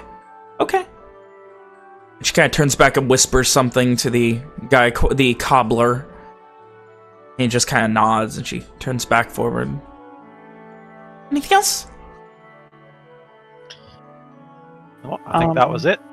Unless Samadi had something. No. Thank you again. Thank you. Until his return, thank you. Good day. And she just kind of nods a bit and just, yeah, just, don't do what you did last time again, okay? As you leave. Oh, and she just yes, I know. I've been told. I know. I'm sorry. And you guys head out. Yep. Oh, team shopping. Owen, Amari, and Ishri. I mean, really only one of us was shopping. Team Stolen Valor plus Owen and Ishri. Ishri, that's what... I don't even know how to bring that up in like an organic way. How do you bring that up at all? I don't know. You just hate Amari secretly forever. That's all. You just the next time you're working outside, you just fucking bash him upside the head with a shovel. And that's for stolen valor, you wee git. Oh, you'll be in a war when I'm done with you. I'll take Amari it. And gets then you shot. you sick fucking I don't know. Insert NPC here. I'll break his fucking neck. Oh, fuck. Fergus, sick Fergus on him. See how he feels about stolen valor. No, Fergus doesn't know that. It'll fuck everyone. Into the Shadowfell with you. Oh god, yeah, Amari's pretty much got free reign to be as much of a dick as he wants. You're the ultimate fucking deterrent. Anyway, so All I'm saying is we catapult Amari at our enemies. He dies. They all get fucking gonked to the So- Shadowfell. Do you remember are you doing when- anything during the day? Would you address that too? Simon. Logan. You're muted. Who's muted? You're muted, my dude. I'm Loganian. sorry. Simon, there we go. Alright. Yes. Is there anything you're doing during the day? Today? I'm just trying to think of... let me think. No. Not that I know of. Simon's just kind of waiting out the rest of his time until his parents get home. At your house, at the bee's knees. I mean, I know that I guess you're spending the majority of the day helping them, but after that... Yeah, I'll be, Simon will go to his house and just spend time there, just, just feeling like a kid again type of deal. And it is that, as you're kind of, like, getting ready for bed type of thing, it's like, 10, 11 o'clock, like, it's a late night, you busted your ass today, you were really prestidigitizing those sparks and cleaning that gravel.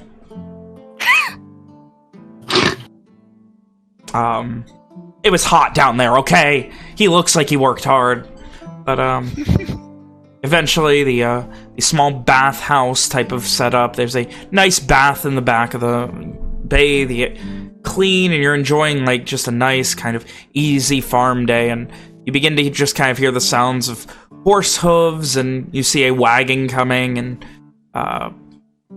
it has a company emblazoned, carved onto the side of this nice wooden wagon. You see a couple of people from out the window coming out, and you recognize them as Nathaniel and Duncan. I'm done with my bath, right? Yeah, no, this would be like an hour later. You'd probably be reading, discussing with Christian. Fucking Simon comes out with a towel. I run up. I don't run. I guess I open the door as when they're coming up the steps. You open the door as they're like coming up the steps to get to the porch, and there's just a moment where their mouths are just kind of agape.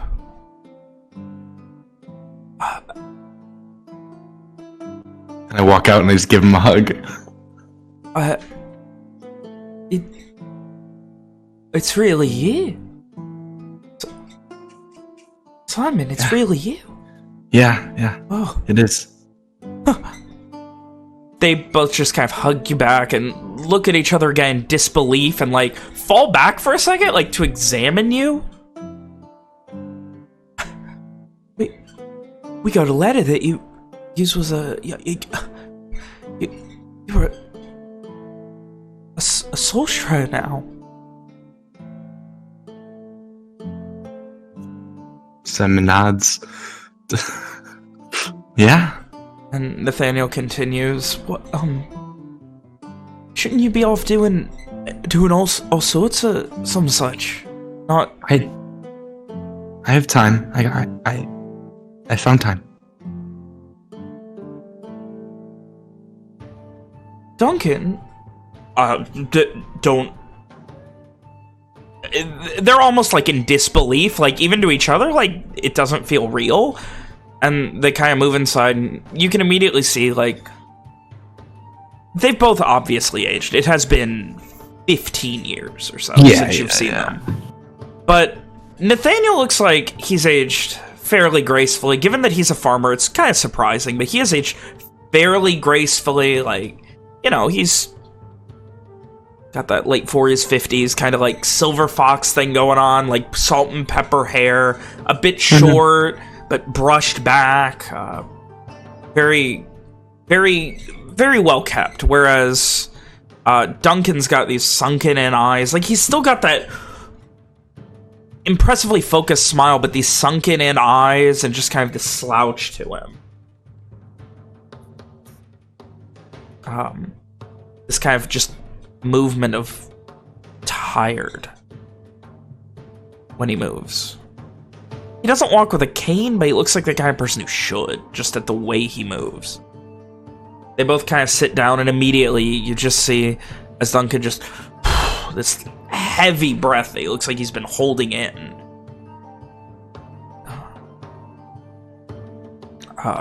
And Nathaniel just looks at you and just... So what... But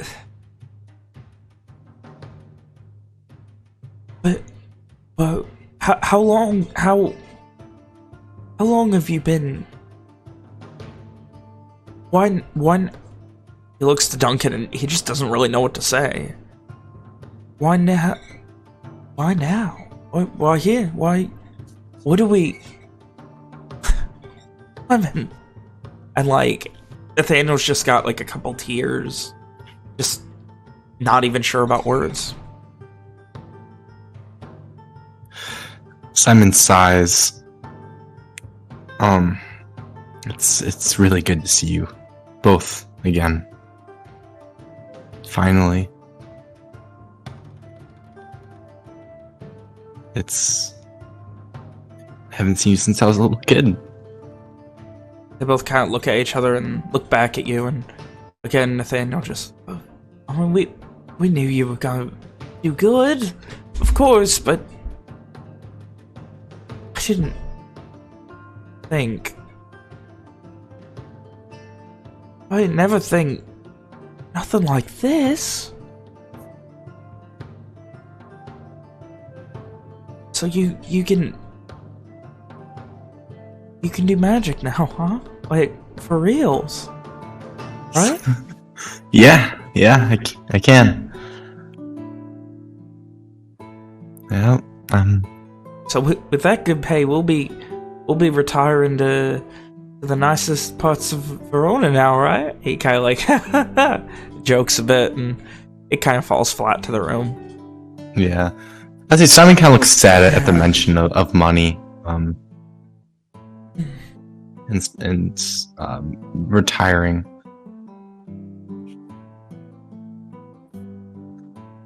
I didn't really rather just get this off my chest now. I did when I got home 2 days ago. I did end up looking through just some documents, just seeing how you guys have been doing. I hope you don't mind. And Simon kind of looks shy and like smiles. They kind of give like a half smile, and they kind of side-eye each other for a second, but then immediately kind of wave it off. Like, they want to be able to react in unison, but neither of them can because there's no privacy to discuss how they feel about it type of look. You know, that common look. Yeah. And Simon turns to Duncan. How are you feeling? I'm fine. I'm fine. He kind of sits up and puffs his chest out a little bit as he readjusts in the chair. I'm just getting old, that's all. I'm fine. Simon gives him like a slight, almost like worrisome smile. Well, you guys are doing good out here. We was actually we were with a seer who was, and he kind of looks at Duncan and puts a hand on his shoulder and then takes it off, and we were with a seer, sweet girl who was helping. She says she might know something, some magic or something that can help.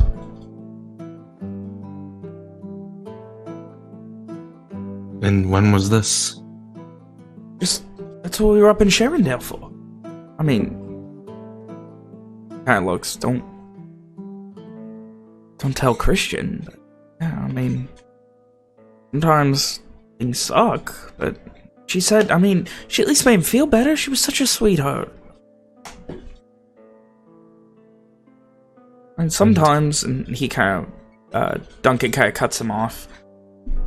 I mean, you know, no offense to your emotions, to like you in general. No offense to your kind now, but sometimes those seers and mages of the country can be kind of.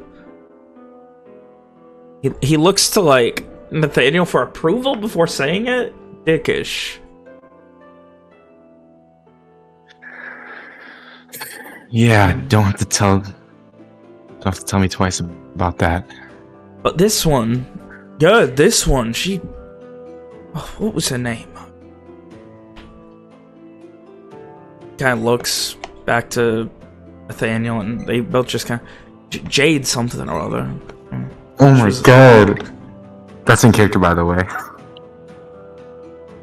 Jade, did you get her last name? Seer, I don't remember. Is such a sweetheart, though. Can you describe her eye color, brown, like hair color? They look kind of confused at this, and after a moment, Nathaniel, I don't know. She was just really, really nice. I think brown hair. Well, I think you guys might have met my girlfriend. They kind of do a spit take without drinking anything for a second. Well, then why weren't you up there? Couldn't you have been... What?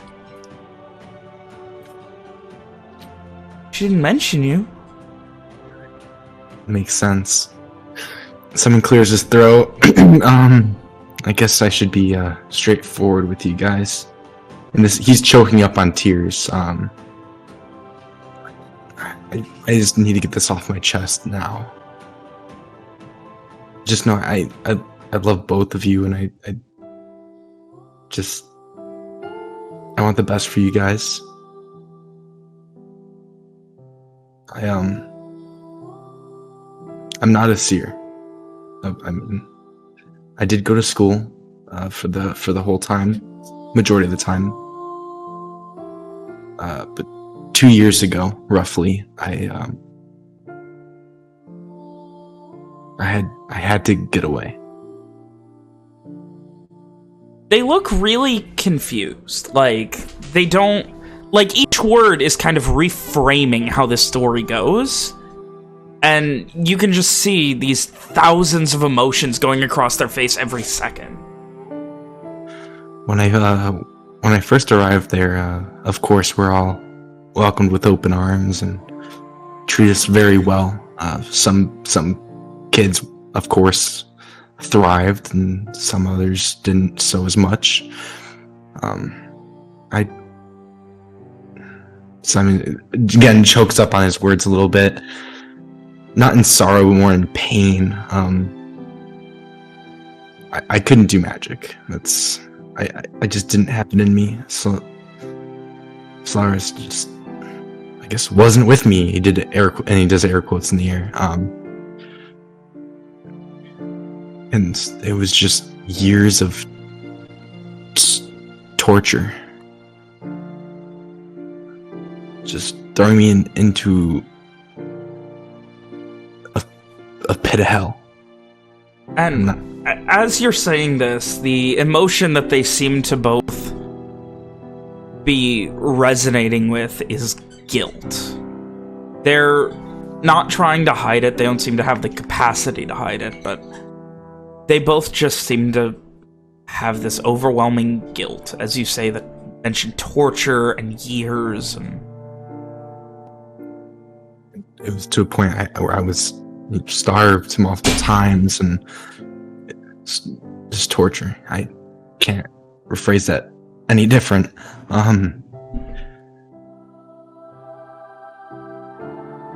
So I ended up escaping one night. Escaped? Couldn't you have just left? Simon shakes his head no. They're so strict.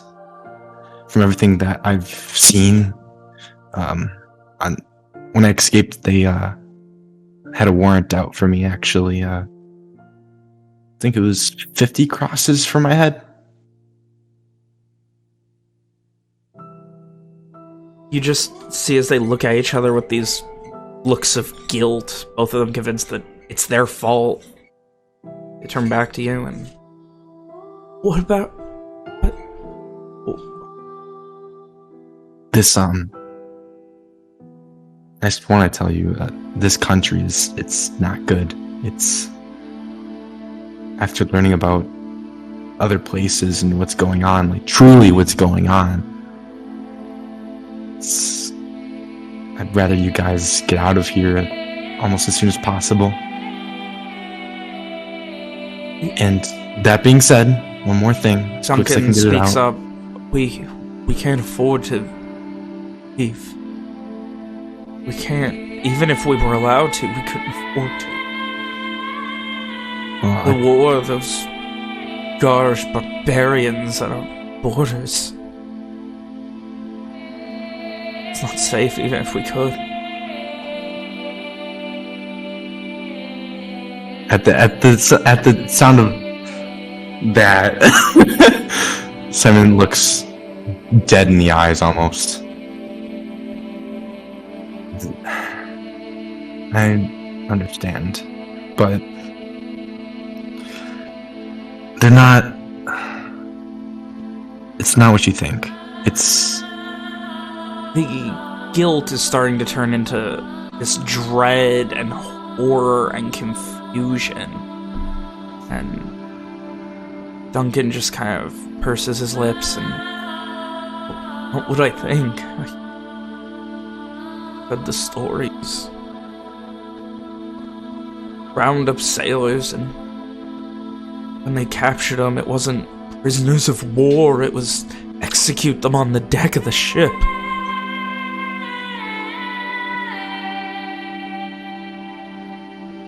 So proud to have Declan out there fighting against this shit. They've taken away everything from us. Could you defend that?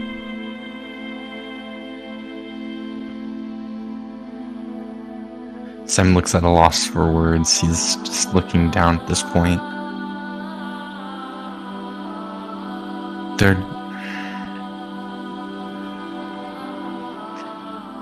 Can't defend that, of course. It's...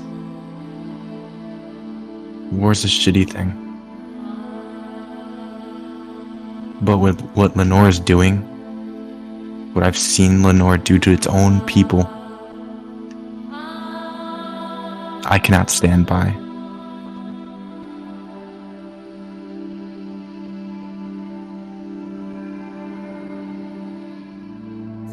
What are you saying, Simon? Nathaniel kind of sits forward. I've seen the Red Band march in and just murder a town of their own people. And I was there. Yeah, but the Red Band were necessary evil. If we didn't do that, how would we... There are practically millions of those guys. They're bloodthirsty. You have to fight them somehow. Why not use criminals? Someone's gotta fight them, slow them down, so people like Declan can finish them off. Right?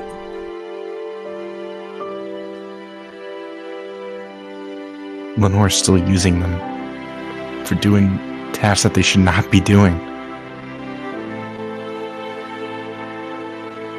Those are the same people you put on the front line to die. Evil people.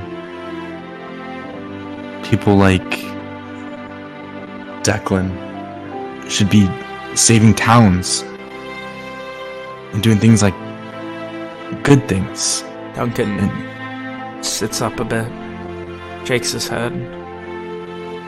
Duncan just looks you dead in the eyes. He is out there fighting, so we don't need to save these towns. So no one needs to save any of these towns. We should wait until there's an army of bloodthirsty maniacs knocking down our doors, raping us, then save us. That what you're saying?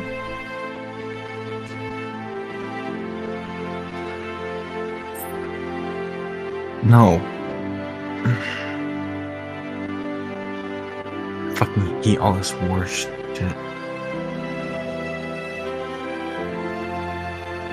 Feels like there's no good side.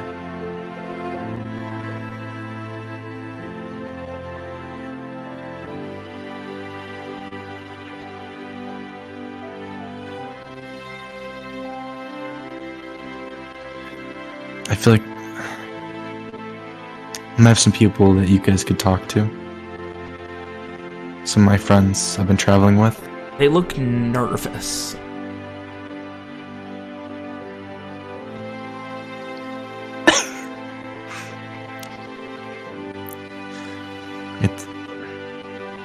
They're good people.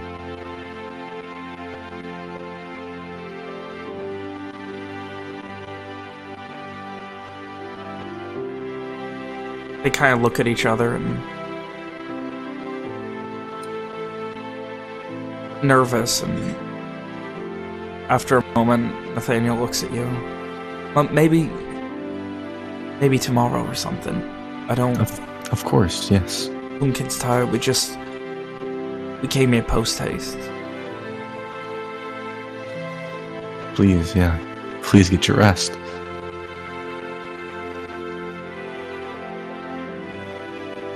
Again, Just come by tomorrow. Looks at Duncan again. Tomorrow at sundown. Simon nods at that. One thing though, just make sure to don't tell anybody that I'm here. Because if it gets out, not only am I in trouble, but I'm afraid that you guys might be too. Again, that nervousness as you speak, and they look at each other. I think we need to get some rest. It's a long day. Duncan just begins standing, and Nathaniel helps him up, and he starts going up the stairs. And as he does, Nathaniel turns back around to you and gives you a hug, a quick hug, much slower than, or much weaker than you would expect, much weaker even than the first one. And he just looks you in the eyes, and it's nice to see you again. It's nice to see you too. I didn't think we ever would after. Never mind. He heads to the door and just kind of blinks away a tear and opens it. Tomorrow, sundown. We can have dinner and talk for real, and you can bring your friends and all that. It's okay, Solomon? Simon smiles. Sounds like a plan. We will be leaving soon, so I'm just not here for long. Oh, okay. I'm assuming they both go up. After you're out, yeah. Yeah. Whoop whoop, going to Owen. Immediately? I need a papa. I need a papa. Dad! Need dad advice! Need dad advice! Shit, I've got two dads! And, before we get to that, Owen, you were going to complete another long rest today. I was. So, with the one interruption of having to go shopping with Ishri, you eventually, come late afternoon, have completed yet another long rest. Would you believe me if I pretty much expected to not be able to complete a long rest, so I haven't composed this ending? Would you believe that? Sure. Sure. If you don't want to, it's fine. No, I do. The first thing Owen tries, he goes back to the same place. Huh? And once he completes his meditation, the first thing he tries is to contact Miles again. The same words. Still nothing. Fuck. Sad. Given that you have never attempted to sending someone who has died, you don't actually know what's you've never had it fail outside of Miles, so you can't say exactly what's happening. He may be dead. He may be in a place where you cannot sending him. You cannot say for sure. Well, Owen knows about like it was communicated to him that magic could not penetrate the Scion's sanctum, right? Yes. So it wouldn't be unreasonable for him to be optimistic about, there's lots of things that could be happening besides Miles being dead. Yes, there are places, and I mean, you even carry an item that protects you from various sorts of divination, which is not dissimilar to something that would block magic from accessing something. So, the question then just becomes, what could be so important about Miles that, if he's not dead, is protecting him from any sort of magical correspondences? And then his if that fails, since that fails, his next sending will be, and I apologize for catching you off guard with this one. I didn't know this would be happening. Wait, whose notes do I need to go into? His next sending will be to his mother. Oh. That one does catch me off guard. So I am more than happy if you need a second, because I gotta write the sending as well. So. No, I'm fine. I hate you. I'm ready for the accent. Let's go. I was really expecting, oh god. It's called Yes and. Come on. If it ain't no chump, he knows how to fucking play with the best of them. So I don't want to take a bunch of time. So I'm sure I'm gonna go over or under the as long as the gist of it's 25 words. A lot of my responses are narratively 25, but the actual words are over or under. So Owen. And do not forget that we have William to transcribe for us. You fucker. Hey, William. Can you write this down? Supercalifragilisticexpialidocious. Okay. All right, let's hear it, buddy. Do you want me to do it, William? No, I got it. Okay, so we can compare notes. Imagine me with my fucking glasses on right now. Owen composes himself. Yes, sir. And then he thinks of his mother. He says,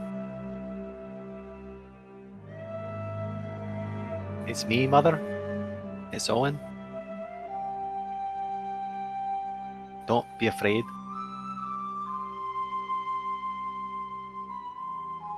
I've tried to talk to Win, my new power, but she won't say, or she can't say, what's wrong. What's happening at home? Love, Owen."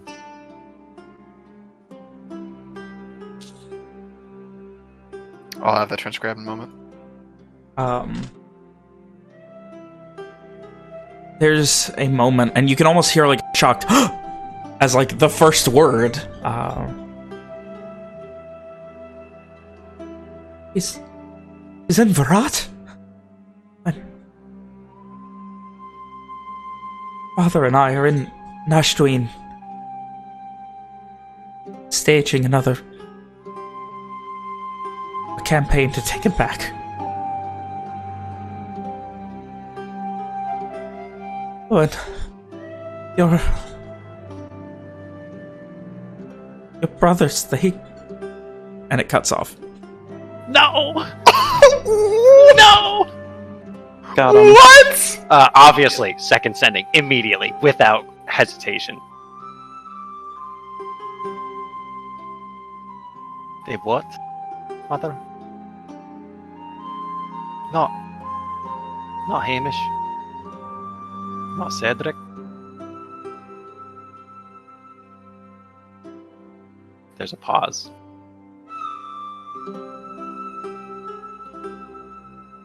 I'm coming home. Mother. I want to help.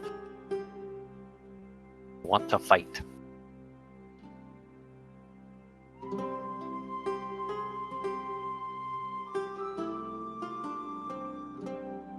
There is a pause.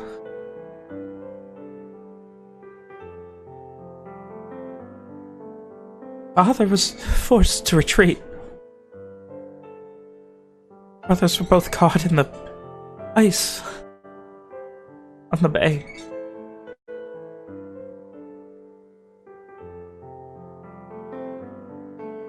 Alice is missing.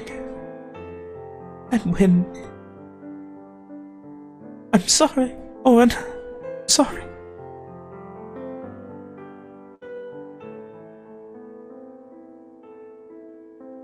She deserved better. I'm sorry. And it cuts off. I can't even talk to her again.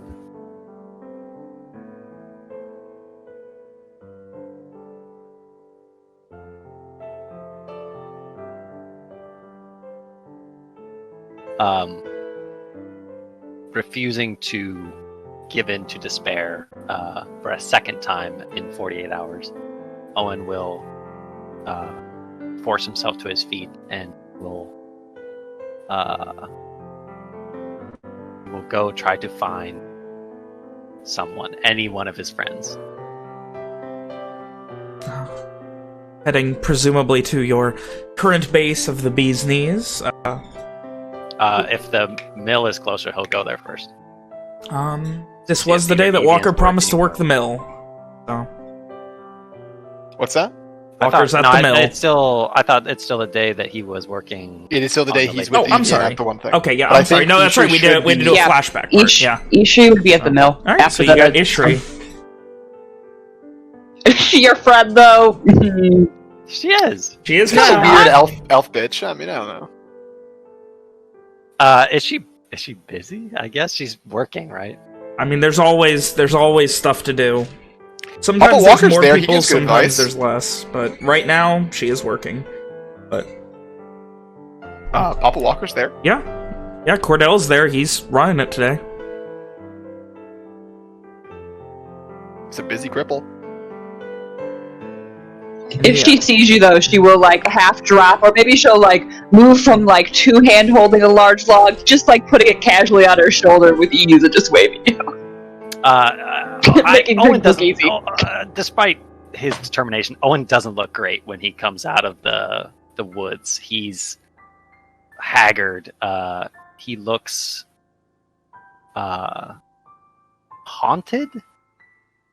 Something is obviously weighing heavy on his heart. Seeing Ishri wave, it is then Papa Walker Cordell who turns and notices this as well. Yes.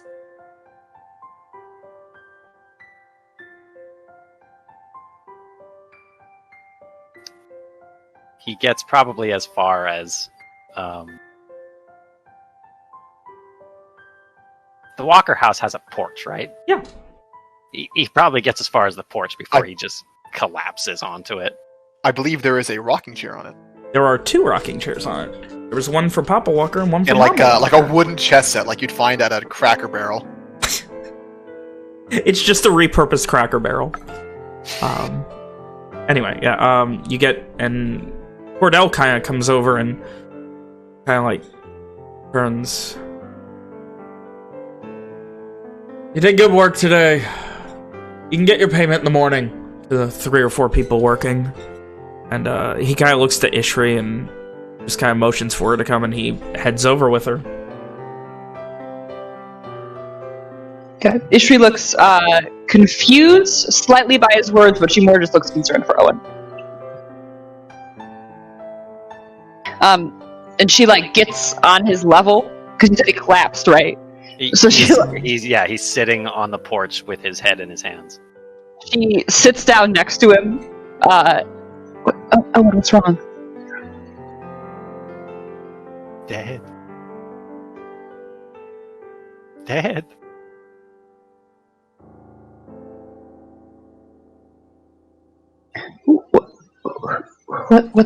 Who's dead? He looks up to Ishri, more tears. Both my brothers.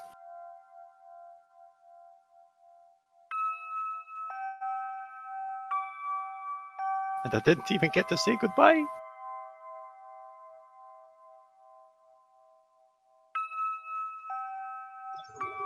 Oh, that's really terrible.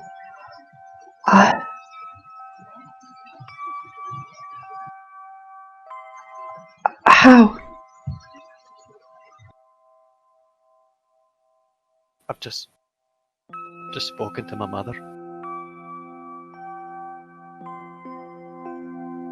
She told me they died in the scourge, the ice.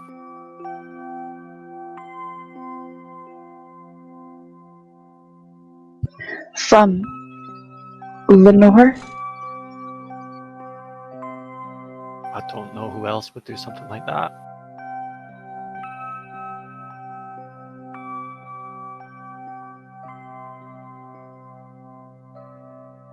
What were they like? Oh, What were their names? What were they like?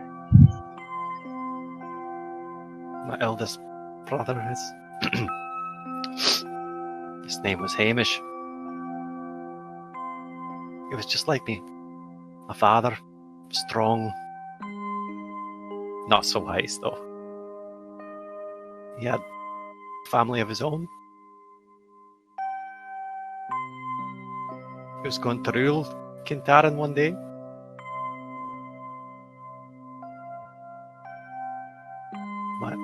My other brother, his name was Cedric. Finest captain of a ship I ever knew.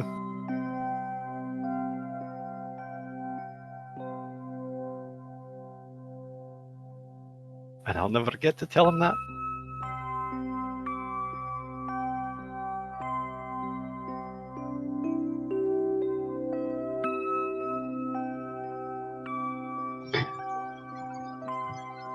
That...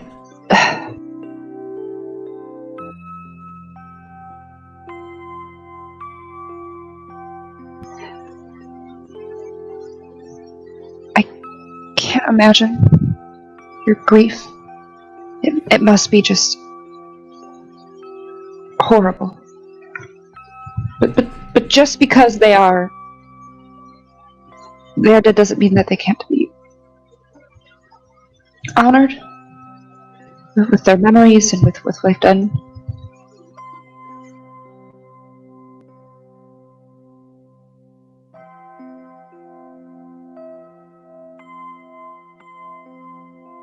You're right. You're right, Ishri.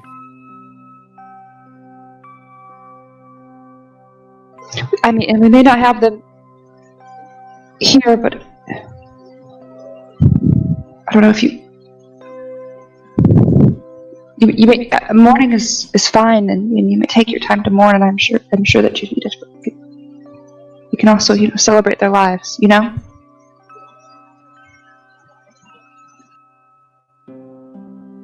They sound like they were great men. Yes. Some of the best I ever knew. It doesn't change because they're dead. I never got to tell him that, though. I never... All the time that I could have spent with him, I'd lost because I was banished, because of the choices that I made. Now I'll never get to speak to him again.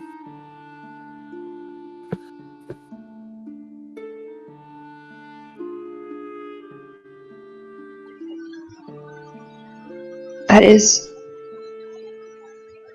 truly awful. Really, truly. Right, there's no way around it. But I mean, it's not like you left them of your own accord. It's not like they didn't probably know, at least somewhat, how you felt. Yes. I doubt they agreed with my choices.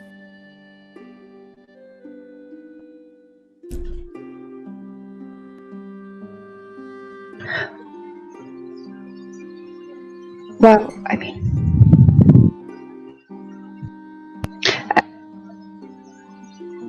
at the end of the day, what you can do is remember them, right? You may not get to speak to them again, but you know, they aren't completely gone, you know.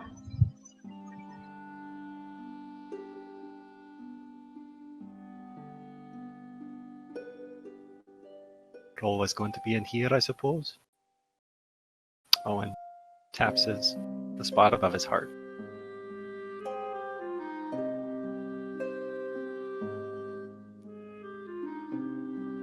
Yes.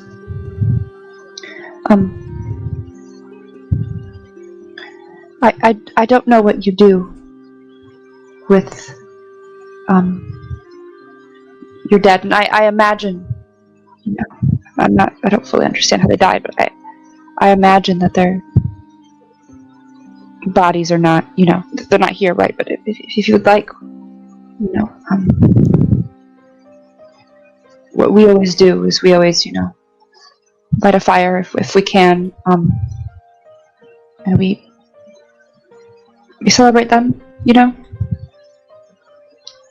I think it helps to focus on that, because you can't change that they're dead, right? You can at least remember that they were alive. I could have.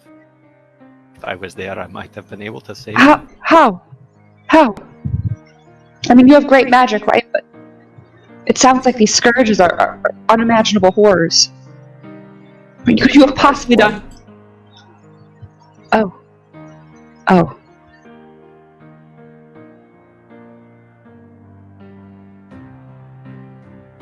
There's no way to know. Could have just as easily died with them. And what good would that have done? Don't know. I've got to tell my uncle.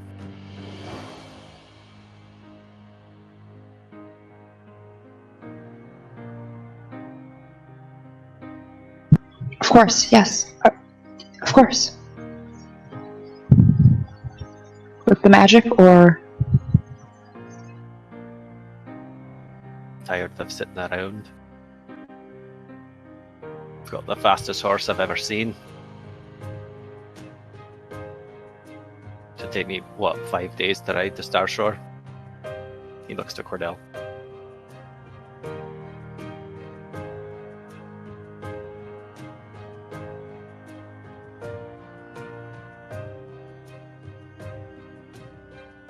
He's talking to you, Finn?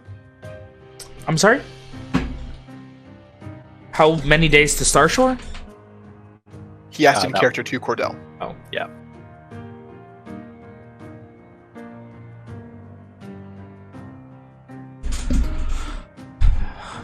He kind of nods, and at this point he's kind of leaning, sitting on the steps, his bad leg still kind of outstretched. You're lucky. 5 days. Wait. Break your horse doing that, though. No matter how good it is. It's not 6 gonna. days with enough time for my horse to rest.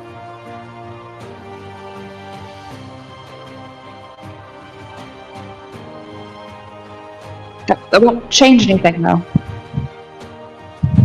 Riding off to tell someone won't change the facts, right? My uncle just lost his two of his 3 nephews. Well, maybe not just, but he's a right to know. Loved those boys and me like his own.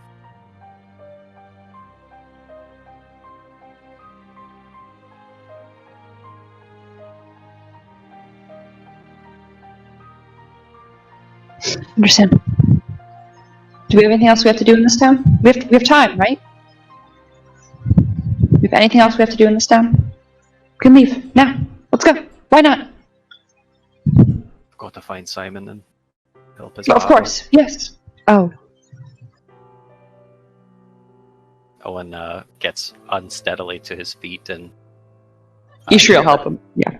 he looks at Cordell and he says,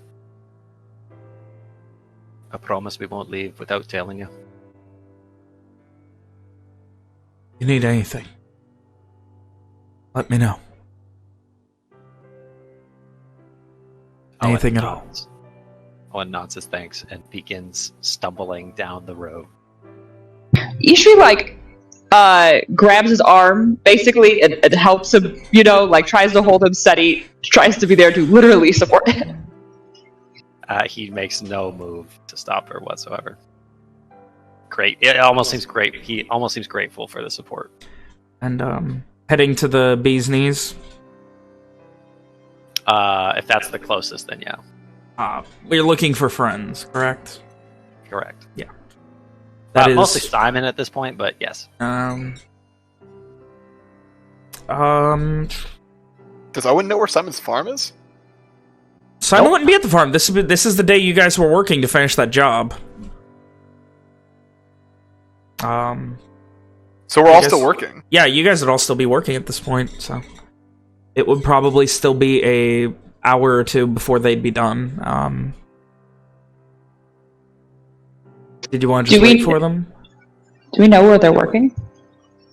I mean, if the inn is closer, then Owen will stop there first. Yeah, it is. Okay. I can go grab everyone if you'd like. You can point me in the right direction, or if I could ask for people, I can go with everyone. You don't have to do that. It's the least I can do.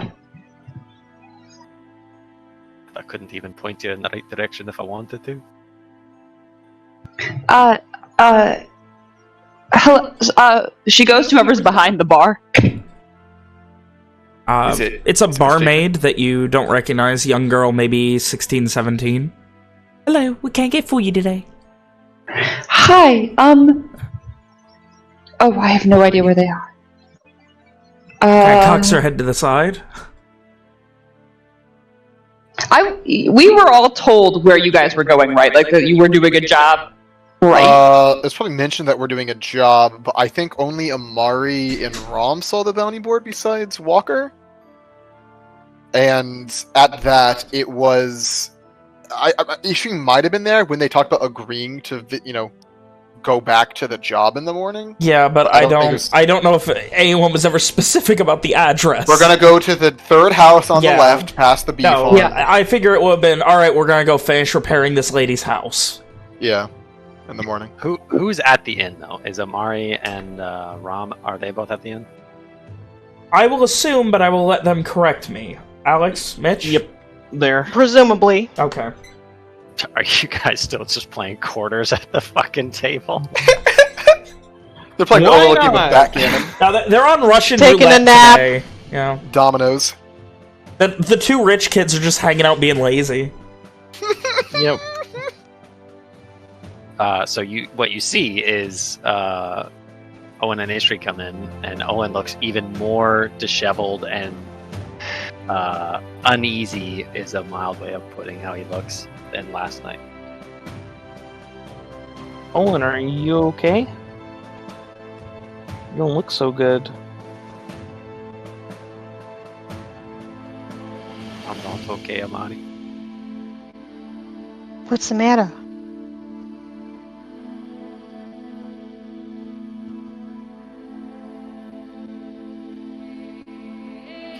Owen kind of moves over to the table and sits heavily down in a chair and kind of leans in so that nobody can hear. And without looking at either of them, he says, "Spoken, my mother." Oh, Yes?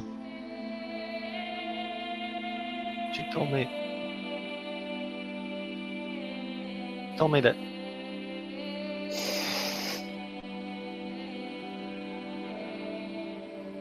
that both my brothers are dead. His voice breaks at the end of the sentence. Oh, honey. And Owen. goes to give you a big hug. Amari joins. I'm so sorry. I've got to go and tell my uncle.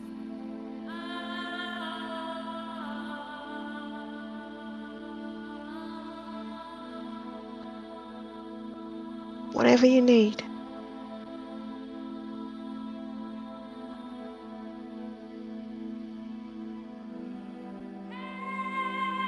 You know where the others are.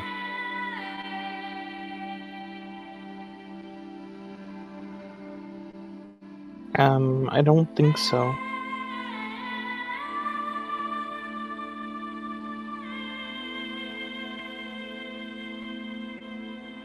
They're on a job. Someone at the stockade will know. Right.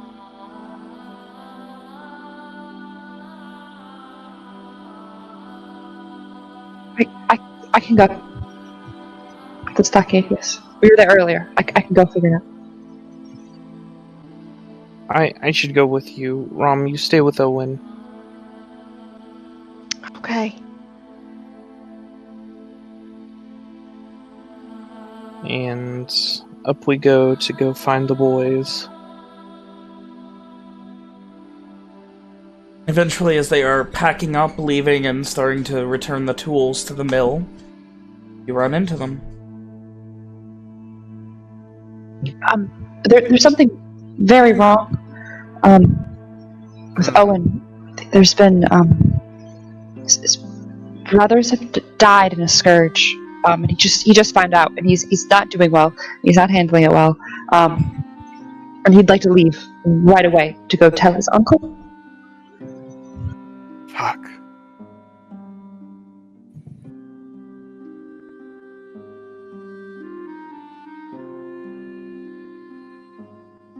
Walker just fucking shakes his head. Are we like close to the mill at this point? Yeah, I mean, a couple minutes away. Where is he? At the inn. I have some things I need to put away, but I'll be there as soon as possible. We'll meet you there. Alright. Simon will head there right away. Yeah, that was Evie to Walker. Should have specified. Walker shoulders all the tools everyone else was grabbing and Yep. If it looks like a lot, Ishri will help you. It's a fair amount, but Walker's, I mean, you've Walker's seen his bag. a He strong fucking boy. he carries a lot of shit. Anyway, He's a one-man armory. Eventually you all reconvene back at the Bee's Knees at the common room. Walker just kind of stands beside the table, looking to Owen.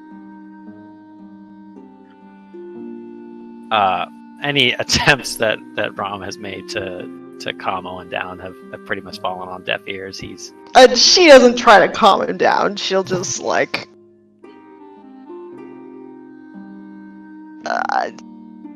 put an arm around him, try to just be there. One thing Owen is usually not embarrassed of is showing emotion, so he is fully just crying it out right now.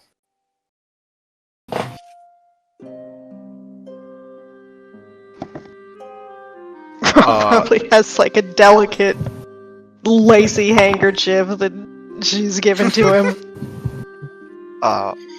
Walker's going to sit on Owen's other side. Put a hand on his shoulder. You have my condolences, Owen. He does not say anything.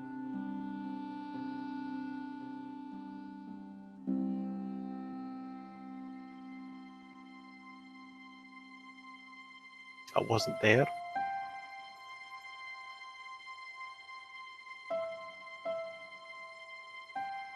You were trying to be.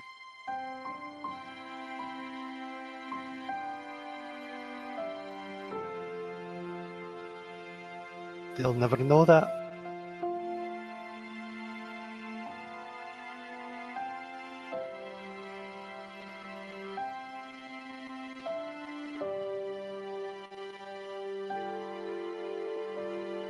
The last they knew of me was traitor. Someone who had helped the Red Band.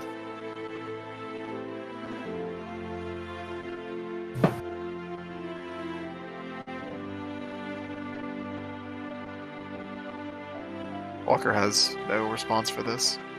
He stays by Owen's side.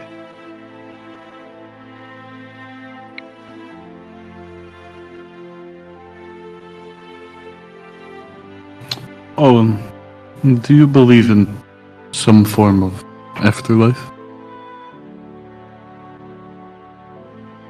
I will let Ven answer that question.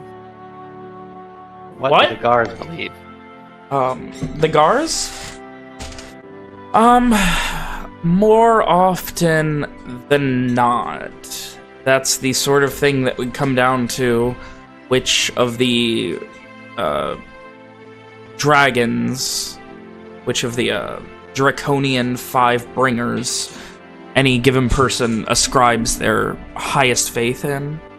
For Virat in particular, that is mostly going to be Saranes, who has a focus on physical strength and how death in battle is a very noble thing, and that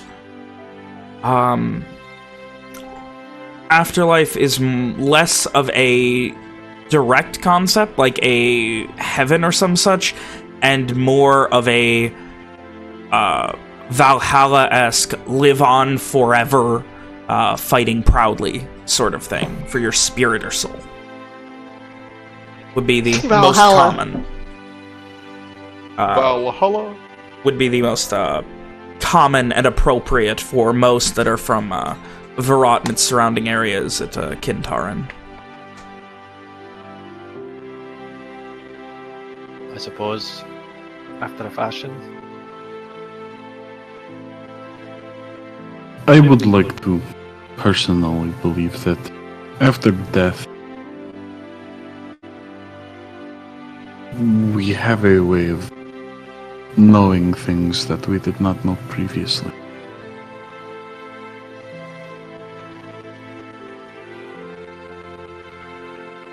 I think it would be safe to say that they know the truth.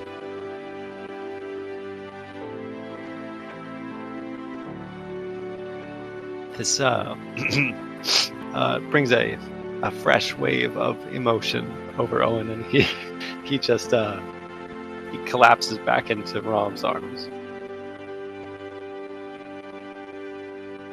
Not like he's not sad that Evian said that to him. The weight of the emotion that his brothers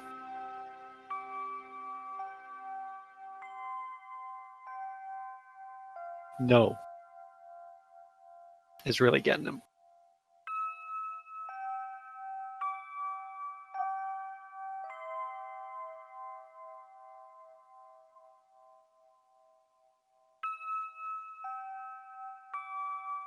I've got to tell Fergus.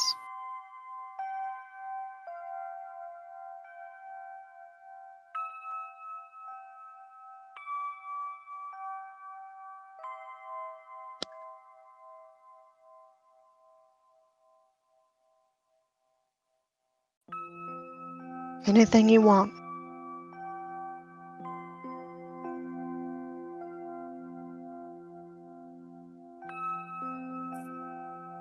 There's a kind of a sudden shift in his demeanor. He squares his shoulders, he wipes his eyes, blows his nose.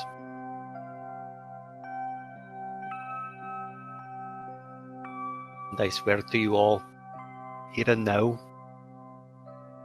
if I ever find out who unleashed that hell on my family, I will see that justice is done unto them. You have my word that I will be there with you. I wouldn't have it any other way.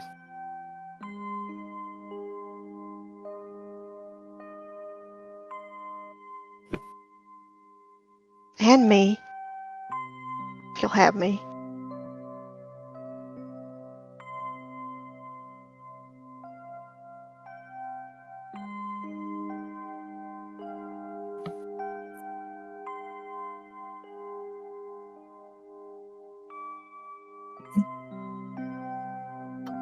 Are your parents back, Simon? Simon chokes up. Yeah, they're back. They did invite us over for dinner tomorrow. If you guys are interested.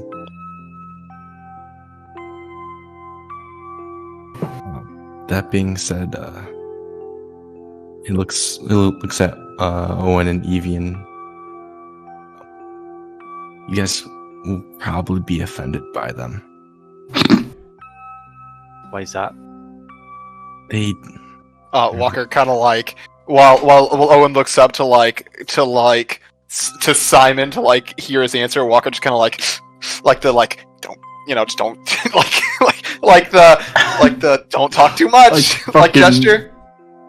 Hand at his neck, fucking waving it like. Oh my god, that's the fucking gesture I'm doing! Yep. Like it's very subtle, very subtle. We'll see. Hopefully, you guys like them. I don't mean to be rude. I don't wish to wait till tomorrow night. Are you wanting to tell him in person? Fergus? Walker nods. Aye.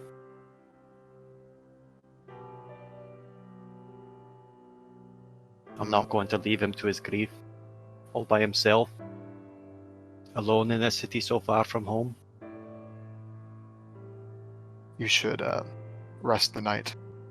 Use your ability to have him meet you halfway.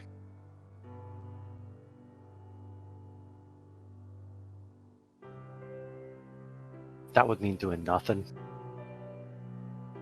For what, 12, 15 hours? That'd mean you were resting.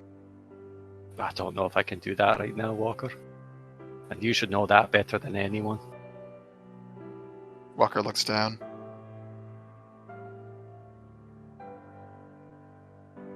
Need to go to Starshore anyway to contact Lokar.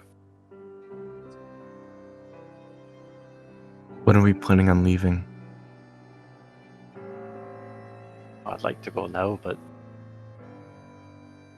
What time is it right now, Ben? later at night Late. at this point.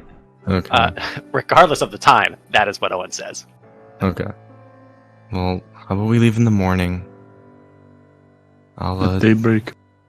I'll tell my parents.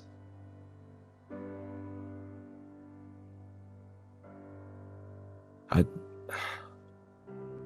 like to at least have breakfast with them. If you... You cut out a bit, Logan. So I'd like to at least have breakfast with them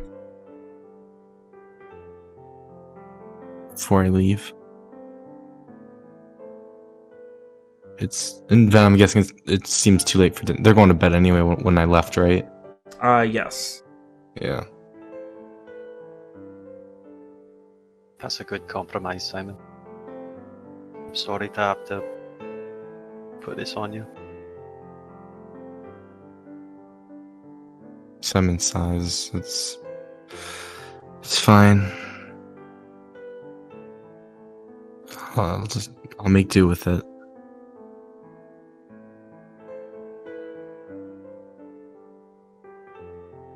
Do you think there are any other horses that we could, I don't know, rent? Borrow? Hey, Van, does my dad own a horse?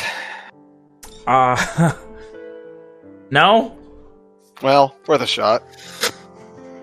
There are some that plow the fields in Dreswood and the farms that you could look to.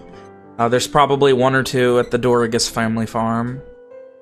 We know damn well we're not going to be able to bring them back, so... We could! We have a month! Yeah, there's a month. True. You wouldn't find any selling horses, but you may be able to buy one off of farms.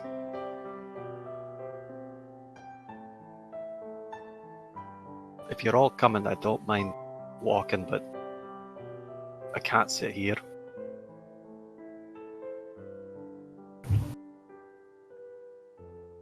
I'm sorry. I wouldn't want to send you on your own after this for that long. You don't need to be alone.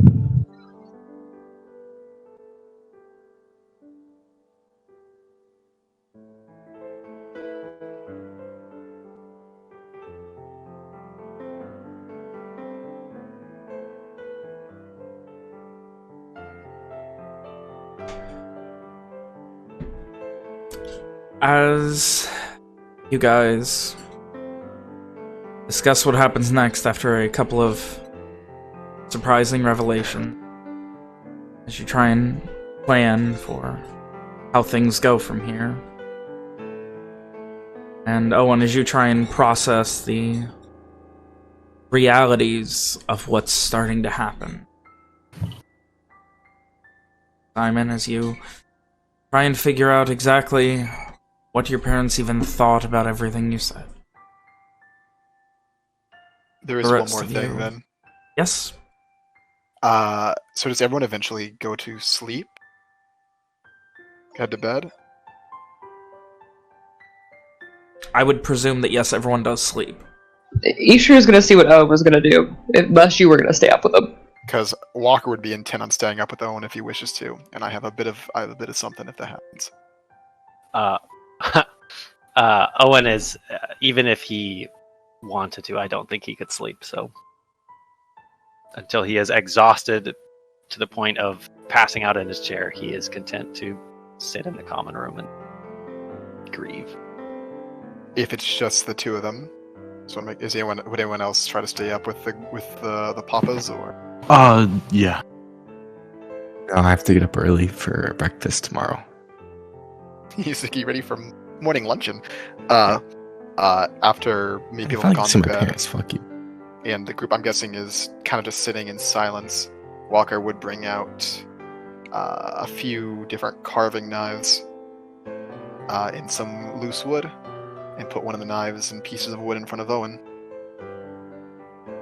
and begin working on some bolts for himself. What? Why you gotta do this to me, man?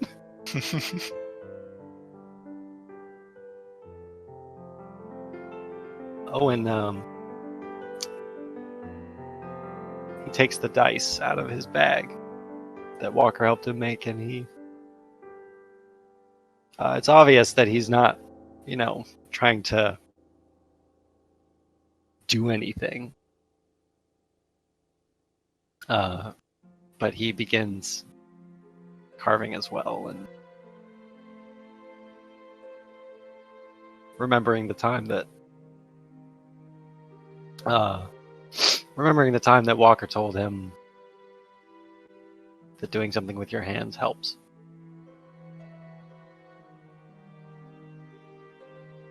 There is also a chunk of wood and a knife for Evian if he wishes to join.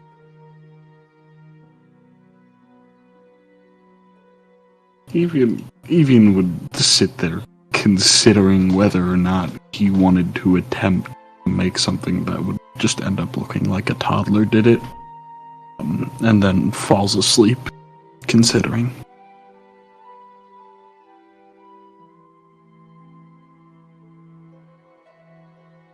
I believe that would be it then.